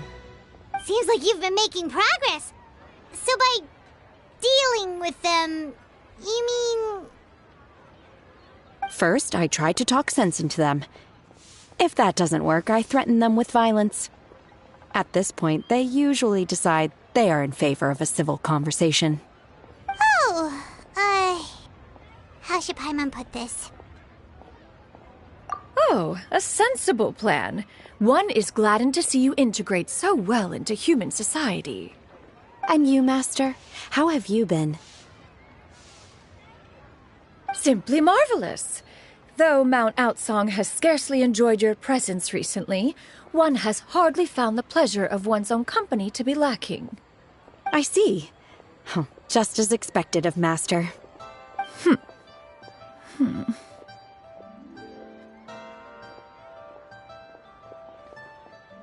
I have missed Master quite a bit too. Even though work has been busy lately, I've already had a conversation with Chef Mao about taking some time off soon to visit Master. Oh, you did? Do make note of such matters in your letters in the future. There's hardly a need to keep one in suspense. Whoa, her mood shot up just like that. By the way, Master, since you are in Liyue Harbor, have you had the chance to visit Ganyu? Indeed. She is similarly preoccupied with her work. There was time only to exchange a few simple pleasantries. Ganyu told us the story of Cloud Retainer's name. It was amazing. We never knew how powerful she was before. I see. In that case, allow me to also share a story about Master's past. Oh? Is that a problem, Master? I believe this to be a good topic of conversation. No, not a problem. One was simply caught off guard. But no matter. Please, proceed. One is most curious to see how much of one's own conversational prowess you possess. Master once participated in a race against Mooncarver. After Mooncarver lost, he insisted that Master's ability to fly gave her a natural edge in such a contest. In response, Master agreed to forego flying in return for being able to use one of her devices in the race. Mooncarver accepted, only to find Master with a brand new device on the day of the contest. What kind of device was it? It was a mechanical vehicle made out of iron. What was it called again? Oh, an electro-powered bicycle? Oh, you refer to the bicyclical Thunder Flashmobile. One spent 49 days conceptualizing and crafting it. It need only be infused with adeptal energy, and it can cover thousands of miles in one day. Oh, it boggles the mind why Mooncarver ever supposed he might best me in a contest of locomotion. Though he sprinted with all his might, he could barely keep up. Alas, the one flaw of my mechanism lay in its weakness against mountainous terrain. One was thwarted mere seconds from victory, when it was thrown off course and failed to make it across the final stretch. Truly a most unfortunate turn of events. Anyway, do go on, Shenhe. Master, that was the end of that story. Is that so? Huh. With you gone, one has seldom felt the desire to call upon those old fossils for another contest. What is a race without spectators, after all? Have you been lonely, Master? Lonely? Huh. At one's age, entire human generations come and go in the blink of an eye. Even one's own self-directed musings can span several days and nights. 'Tis a most foreign sentiment. The mere mention of it is preposterous.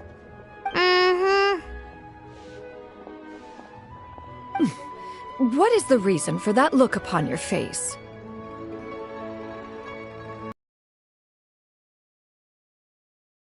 Paimon gained a lot of respect for you after listening to that story. But all it took was a few words out of your mouth, and it's like you're back to being that illuminated bird again. I was just a little bit confused. Which one of the two is the real Cloud Retainer?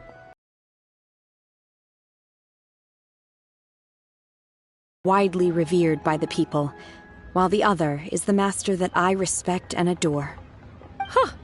One finds oneself exalted yet again with sweet words of praise and flattery of a most extravagant nature. You chose to exalt one with your words, yet almost question the sincerity of your estimations. This is not to say that your words paint an inaccurate picture. One has always lived by a single ideal. Eschew all action and abide by no rule. One does as one pleases and speaks as one pleases. Others may critique or praise as they see fit, yet one places little weight in such judgments. She got like, what, 2 sentences of flattery from her disciple, and it's as if her ego is about to burst. Do you have any empty tables?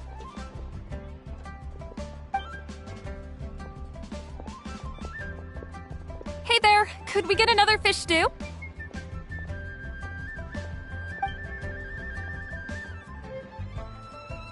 I'm hearing more guests come in. I should get back to work. Alright, good luck with the lunchtime rush, Shenhe. Mm-hmm. I'll try my best.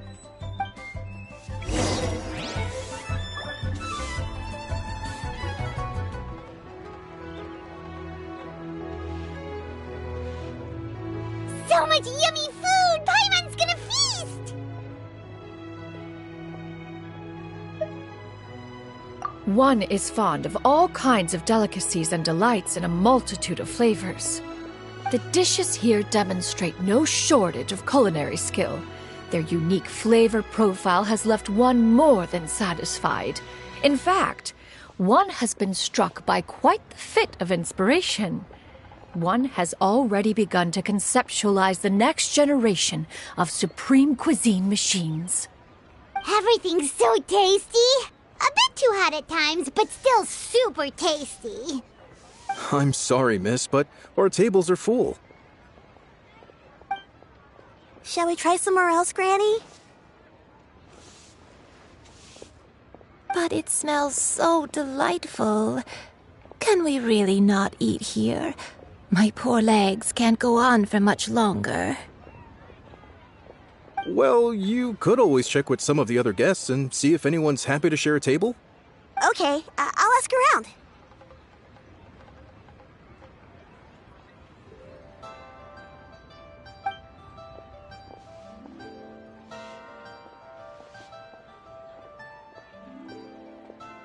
Excuse me. Would you mind letting us share a table with you? There are no empty tables left, so... Ah, well, Paimon doesn't mind. What about you guys?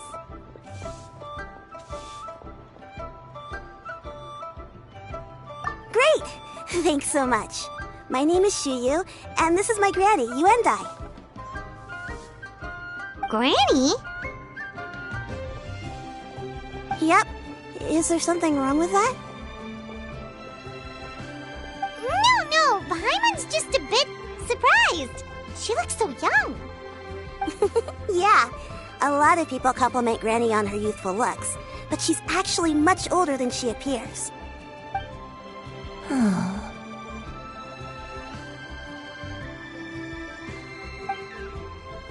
Granny, why don't you take a seat?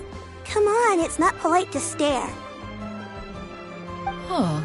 Have we met before? No. 'Tis a fated meeting, then. Please, take a seat. What would you like to eat, Granny? I can order for you. I want braised earthworms. They always pop up out of the ground after a rainstorm. No, not this again. Granny, there's no braised earthworms on the menu. Braised earthworms? Well, that sounds weird. Do people actually eat that? Right, that's what Paimon was thinking too. Need any help? Help? Oh, do you mean with Granny? Thanks, that's nice of you to offer. Granny has pretty bad dementia, so her memory's getting worse all the time. She's always saying things that sound kinda confusing. Actually, her memory's been bad ever since I was little. But it's gotten so bad lately that I even have to remind her who I am every morning. They died young. It's just me and Granny now. Oh, but it's okay. Don't feel bad. Granny loves me a lot, and I love her a lot too. Sure, it's hard at times, but you just gotta make the best of the life you've got. Wow, you're really tough for your age, kid. You're too kind. And me? Oh, what about me? You're tough too, Granny. Plus, you're really gentle, and you're always there for me. Yes, and it's hardly as if I forget everything. I still remember the important things. Wait, what was that really important thing again? Ah, I remember now. It was a dream. I had a dream where everything was dark. Someone was standing in front of me. She told me to come and find her, and that once I'd found her, I would be free. Huh? That sounds super important. But how come you've never told me about it before? It was just a dream, so I forgot about it. But I'm in a good mood now, and somehow I remembered it again. You know, I believe I've had this dream a great many times. But just how many times have I had it? Now that I do not remember. Wait, so you have a reoccurring dream where someone's talking to you? That sounds spooky. Oh, does that mean you're possessed?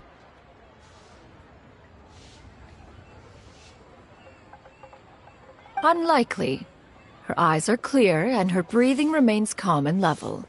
One sees no signs of possession. Are you sure? Who do you take me for? Is one not an adept? Am I not an expert? You're right. Paimon almost forgot you're the expert. In that case, do you still remember what the person in your dreams looked like, Granny? Not anymore. Although, I have a sense that she looked rather like me. But not as I am now. My younger self. A younger version of Granny? This is just getting weirder and weirder. What is going on here? As one said, fate must have brought us together. You may leave the situation to me. Are you sure? So, what are your names? Paimon's Paimon. Just Shenyun is fine. Thank you all so much for offering to help. But first, I'm sorry for asking, but, how do you want us to pay you back? Oh, we don't need any payment for this.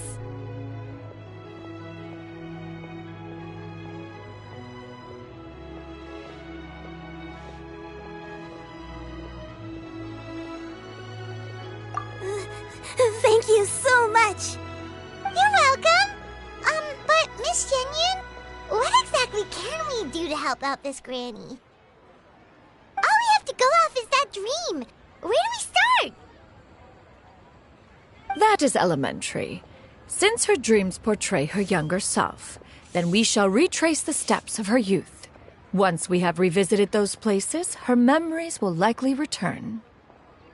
Sounds like a plan. So, Granny, do you remember which places you went to when you were young? Why, of course I do. The heavens above, the earth below, the wispy clouds, and the emerald mountain streams. Okay, taking that as a no. I might have an idea. Once, when I was really little, my dad told me that Granny used to be a martial artist heroine who saved loads of people from a disaster.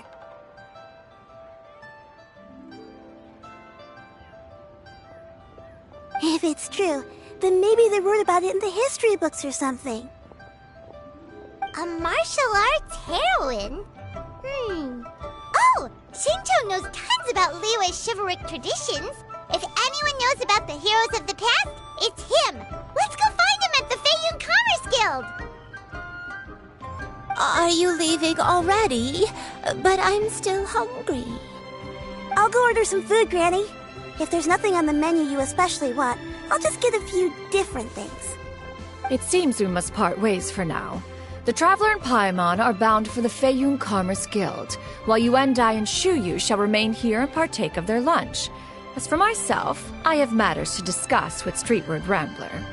Streetward Rambler? Oh, you mean Madam Ping! Precisely. Let us meet at Yujing Terrace once you are ready.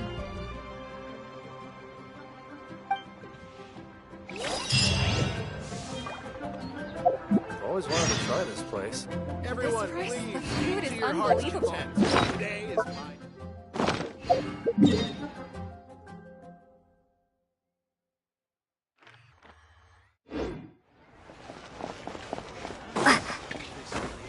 Cheap and tasty chop suey!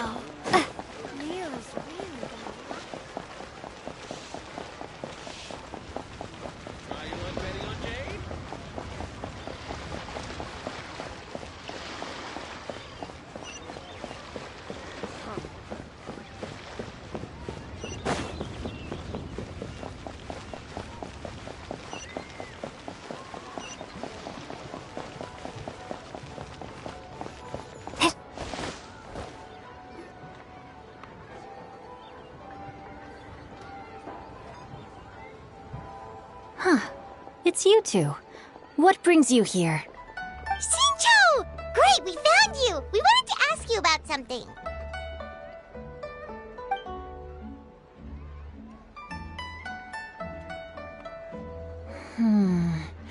That's not a whole lot of information to go off of. I don't know if I can say for sure. I can't pinpoint her identity from your description alone. But considering her age, I am reminded of a nameless heroine who's been featured in various chivalric novels. Nameless heroine? That's right. The novels often speak of a great drought from 50 years ago. As the people suffered, a nameless heroine appeared and began to clear away evil spirits in bandit camps. The people idolized her, but never learned her name. All they knew was that she always acted alone. Later, though, she supposedly fell in love with a similarly noble-minded exorcist from Mount Tianheng. They were well matched in more ways than one, often fighting together as a fearsome duo of otherworldly strength. After the drought ended, the heroine and the exorcist left the public eye and began living a reclusive life in the mountains. All that remained were tales of her incredible accomplishments. The way this nameless heroine faded from fame into obscurity later in life is not too dissimilar from Miss Yuendai. I hope that's somewhat helpful. Thanks a lot, Xingqiu. We knew it'd be worth talking to you. It's nothing at all. Just something I came across while reading. I did do a bit of extra research on her story, but it was just out of personal curiosity. Well, Paimon still thinks that's super cool. Oh, wait, Xingqiu, if you've read up on her, do you know of any places often associated with her? Let me think. In the novels, the nameless heroine always appeared near one of 3 places. Wangshu Inn, the area just north of Jueyun Karst, and Jingyun Peak. Perhaps the real-life heroine who inspired the character was also often seen near those 3 places. That would explain why those locations appear in the various novels written about her. You're welcome. To be honest, I found some parts of the story confusing when I first came across it. If Miss Yuendai was indeed the original inspiration for the character, she may just be able to help me put the pieces together. It's rare for a chivalric hero to fade into obscurity during their lifetime, even after retiring from the public eye. But no one ever saw or heard from the nameless heroine again. There were even rumors that she became extremely ill. I've never understood why someone would go to such lengths to erase themselves from public memory. It's almost as if she was trying to hide from something. There's probably far more to the story than what's been written. We'll be sure to tell you if we manage to uncover the truth. That's a deal.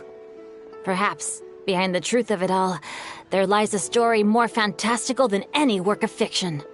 Paimon feels like we just learned so much from Xingqiu. A drought, a nameless heroine, a life of seclusion. Wait, why does the story sound super familiar? Oh, right! There's a drought in this story, too! Xingqiu, are droughts super common in Liyue or something? Well, they used to be. But people have long since developed methods to prevent them, like by cultivating the soil or digging canals. So while droughts do happen from time to time, they are rarely regarded as true disasters. The drought 50 years ago is probably one of the worst we've had in the last several centuries. The crops withered, the streams ran dry, and the monsters in the mountains became rabid and agitated. Countless caravans were attacked, and people who lost their homes came together to form bandit groups. What started as a natural disaster soon became a human tragedy as well. That sounds awful. Yeah, and that's exactly why the nameless heroine was so beloved. She must have been someone of true integrity, to do so much for the people while asking nothing in return. Still, as terrible as that drought was, it was nothing compared to the truly calamitous disasters that befell this land in ancient times. They say that back in those days, disasters were both more severe and more common. Only the strongest of Adepti could hope to dispel the ruin and devastation. Do you have any other questions? We're good for now. We're just going to head back and meet up with Miss Xianyun and the others again. Paimon hopes that Granny Yuendai will be able to remember more of her past. She used to be a great hero who saved many people. So sad that she can't recall any of it. Anyway, we'll be off now. See you some other time, Xingqiu. Thank you so much for your help. It's no problem at all. Safe travels.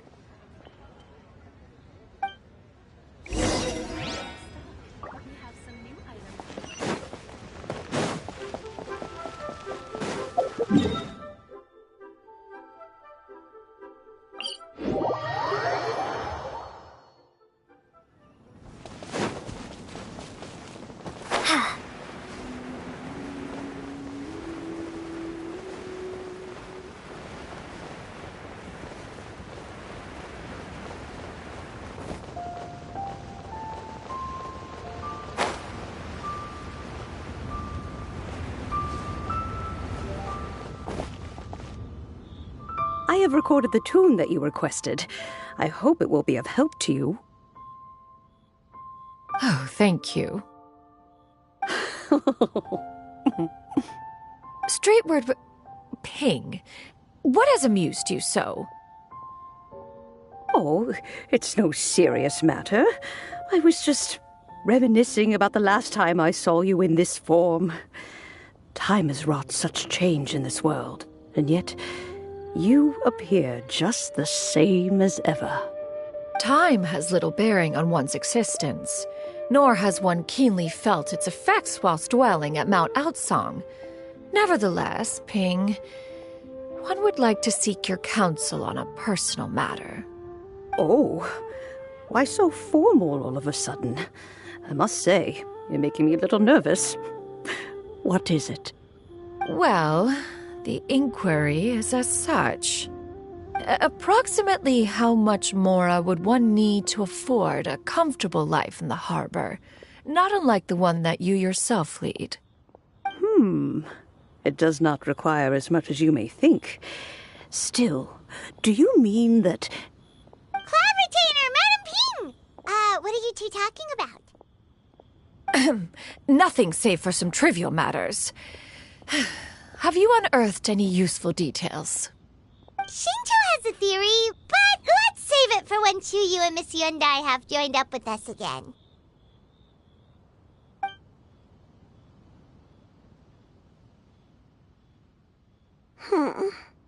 Do not be troubled, young lady. Here, have some tea. Thank you so much. What do you think, Chuyu? Does it match up with what you know of your granny? According to the story, the nameless heroine eventually fell in love with an exorcist from Mount Tianheng. Maybe that's my grandpa. I don't have many memories of him, but there was this one time I found a box in our attic full of a bunch of weird sigils. I think so too. Granny might remember something once she's returned to a familiar place. What marvelous tea. I can taste the dew's sweetness in this cup. It's as if I was taking a stroll in the mountains, thoroughly one with nature and at peace. Is that so? Then please drink as much as you like. There's no need to hurry. At our age, it's always nice to slow down and take the time to appreciate pleasant conversation among friends. Thank you. Okay, since we have the time, can I ask you something? Sure thing. What would you like to know? I have a secret I want to tell you. Let's go talk over there.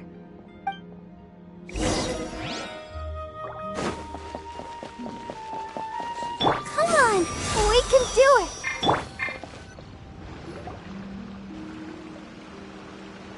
What's wrong, Chuyu?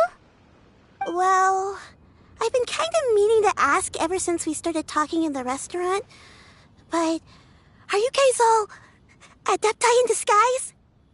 Oh! About that. Well, you guys just seem super special. Plus, I think I might have heard Miss Shen Yun call herself an adeptus. Oh, must have been a slip of the tongue. Shen Yun, since you were the one who, misspoke, maybe you can explain to Chuyu here what you really meant by that. One is indeed an adeptus. Is that of some concern to you? Huh? I knew it. Well, one time when I was a little kid, I saw a pure white illuminated crane. I had this super high fever, and Granny wasn't around. I was feeling all icky and gross. But then this snowy white crane flew down from the sky. She put me on her back and flew me to her cool Adeptus house and fed me some sort of magic potion. When I woke up, I was already back in my bed and my fever was gone. I really wanted to thank her, but I was too sleepy to stay awake, so I never got the chance. So I just kind of wanted to ask if maybe Any of you have ever met an Adeptus like that? A pure white illuminated crane? The only two we've ever met are blue and white and black and brown. Have you ever met one that's pure white, Cloud Retainer? Never has one met an Adeptus with such features. One surmises such a description is but a hyperbolic embellishment that oft results from narrative accounts. That's weird. Was it really just a dream then? Well, even if it was just in my head, it doesn't matter that much anyway. All I really want is to help Granny recover her memories. I'm really grateful for all your help. Leave it to us! Now that we know the 3 locations, we just need to visit them one by one. Let's go to Wangshu Inn first! Okay, I'll go get Granny.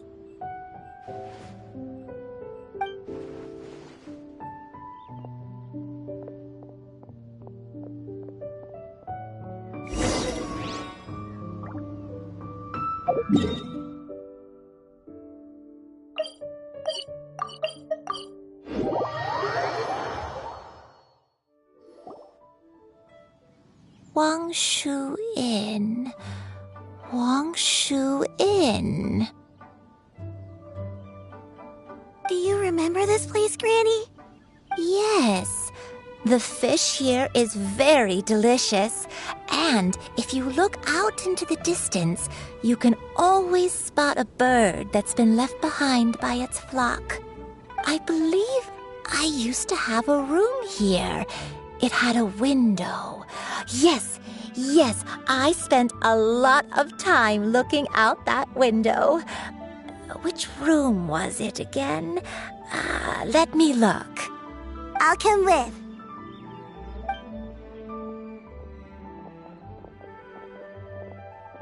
Paimon's still having some trouble understanding what she's talking about, but if she's so familiar with this place, that must mean she lived here, right? Wait, huh? Whoa!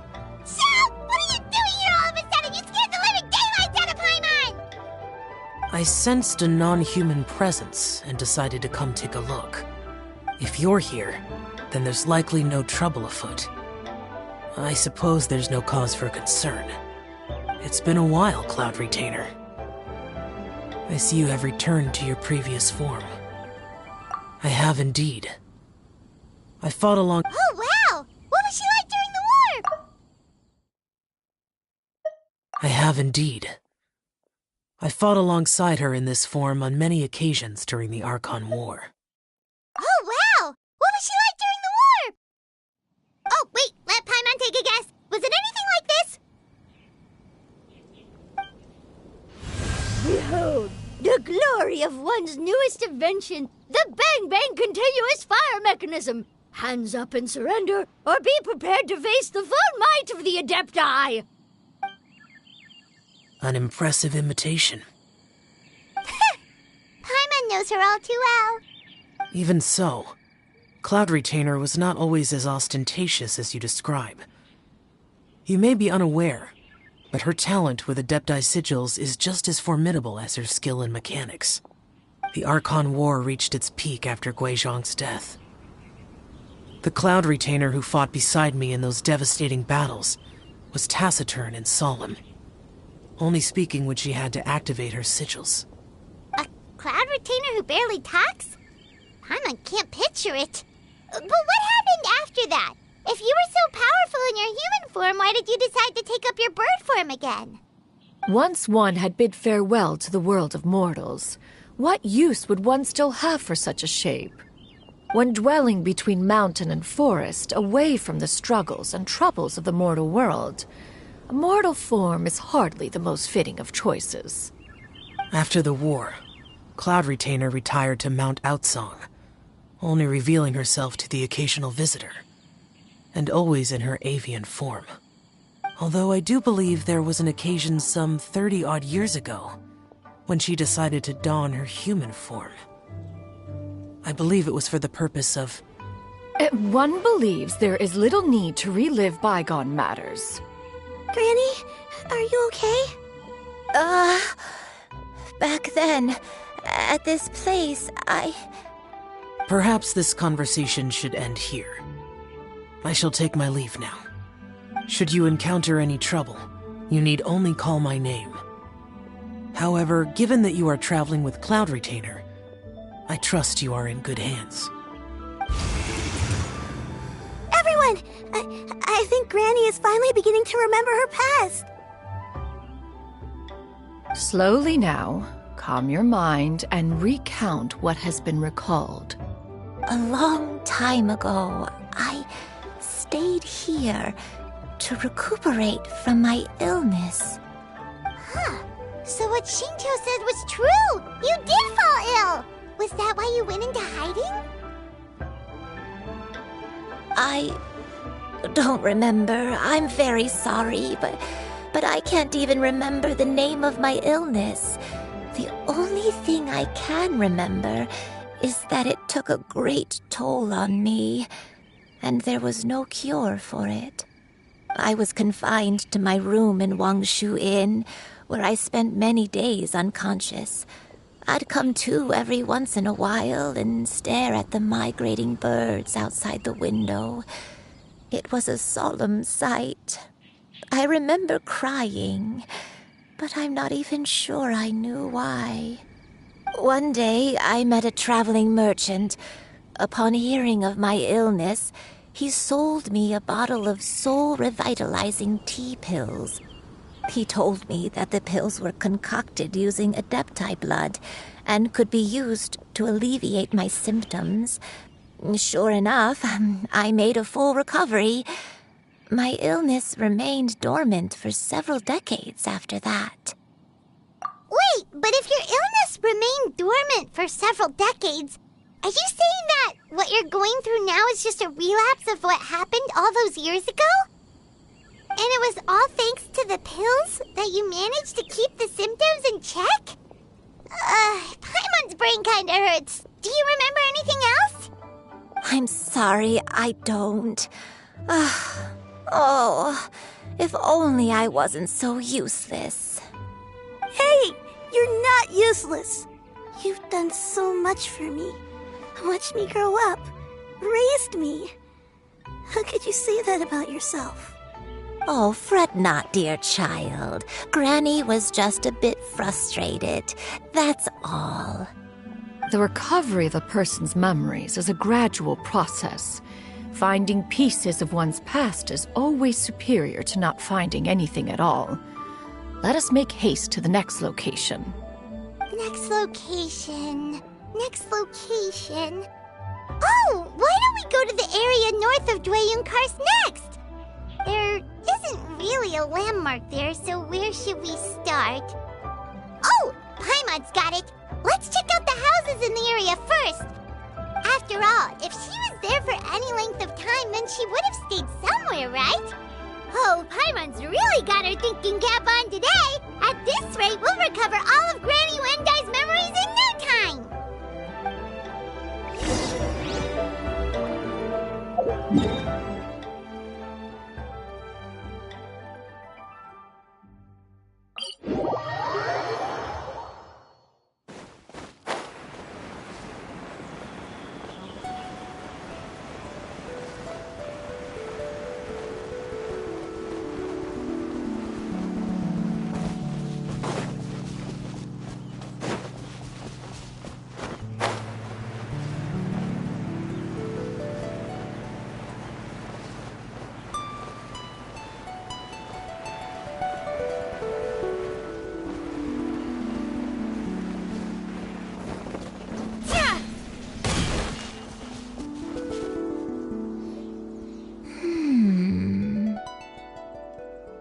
I don't remember this place at all.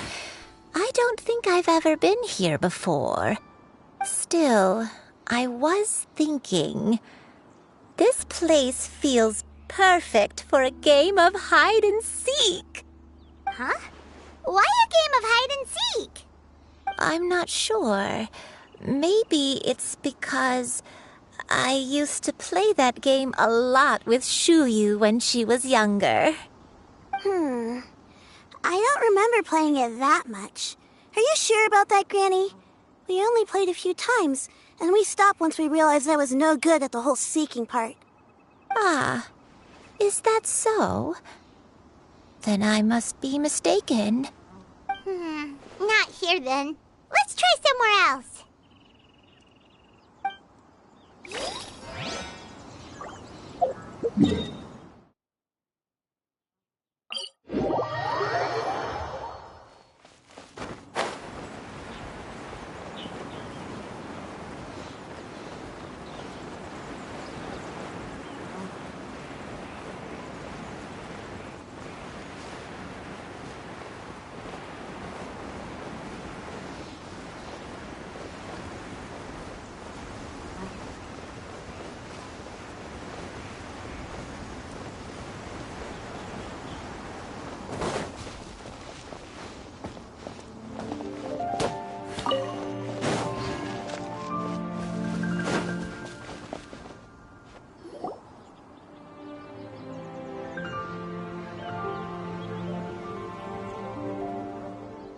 Paimon sees an abandoned house! Why don't we take a break over there? This place. It's...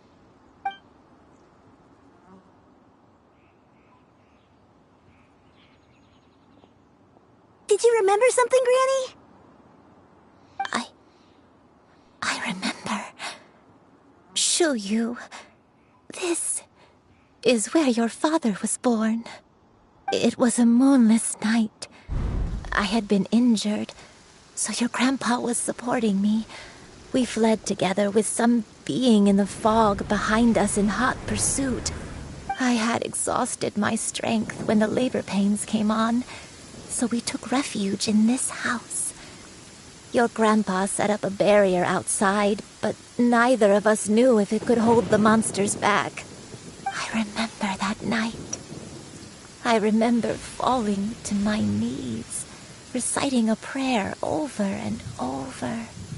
I alone am the source of this sin. Punish me as you wish for forsaking my oath, but spare my innocent child. Sin? Oath? Did you do something wrong? I don't know. I don't remember. I only remember praying in the darkness with all my strength until the sun finally rose again and the fog cleared out. Eventually, the house was filled with the sound of my baby's first cries. That baby was your father. I remember I clutched him tight to my chest and wept tears of joy. It was the first time I'd ever felt such happiness in my life. My dad? He was my pride and joy, and so are you, Shuyu. You're so much like him, and I love you both so much. But you're always going to be different from me. Why? Just what did I do? I don't care what you might have done, Granny. You'll always be the person I love more than anything. You're too sweet, Shuyu. I'm lucky to have you with me. If not for you, I would not have had the courage to come here, to try to remember what I had forgotten. All right, let's not stand around any longer. There's one place left, yes? Let's go take a look. If one recalls correctly, the next place should be...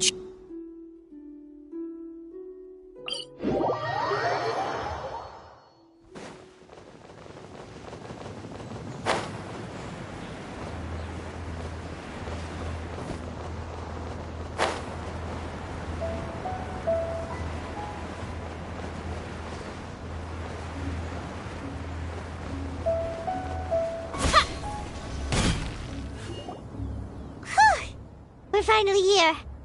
Does this place feel familiar to you, Granny One Day? Let me see.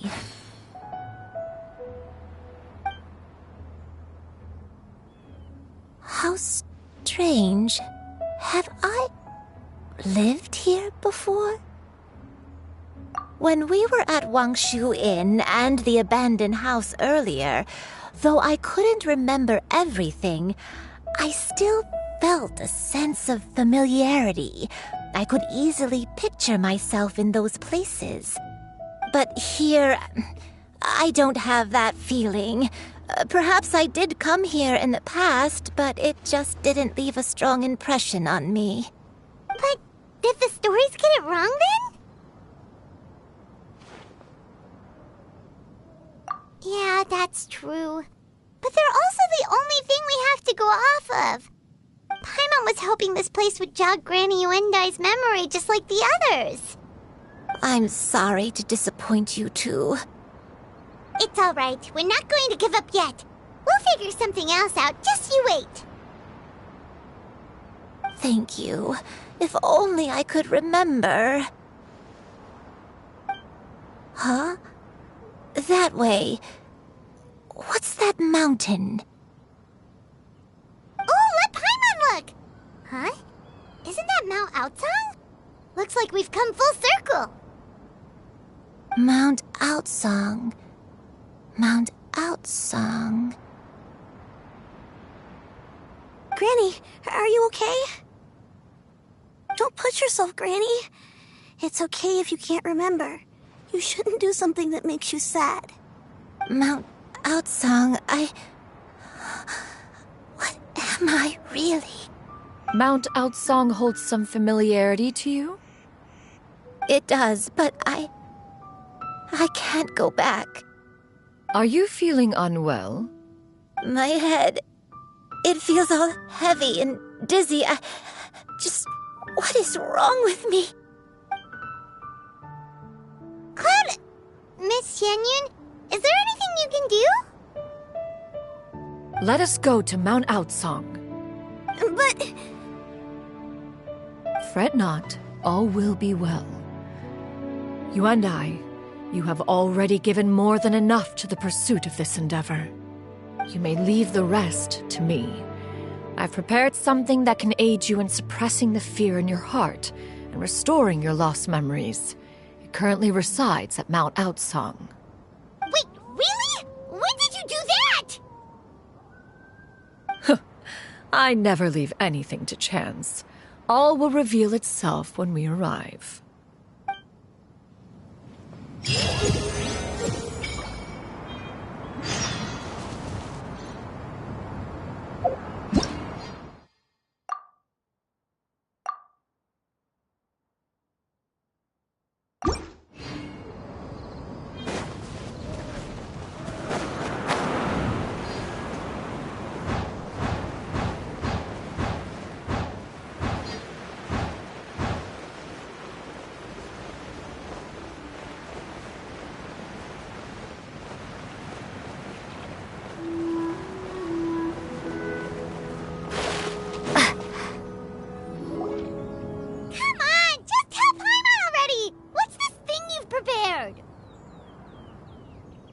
Here, this is it. Huh? But isn't this the mechanism that you were tinkering with when we first got here? Oh, is it another invention of yours? Precisely. A recent one at that. I am most pleased with the result. I call it the Suspensus Somnium mechanism. It periodically releases a soft breeze, which when paired with a gentle adeptal tune, can help the listener subconsciously relax and even enter a semi-hypnotic state. Soothing agitation and anxiety, relieving exhaustion and insomnia, its potential uses are numerous indeed. And of course, it can also aid in the recovery of lost memories. Whoa, what a cool gadget! But if you had it all along, why did you keep it to yourself until just now? We could have come to Mount Outsong right off the bat and saved time on a lot of floating. How preposterous. Had Yuendai not recalled much of her past through her own efforts, the device would have nothing to draw upon. We Adepti can only help those who first resolve to help themselves. Had she lacked such determination and strength of character, one would have little to offer in way of assistance. Paimon thinks thinks she gets it now. Hey, what's that other thing? As previously mentioned, a gentle adeptal tune is required to take full advantage of the mechanism. One secured such a tune from Streetward Rambler. Only with her melodies can the mechanism reach its peak power. Whoa, Paimon can feel what you mean. Paimon's body feels light as a feather. It's as if she's lying down on a warm patch of grass after a super satisfying meal. And you and I, is the mechanism helping you to relax? It appears she has already succumbed to the depths of reverie. Come, join one on this side. We shall give her some time to herself.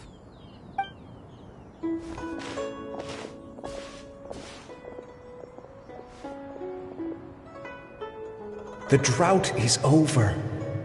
But why do you look like you want to cry? The potion. It's nearly run its course. I've never regretted meeting you. Not even for a second. Please. Please, no.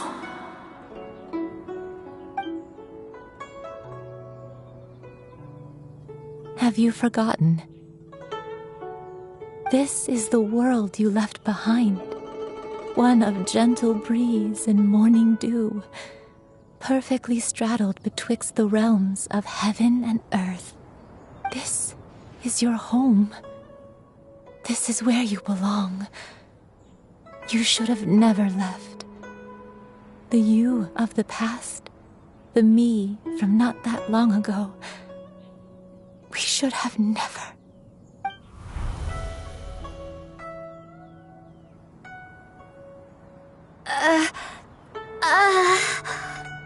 So that is the truth.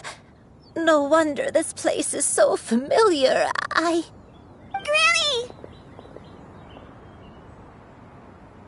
Granny, are you okay? Cloud Retainer. Your memories have returned? Wait, did you just call her by her full name? Does that mean you already knew each other? Yes. I now remember everything. Everything. Granny, please don't cry. I'm here. I'm here. Oh, don't worry, my dear child. Granny is fine. I'm so sorry, everyone. You've gone to so much trouble on my behalf. It's all come back to me now. The most important thing that I had forgotten was the truth of what I once was. One can sense the guilt that now plagues your conscience. Reclaiming a truth long buried is sure to come with a myriad of complex emotions. Perhaps one should recount the story on your behalf while you compose yourself. No, it's okay. Now that I've remembered, I must face my memories head on. Shuyu, everyone, I cannot thank you enough for all your help. I'm ready to tell you my story, if you're willing to listen. Please, Granny, don't force yourself. What happened in the past doesn't matter. I love you more than anything. Nothing you say can change that. I know, dear child. My feelings for you are exactly the same. It is for this reason that you deserve to know the truth. Some time ago, I made a terrible mistake. One for which I could never atone. Is this the sin that you mentioned in Joyun Karst? What happened? I am, in truth, not a human being. My real form, one that I held for centuries, was that of a wild crane. I spent many, many years living on Mount Outsong, bathing in the soft breeze and drinking the sweet dew of the mountains. At some point, I somehow gained wisdom and sentience. The Lord of the Mountain, Cloud Retainer, became aware of my existence and began to share many stories with me. She even passed on the secret of cultivation to me. Though she never took me on as a formal disciple, I always saw her as my master. Whenever she took out her tools to work on mechanisms or new inventions, I would also stand next to her and watch. I even contemplated completing my training in my own right. I followed her teachings, and time gradually passed us by. Until that fateful day 50 years ago. 50 years ago? That's right. Master regaled me with many stories of her past deeds. From them, I learned how she had saved people from a similar crisis in the past. She was the one I looked up to the most. More than anything, I dreamt of becoming an adeptus like her. I wanted to travel the land like she had, relieving suffering wherever I went. But I was still far from being a real adeptus. I possessed no ability to take on human form and fit in with the crowd. Once she learned of my desires, Master prepared a special dose of human mimicry potion for me.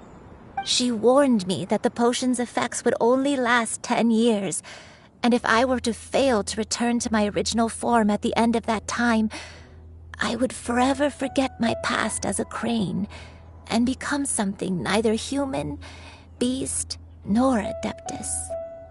Oh no. So that was the source of your dementia all along.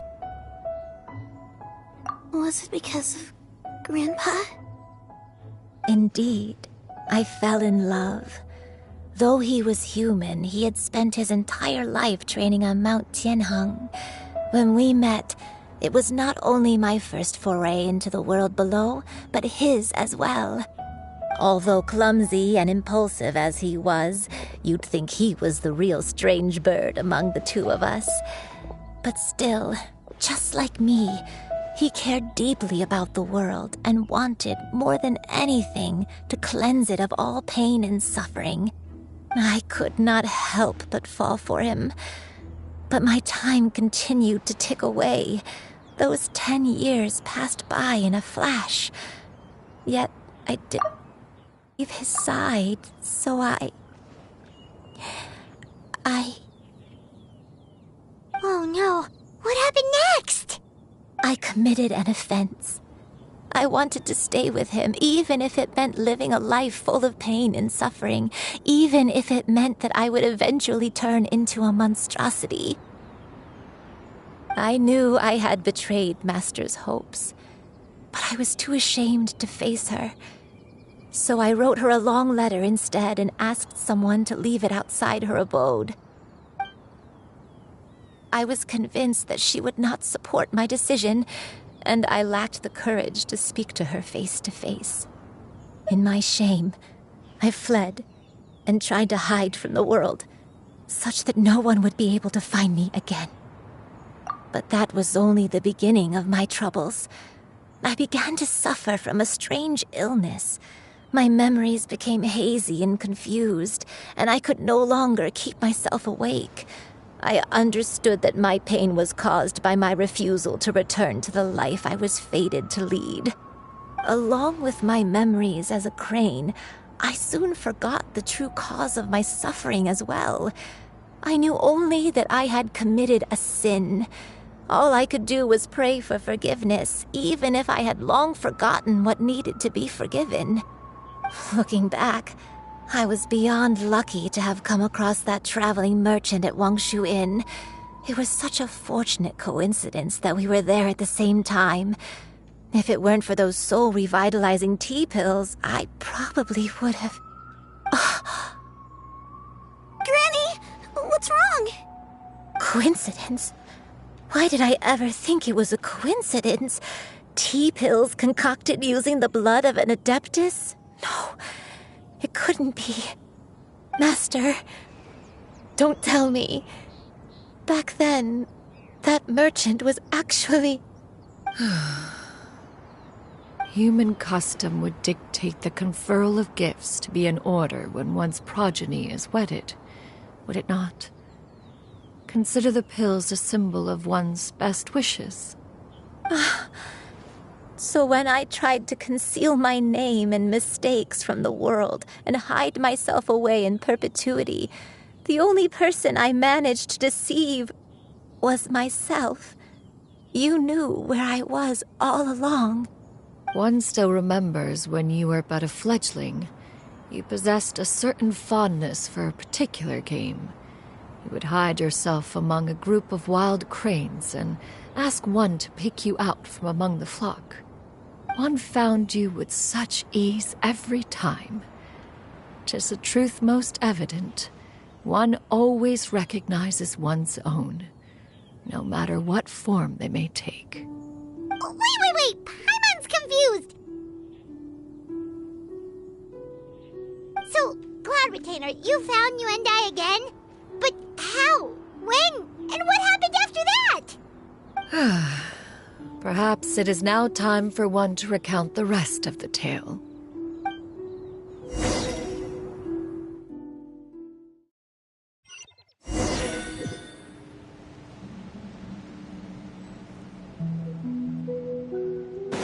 One was furious upon receiving your letter. Seized with anger, one set out to bring you to your senses.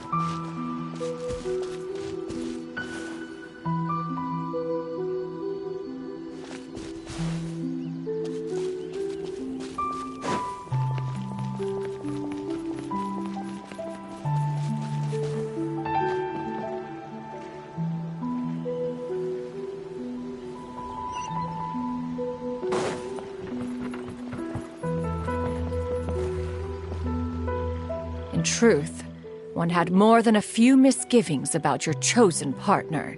As an exorcist, his talent was lacking. One could hardly say his skill with sigils was any better. But soon, one came to appreciate the devotion he bestowed upon you during your illness. He never uttered a complaint and rarely left your side. Unwilling to begrudge someone of such character, one decided to overlook his aforementioned deficiencies, glaring though they may have been. Wishing to grant you a life without regrets, one gathered many divine ingredients and used one's own blood to create a form of medicine. Though imperfect, it managed to suppress the more dire effects of your illness. As for how to deliver the medicine, after much contemplation, one eventually decided to perform the deed oneself. One took great care to alter one's features and select the appropriate attire.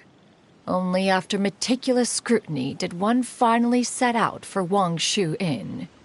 As one expected, you were most ignorant of one's true identity. You showed not even the slightest inkling of recognition. One was quite torn. Should one have celebrated the success of one's disguise, or mourn the loss of your acquaintance?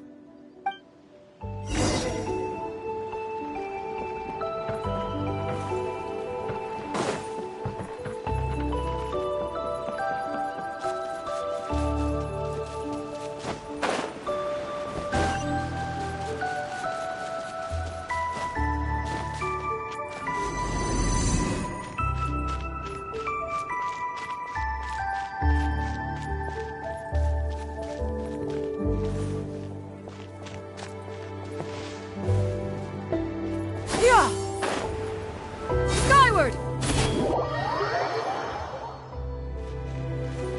Yeah! Skyward!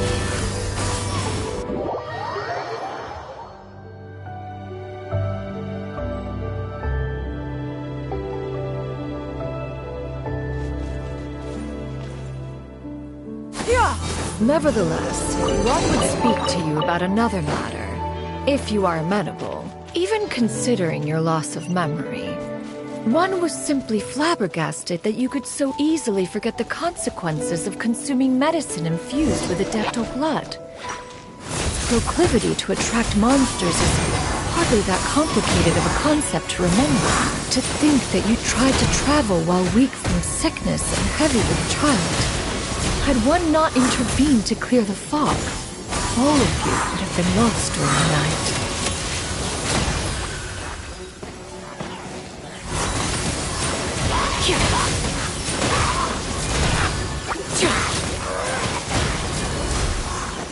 Yeah!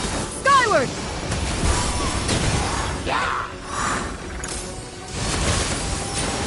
Huh!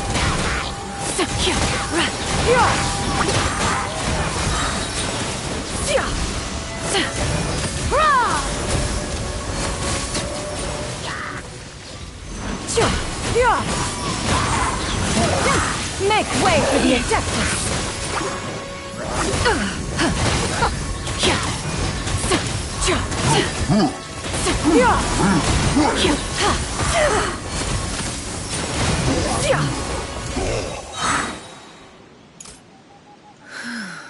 Those monsters would hardly have pursued you with such ferocity without sufficient incentive. They were likely incited by the presence of godly remains. Said godly remains, in turn, were likely drawn to the trace of one scent on your body. One was, after all, an active participant in the Archon War. Some of the gods were likely shattered by contraptions of one's very making. In the end, one was relieved to see you endure through the night. At the break of dawn, one heard an infant's cry pierce through the air, and one saw you carefully cradle the child to your chest. Although certain mortal matters remain foreign to me, one could not help but be moved by your joy. To see you happy, that was more than enough.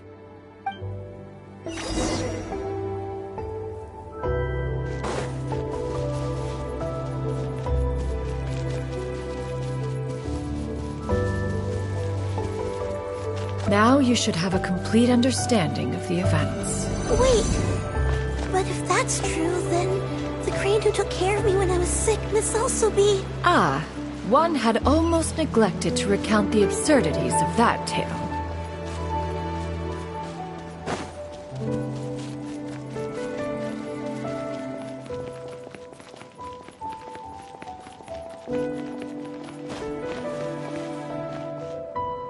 Just as you and I troubled one with her antics, so did you give one many a headache. Upon finding you burning with fever, one made plans to bring you back to one's abode for treatment.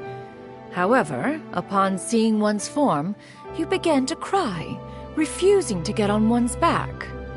When one asked you why, apparently you believed that one could not possibly be a true Adeptus, because all illuminated cranes are white from tip to toe. One had no choice but to apply powder to one's body to conceal the variegated nature of one's appearance. You became more than amenable enough when one stood before you devoid of any other coloring. It bears mentioning, however, that as a crane, Yuendai was nearly entirely pure white in color. Though you had never encountered her in that form, you still recognize the essence of her being. Perhaps fate brought you two together in more ways than one.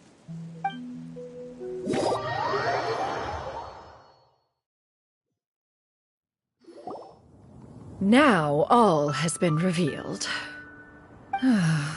One owes you an apology, you and I. One recognized you upon your very entrance into Wanmin Restaurant. One has always viewed you as a disciple of equal standing with Ganyu and Shenhe. Indeed, one wished to bring your story to a satisfactory end with this visit to Liyue Harbor. Still, one could not reveal your identity right away. Had one simply informed you of all you had lost, all those cherished memories would merely have become the fictionalized account of another. Memories are most meaningful when recalled by those who lived through them. Would you not agree? Even if the process was painful and arduous to experience. Have you any further inquiries? Master, I must ask. If you found me all those years ago, why did you leave me be, even though you knew about my mistake? Why did you not bring me back to Mount Outsong by force? One has never regarded your action as a mistake. It was a simple choice, nothing more. When it is time for one's progeny to leave the nest, it is the responsibility of an elder to let them fly free.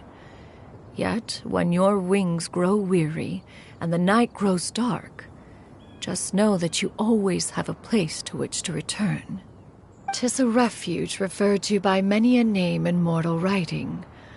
Home, nest, haven. Whatever its denomination may be, its essence remains quite unchanged. One speaks, of course, of a place not unlike one's own abode. One's disciples are free to come and go as they wish, yet the door remains forever open to those who wish to return. One rather hopes you count yourself among them. Thank you. Thank you so much. You and I. One expects you too have sensed the rapid deterioration of your condition as of late, have you not? 40 years ago, you chose a path without a future. Though one used one's own blood to provide you with a few decades of extra time, it merely delayed the inevitable. One may have extended the path, yet one was unable to alter its final destination. Even the power of an Adeptus has its limits. Had your condition continued to deteriorate, you would have forgotten your life as a human entirely.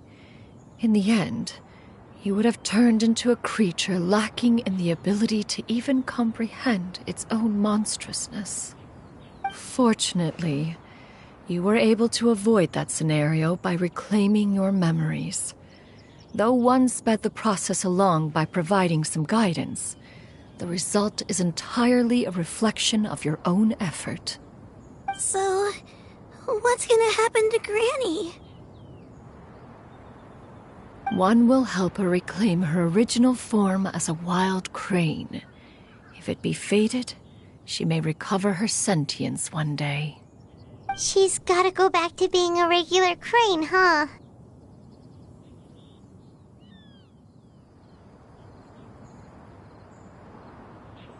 Master, you've already done more than enough for me. I don't know how I could possibly repay your kindness. This is a better result than I could have ever hoped for. How much time do I have left? Not long. The transformation is imminent. Granny, please don't leave, okay? You're all I have left.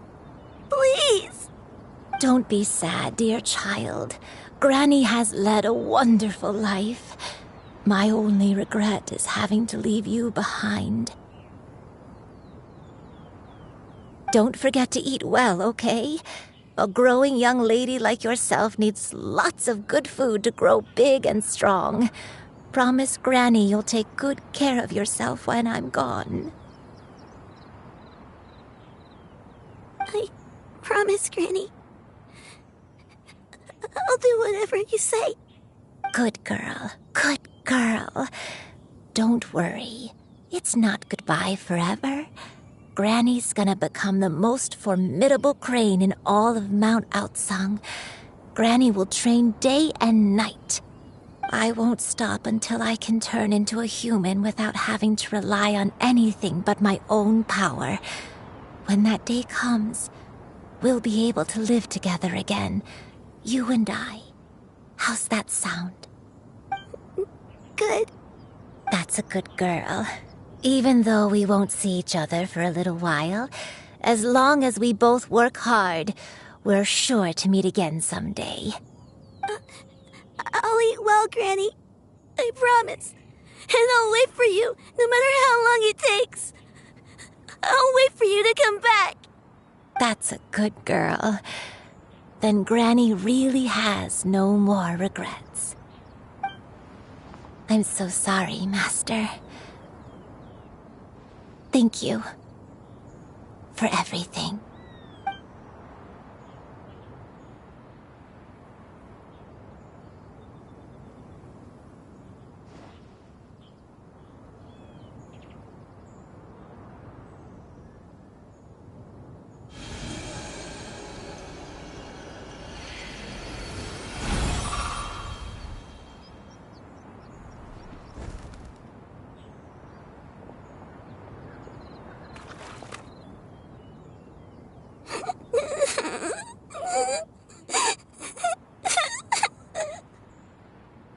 Xiu. Let her be. At her age, crying is a natural, if not fitting, response to such an event. Tears are a necessary part of maturation. Sometimes there is scarcely a better vehicle to wash away the toll of stress and misery. Now that the issue has been resolved, you should also take a moment to relax. Give yourself some time to rest. Take a nap if you must. One will wake you in due time.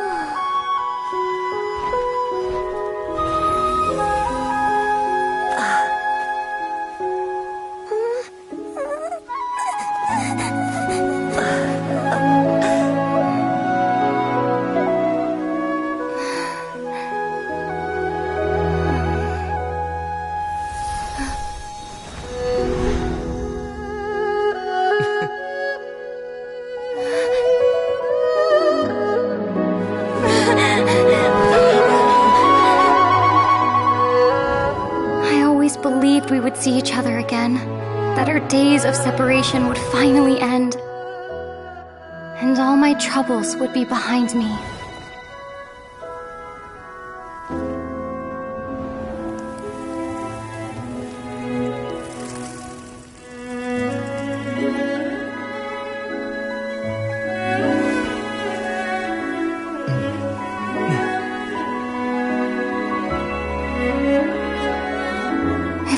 Things could stay this way forever.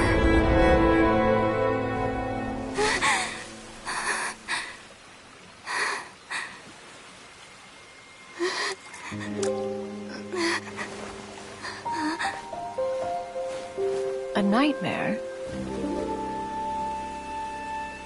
Curious. If you're relaxed, shouldn't your dreams be pleasant? It was a good dream. It's just... You weren't ready to wake up.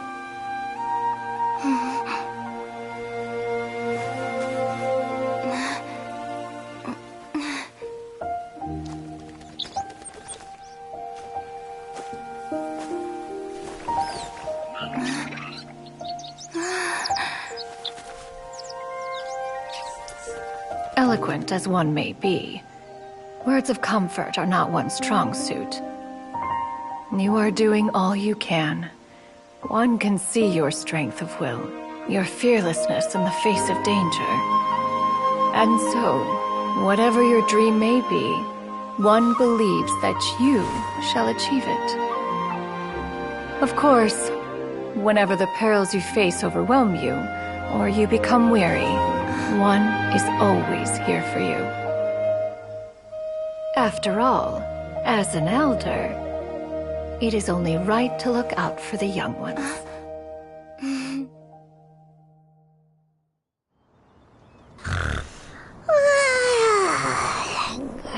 chicken drumsticks. Huh?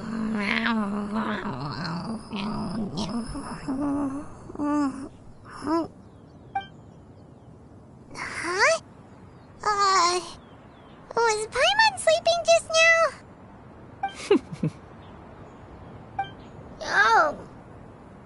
Oh, Paimon wasn't talking to you. Paimon had a dream about eating grilled chicken drumsticks, that's all. Madam Adeptus? Oh, Shuyu, you're awake. How do you feel? I feel a little better. Thanks. I know I'll see Granny again someday, so I don't feel so sad anymore. Madam Adeptus, could I ask you something? Would you take me in as a disciple? Oh, and have you reasons for this sudden interest? I know Granny thought what she did back then was wrong. She felt really bad about it. But without that mistake, I would have never been born. Even though Granny lost her memories, she never forgot to show me how much she loved me. So, I thought maybe one day I could become a cool Adeptus like you and help a whole bunch of people, just like Granny wanted to do. Upon some reflection, one supposes you are no mere mortal. The fact that Yuendai's blood flows through your veins is proof enough of that. If this is what you desire, one shall make it so.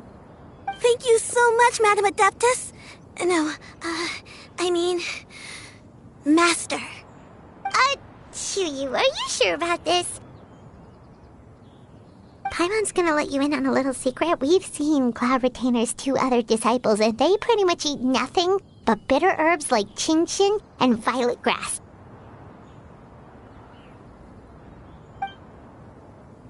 If you join them, you'll never enjoy Wanmin Restaurant's delicious cooking ever again. How utterly preposterous. One has never enforced such a rule. Every individual must find their own path to enlightenment. So long as one retains a pureness of spirit, one's dietary proclivities are quite irrelevant. Well, you say that, but Paimon's not seeing any tasty treats up here now, is she? Although Mount Outsong is rich in natural beauty, its location does preclude access to certain finer mortal comforts.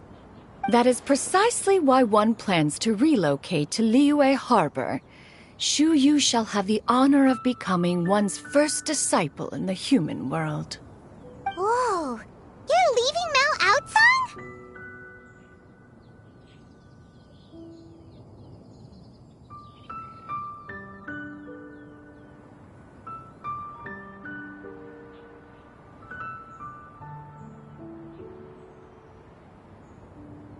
One has never concerned oneself with the location of one's residence. From the very beginning, one has sought only solace and peace. Yet in the end, all of one's disciples ended up in Liyue Harbor. Ganyu, Shenhe, Yuendai, they all chose a life among the mortal world. One has reflected on this fact for many years now. One can only assume that it is due to some failing on one's part as an elder or master. A failing, perhaps, of recognizing what it was they truly wanted. One is most curious as to what aspect of Liyue Harbor could have enticed them to remain there. One could hardly offer an opinion on the matter, but perhaps some time in the harbor will prove instructive. Why are you all so silent? Paimon is, just a bit shocked, that's all. So, does this mean we can grab a meal together in Liyue Harbor sometime? One has precious little time to squander. However, if one finds oneself otherwise unoccupied, one would not be opposed to the idea. One will be assuming the identity of a human while residing in Liyue Harbor. You should take care to avoid disclosing one's true identity. Don't worry, we'll help you keep it a secret. So, when can we expect to start seeing you in the city? Perhaps in 2 days' time. One has some matters to see to before one's departure. Preparation is the key to success, after all. One plans to put up various items from one's collection for sale. The earnings should provide for a comfortable living in Liyue Harbor. One has already picked out a handsome property near Chuhu Rock. 'Tis no small purchase, but what is mortal life if not one expense after another? Seems like you've really thought of everything. Then how about we meet up in Liyue Harbor in 2 days? A sensible plan. See you then.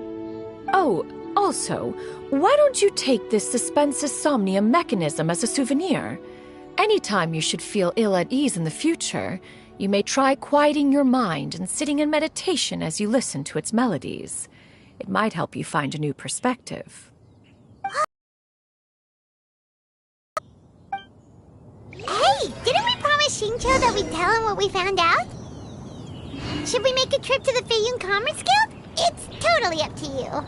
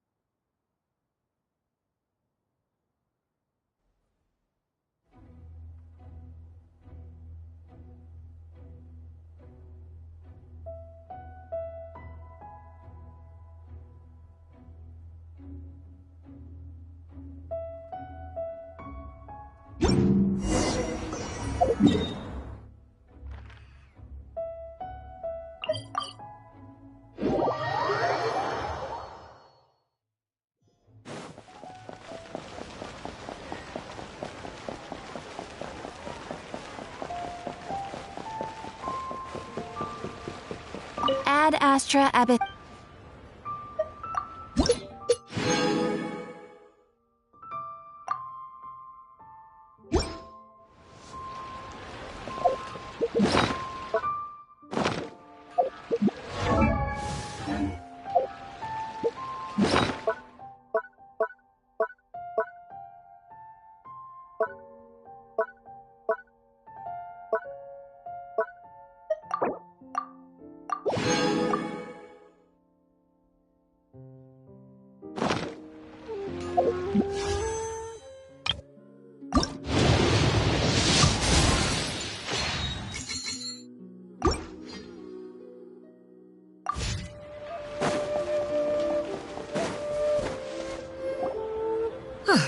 Your concerns are excessive and unfounded.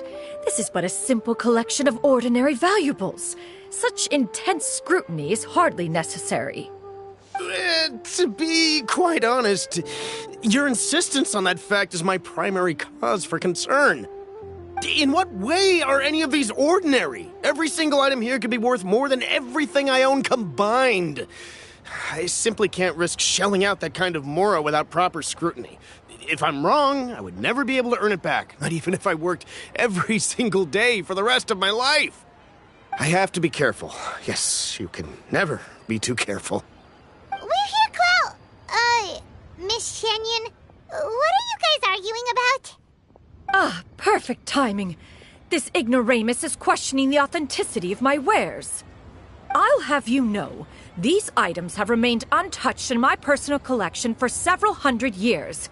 To question their legitimacy is pure folly. Several hundred years? Indeed. They're family heirlooms, you see, passed down over many generations, as families are wont to do. Yep, on that one. Hear that? Had I not found myself in need of Mora, I would scarcely have had the heart to part with them. Indeed, you should consider it an honor to even have the opportunity to behold them with your own eyes. Doubt their authenticity any further, and I may just decide to take them to another buyer. Whoa! Please don't go! I apologize for any insult, miss. You see, I know full well that I lack the knowledge to judge the true worth of these items. If you could wait but a moment, I've hired an expert to appraise them for me. He should be here shortly. An expert, you say? Very well. I will wait for a little while longer, then. Traveler, Paimon, this is my new residence. If you have cause to seek my company in the future, this is where you can find me. Master! Oh, it's you two again. Hello. Shiryu! You got a new outfit! It looks great on you. Mm-hmm. Master made it for me. I like it too. Huh? You know how to make clothes? Do I know how to make clothes? With the support of the proper mechanism, sewing is hardly a challenge. Master, I brought in most of my stuff. There's a few boxes left, but they're kind of heavy, so I just left them outside. Fret not. I shall help you move them into your room. Actually, I should probably sort through my stuff a bit first. Everything's kind of messy right now, so maybe you could, not look yet, Master? Yeah, that'd be great. It appears my young apprentice has her own fair share of secrets. No matter. Do what you must, child. Now, this expert you mentioned. When can we expect their arrival? Soon. Ah, there he is! Here, allow me to make some introductions. This is Mr. Zhongli, a well-respected consultant at Wangshang Funeral Parlor and an expert in all manner of valuables and antiques. Mr. Zhongli, this is Miss Shenyun. She's the one who's looking to sell the collection of valuables I mentioned earlier. Huh.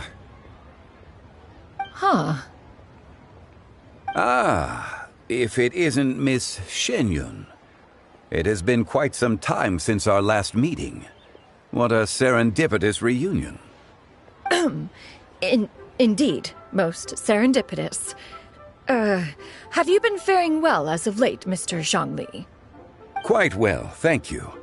I was fortunate enough over the past few days to enjoy both a stroll in the mountains and a fresh brew of tea from the most recent harvest. The experiences left me with such insight and peace. Huh. So you two are already acquainted? Indeed. How fortunate we are that fate has brought us together again.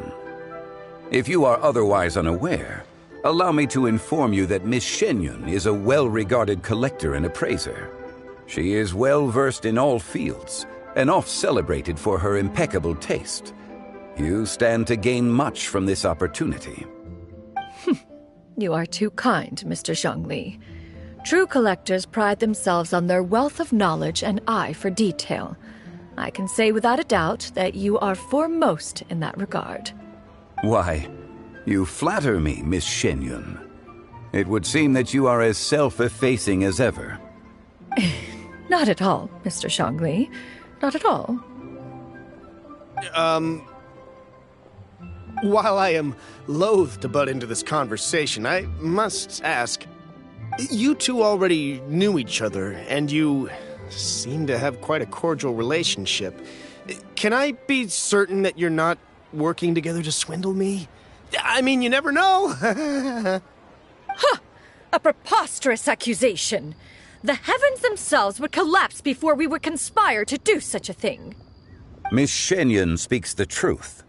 Contracts are built on honesty and trust. If that proves to be beyond your capabilities in this instance, this transaction may be taken elsewhere. Say no more. Let us depart. I jest. What fool would still harbor doubts after Mr. Zhongli himself has vouched for the goods? Miss Shenyun, wait!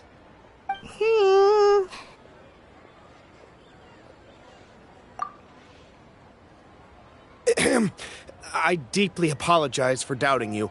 So, Mr. Zhongli, could you please give me a final verdict on the value of these items? There is no cause for concern. They are indeed rare and precious valuables. Take this mechanism, for instance. Though one may not immediately perceive its purpose, its structure and appearance are exquisite enough to merit it a place in any fine home. The same can be said for this one here. Few could hope to possess an item that so perfectly blends mechanical wonder with geometric grace. I am sure you have heard from your travels that the study of mechanisms is among the most wondrous arts in this world. With that in mind, I earnestly recommend procuring every last item in this collection. All right. Since I hired you as my consultant, Mr. Zhongli, I shall, of course, trust your good opinion. Then, in that case, Miss Shenyun, I'll take the lot. However, since the final sum is quite large, how about we start with an initial deposit through the Northland Bank? The Northland Bank? Huh. Oh, you refer to the fiduciary house. Oh, very well. I fear people only use the term bank nowadays. In that case, I'll be off for now. I'll return to collect the goods once you've received the funds.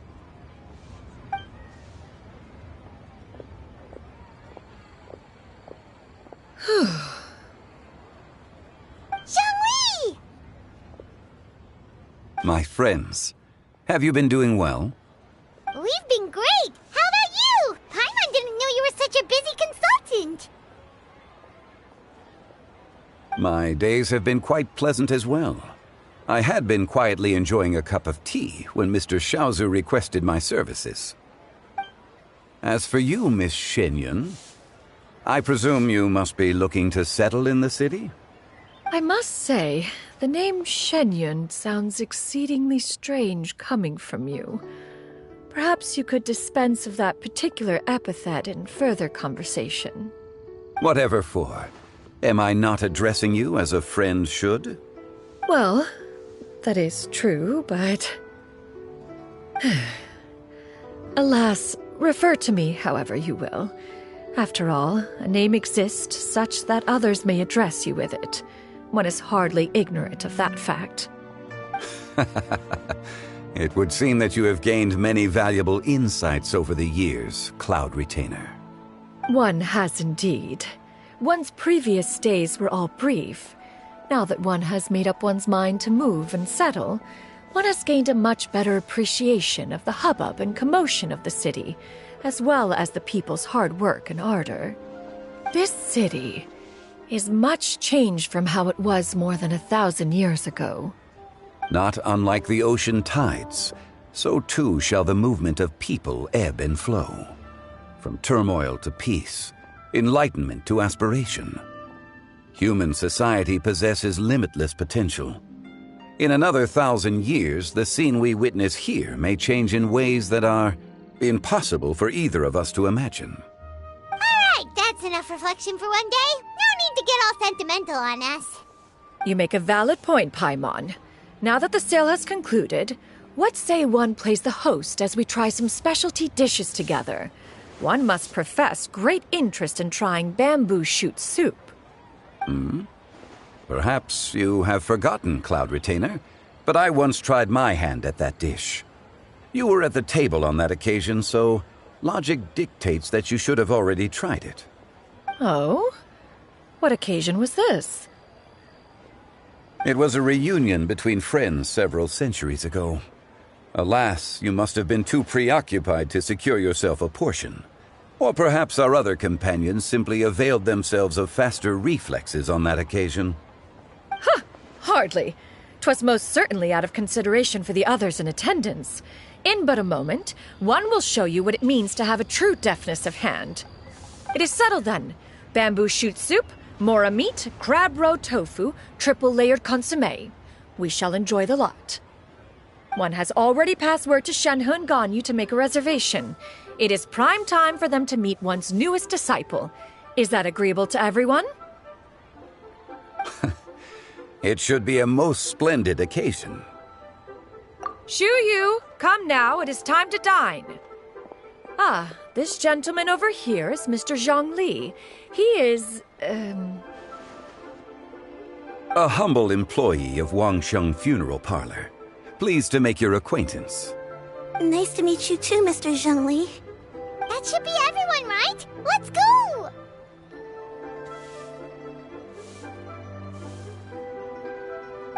Sounds good. Actually, Master, have you ever tried Adeptus' temptation? I heard it's impossible to stop eating after even just one bite. You know, 'cause it's super tempting and stuff. Is that true? That sounds rather implausible. Although with the right preparation, certain dishes can be too delicious to resist. Huh?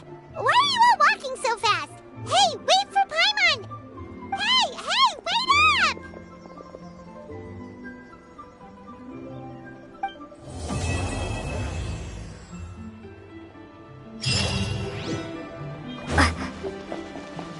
Hey there. Come inside.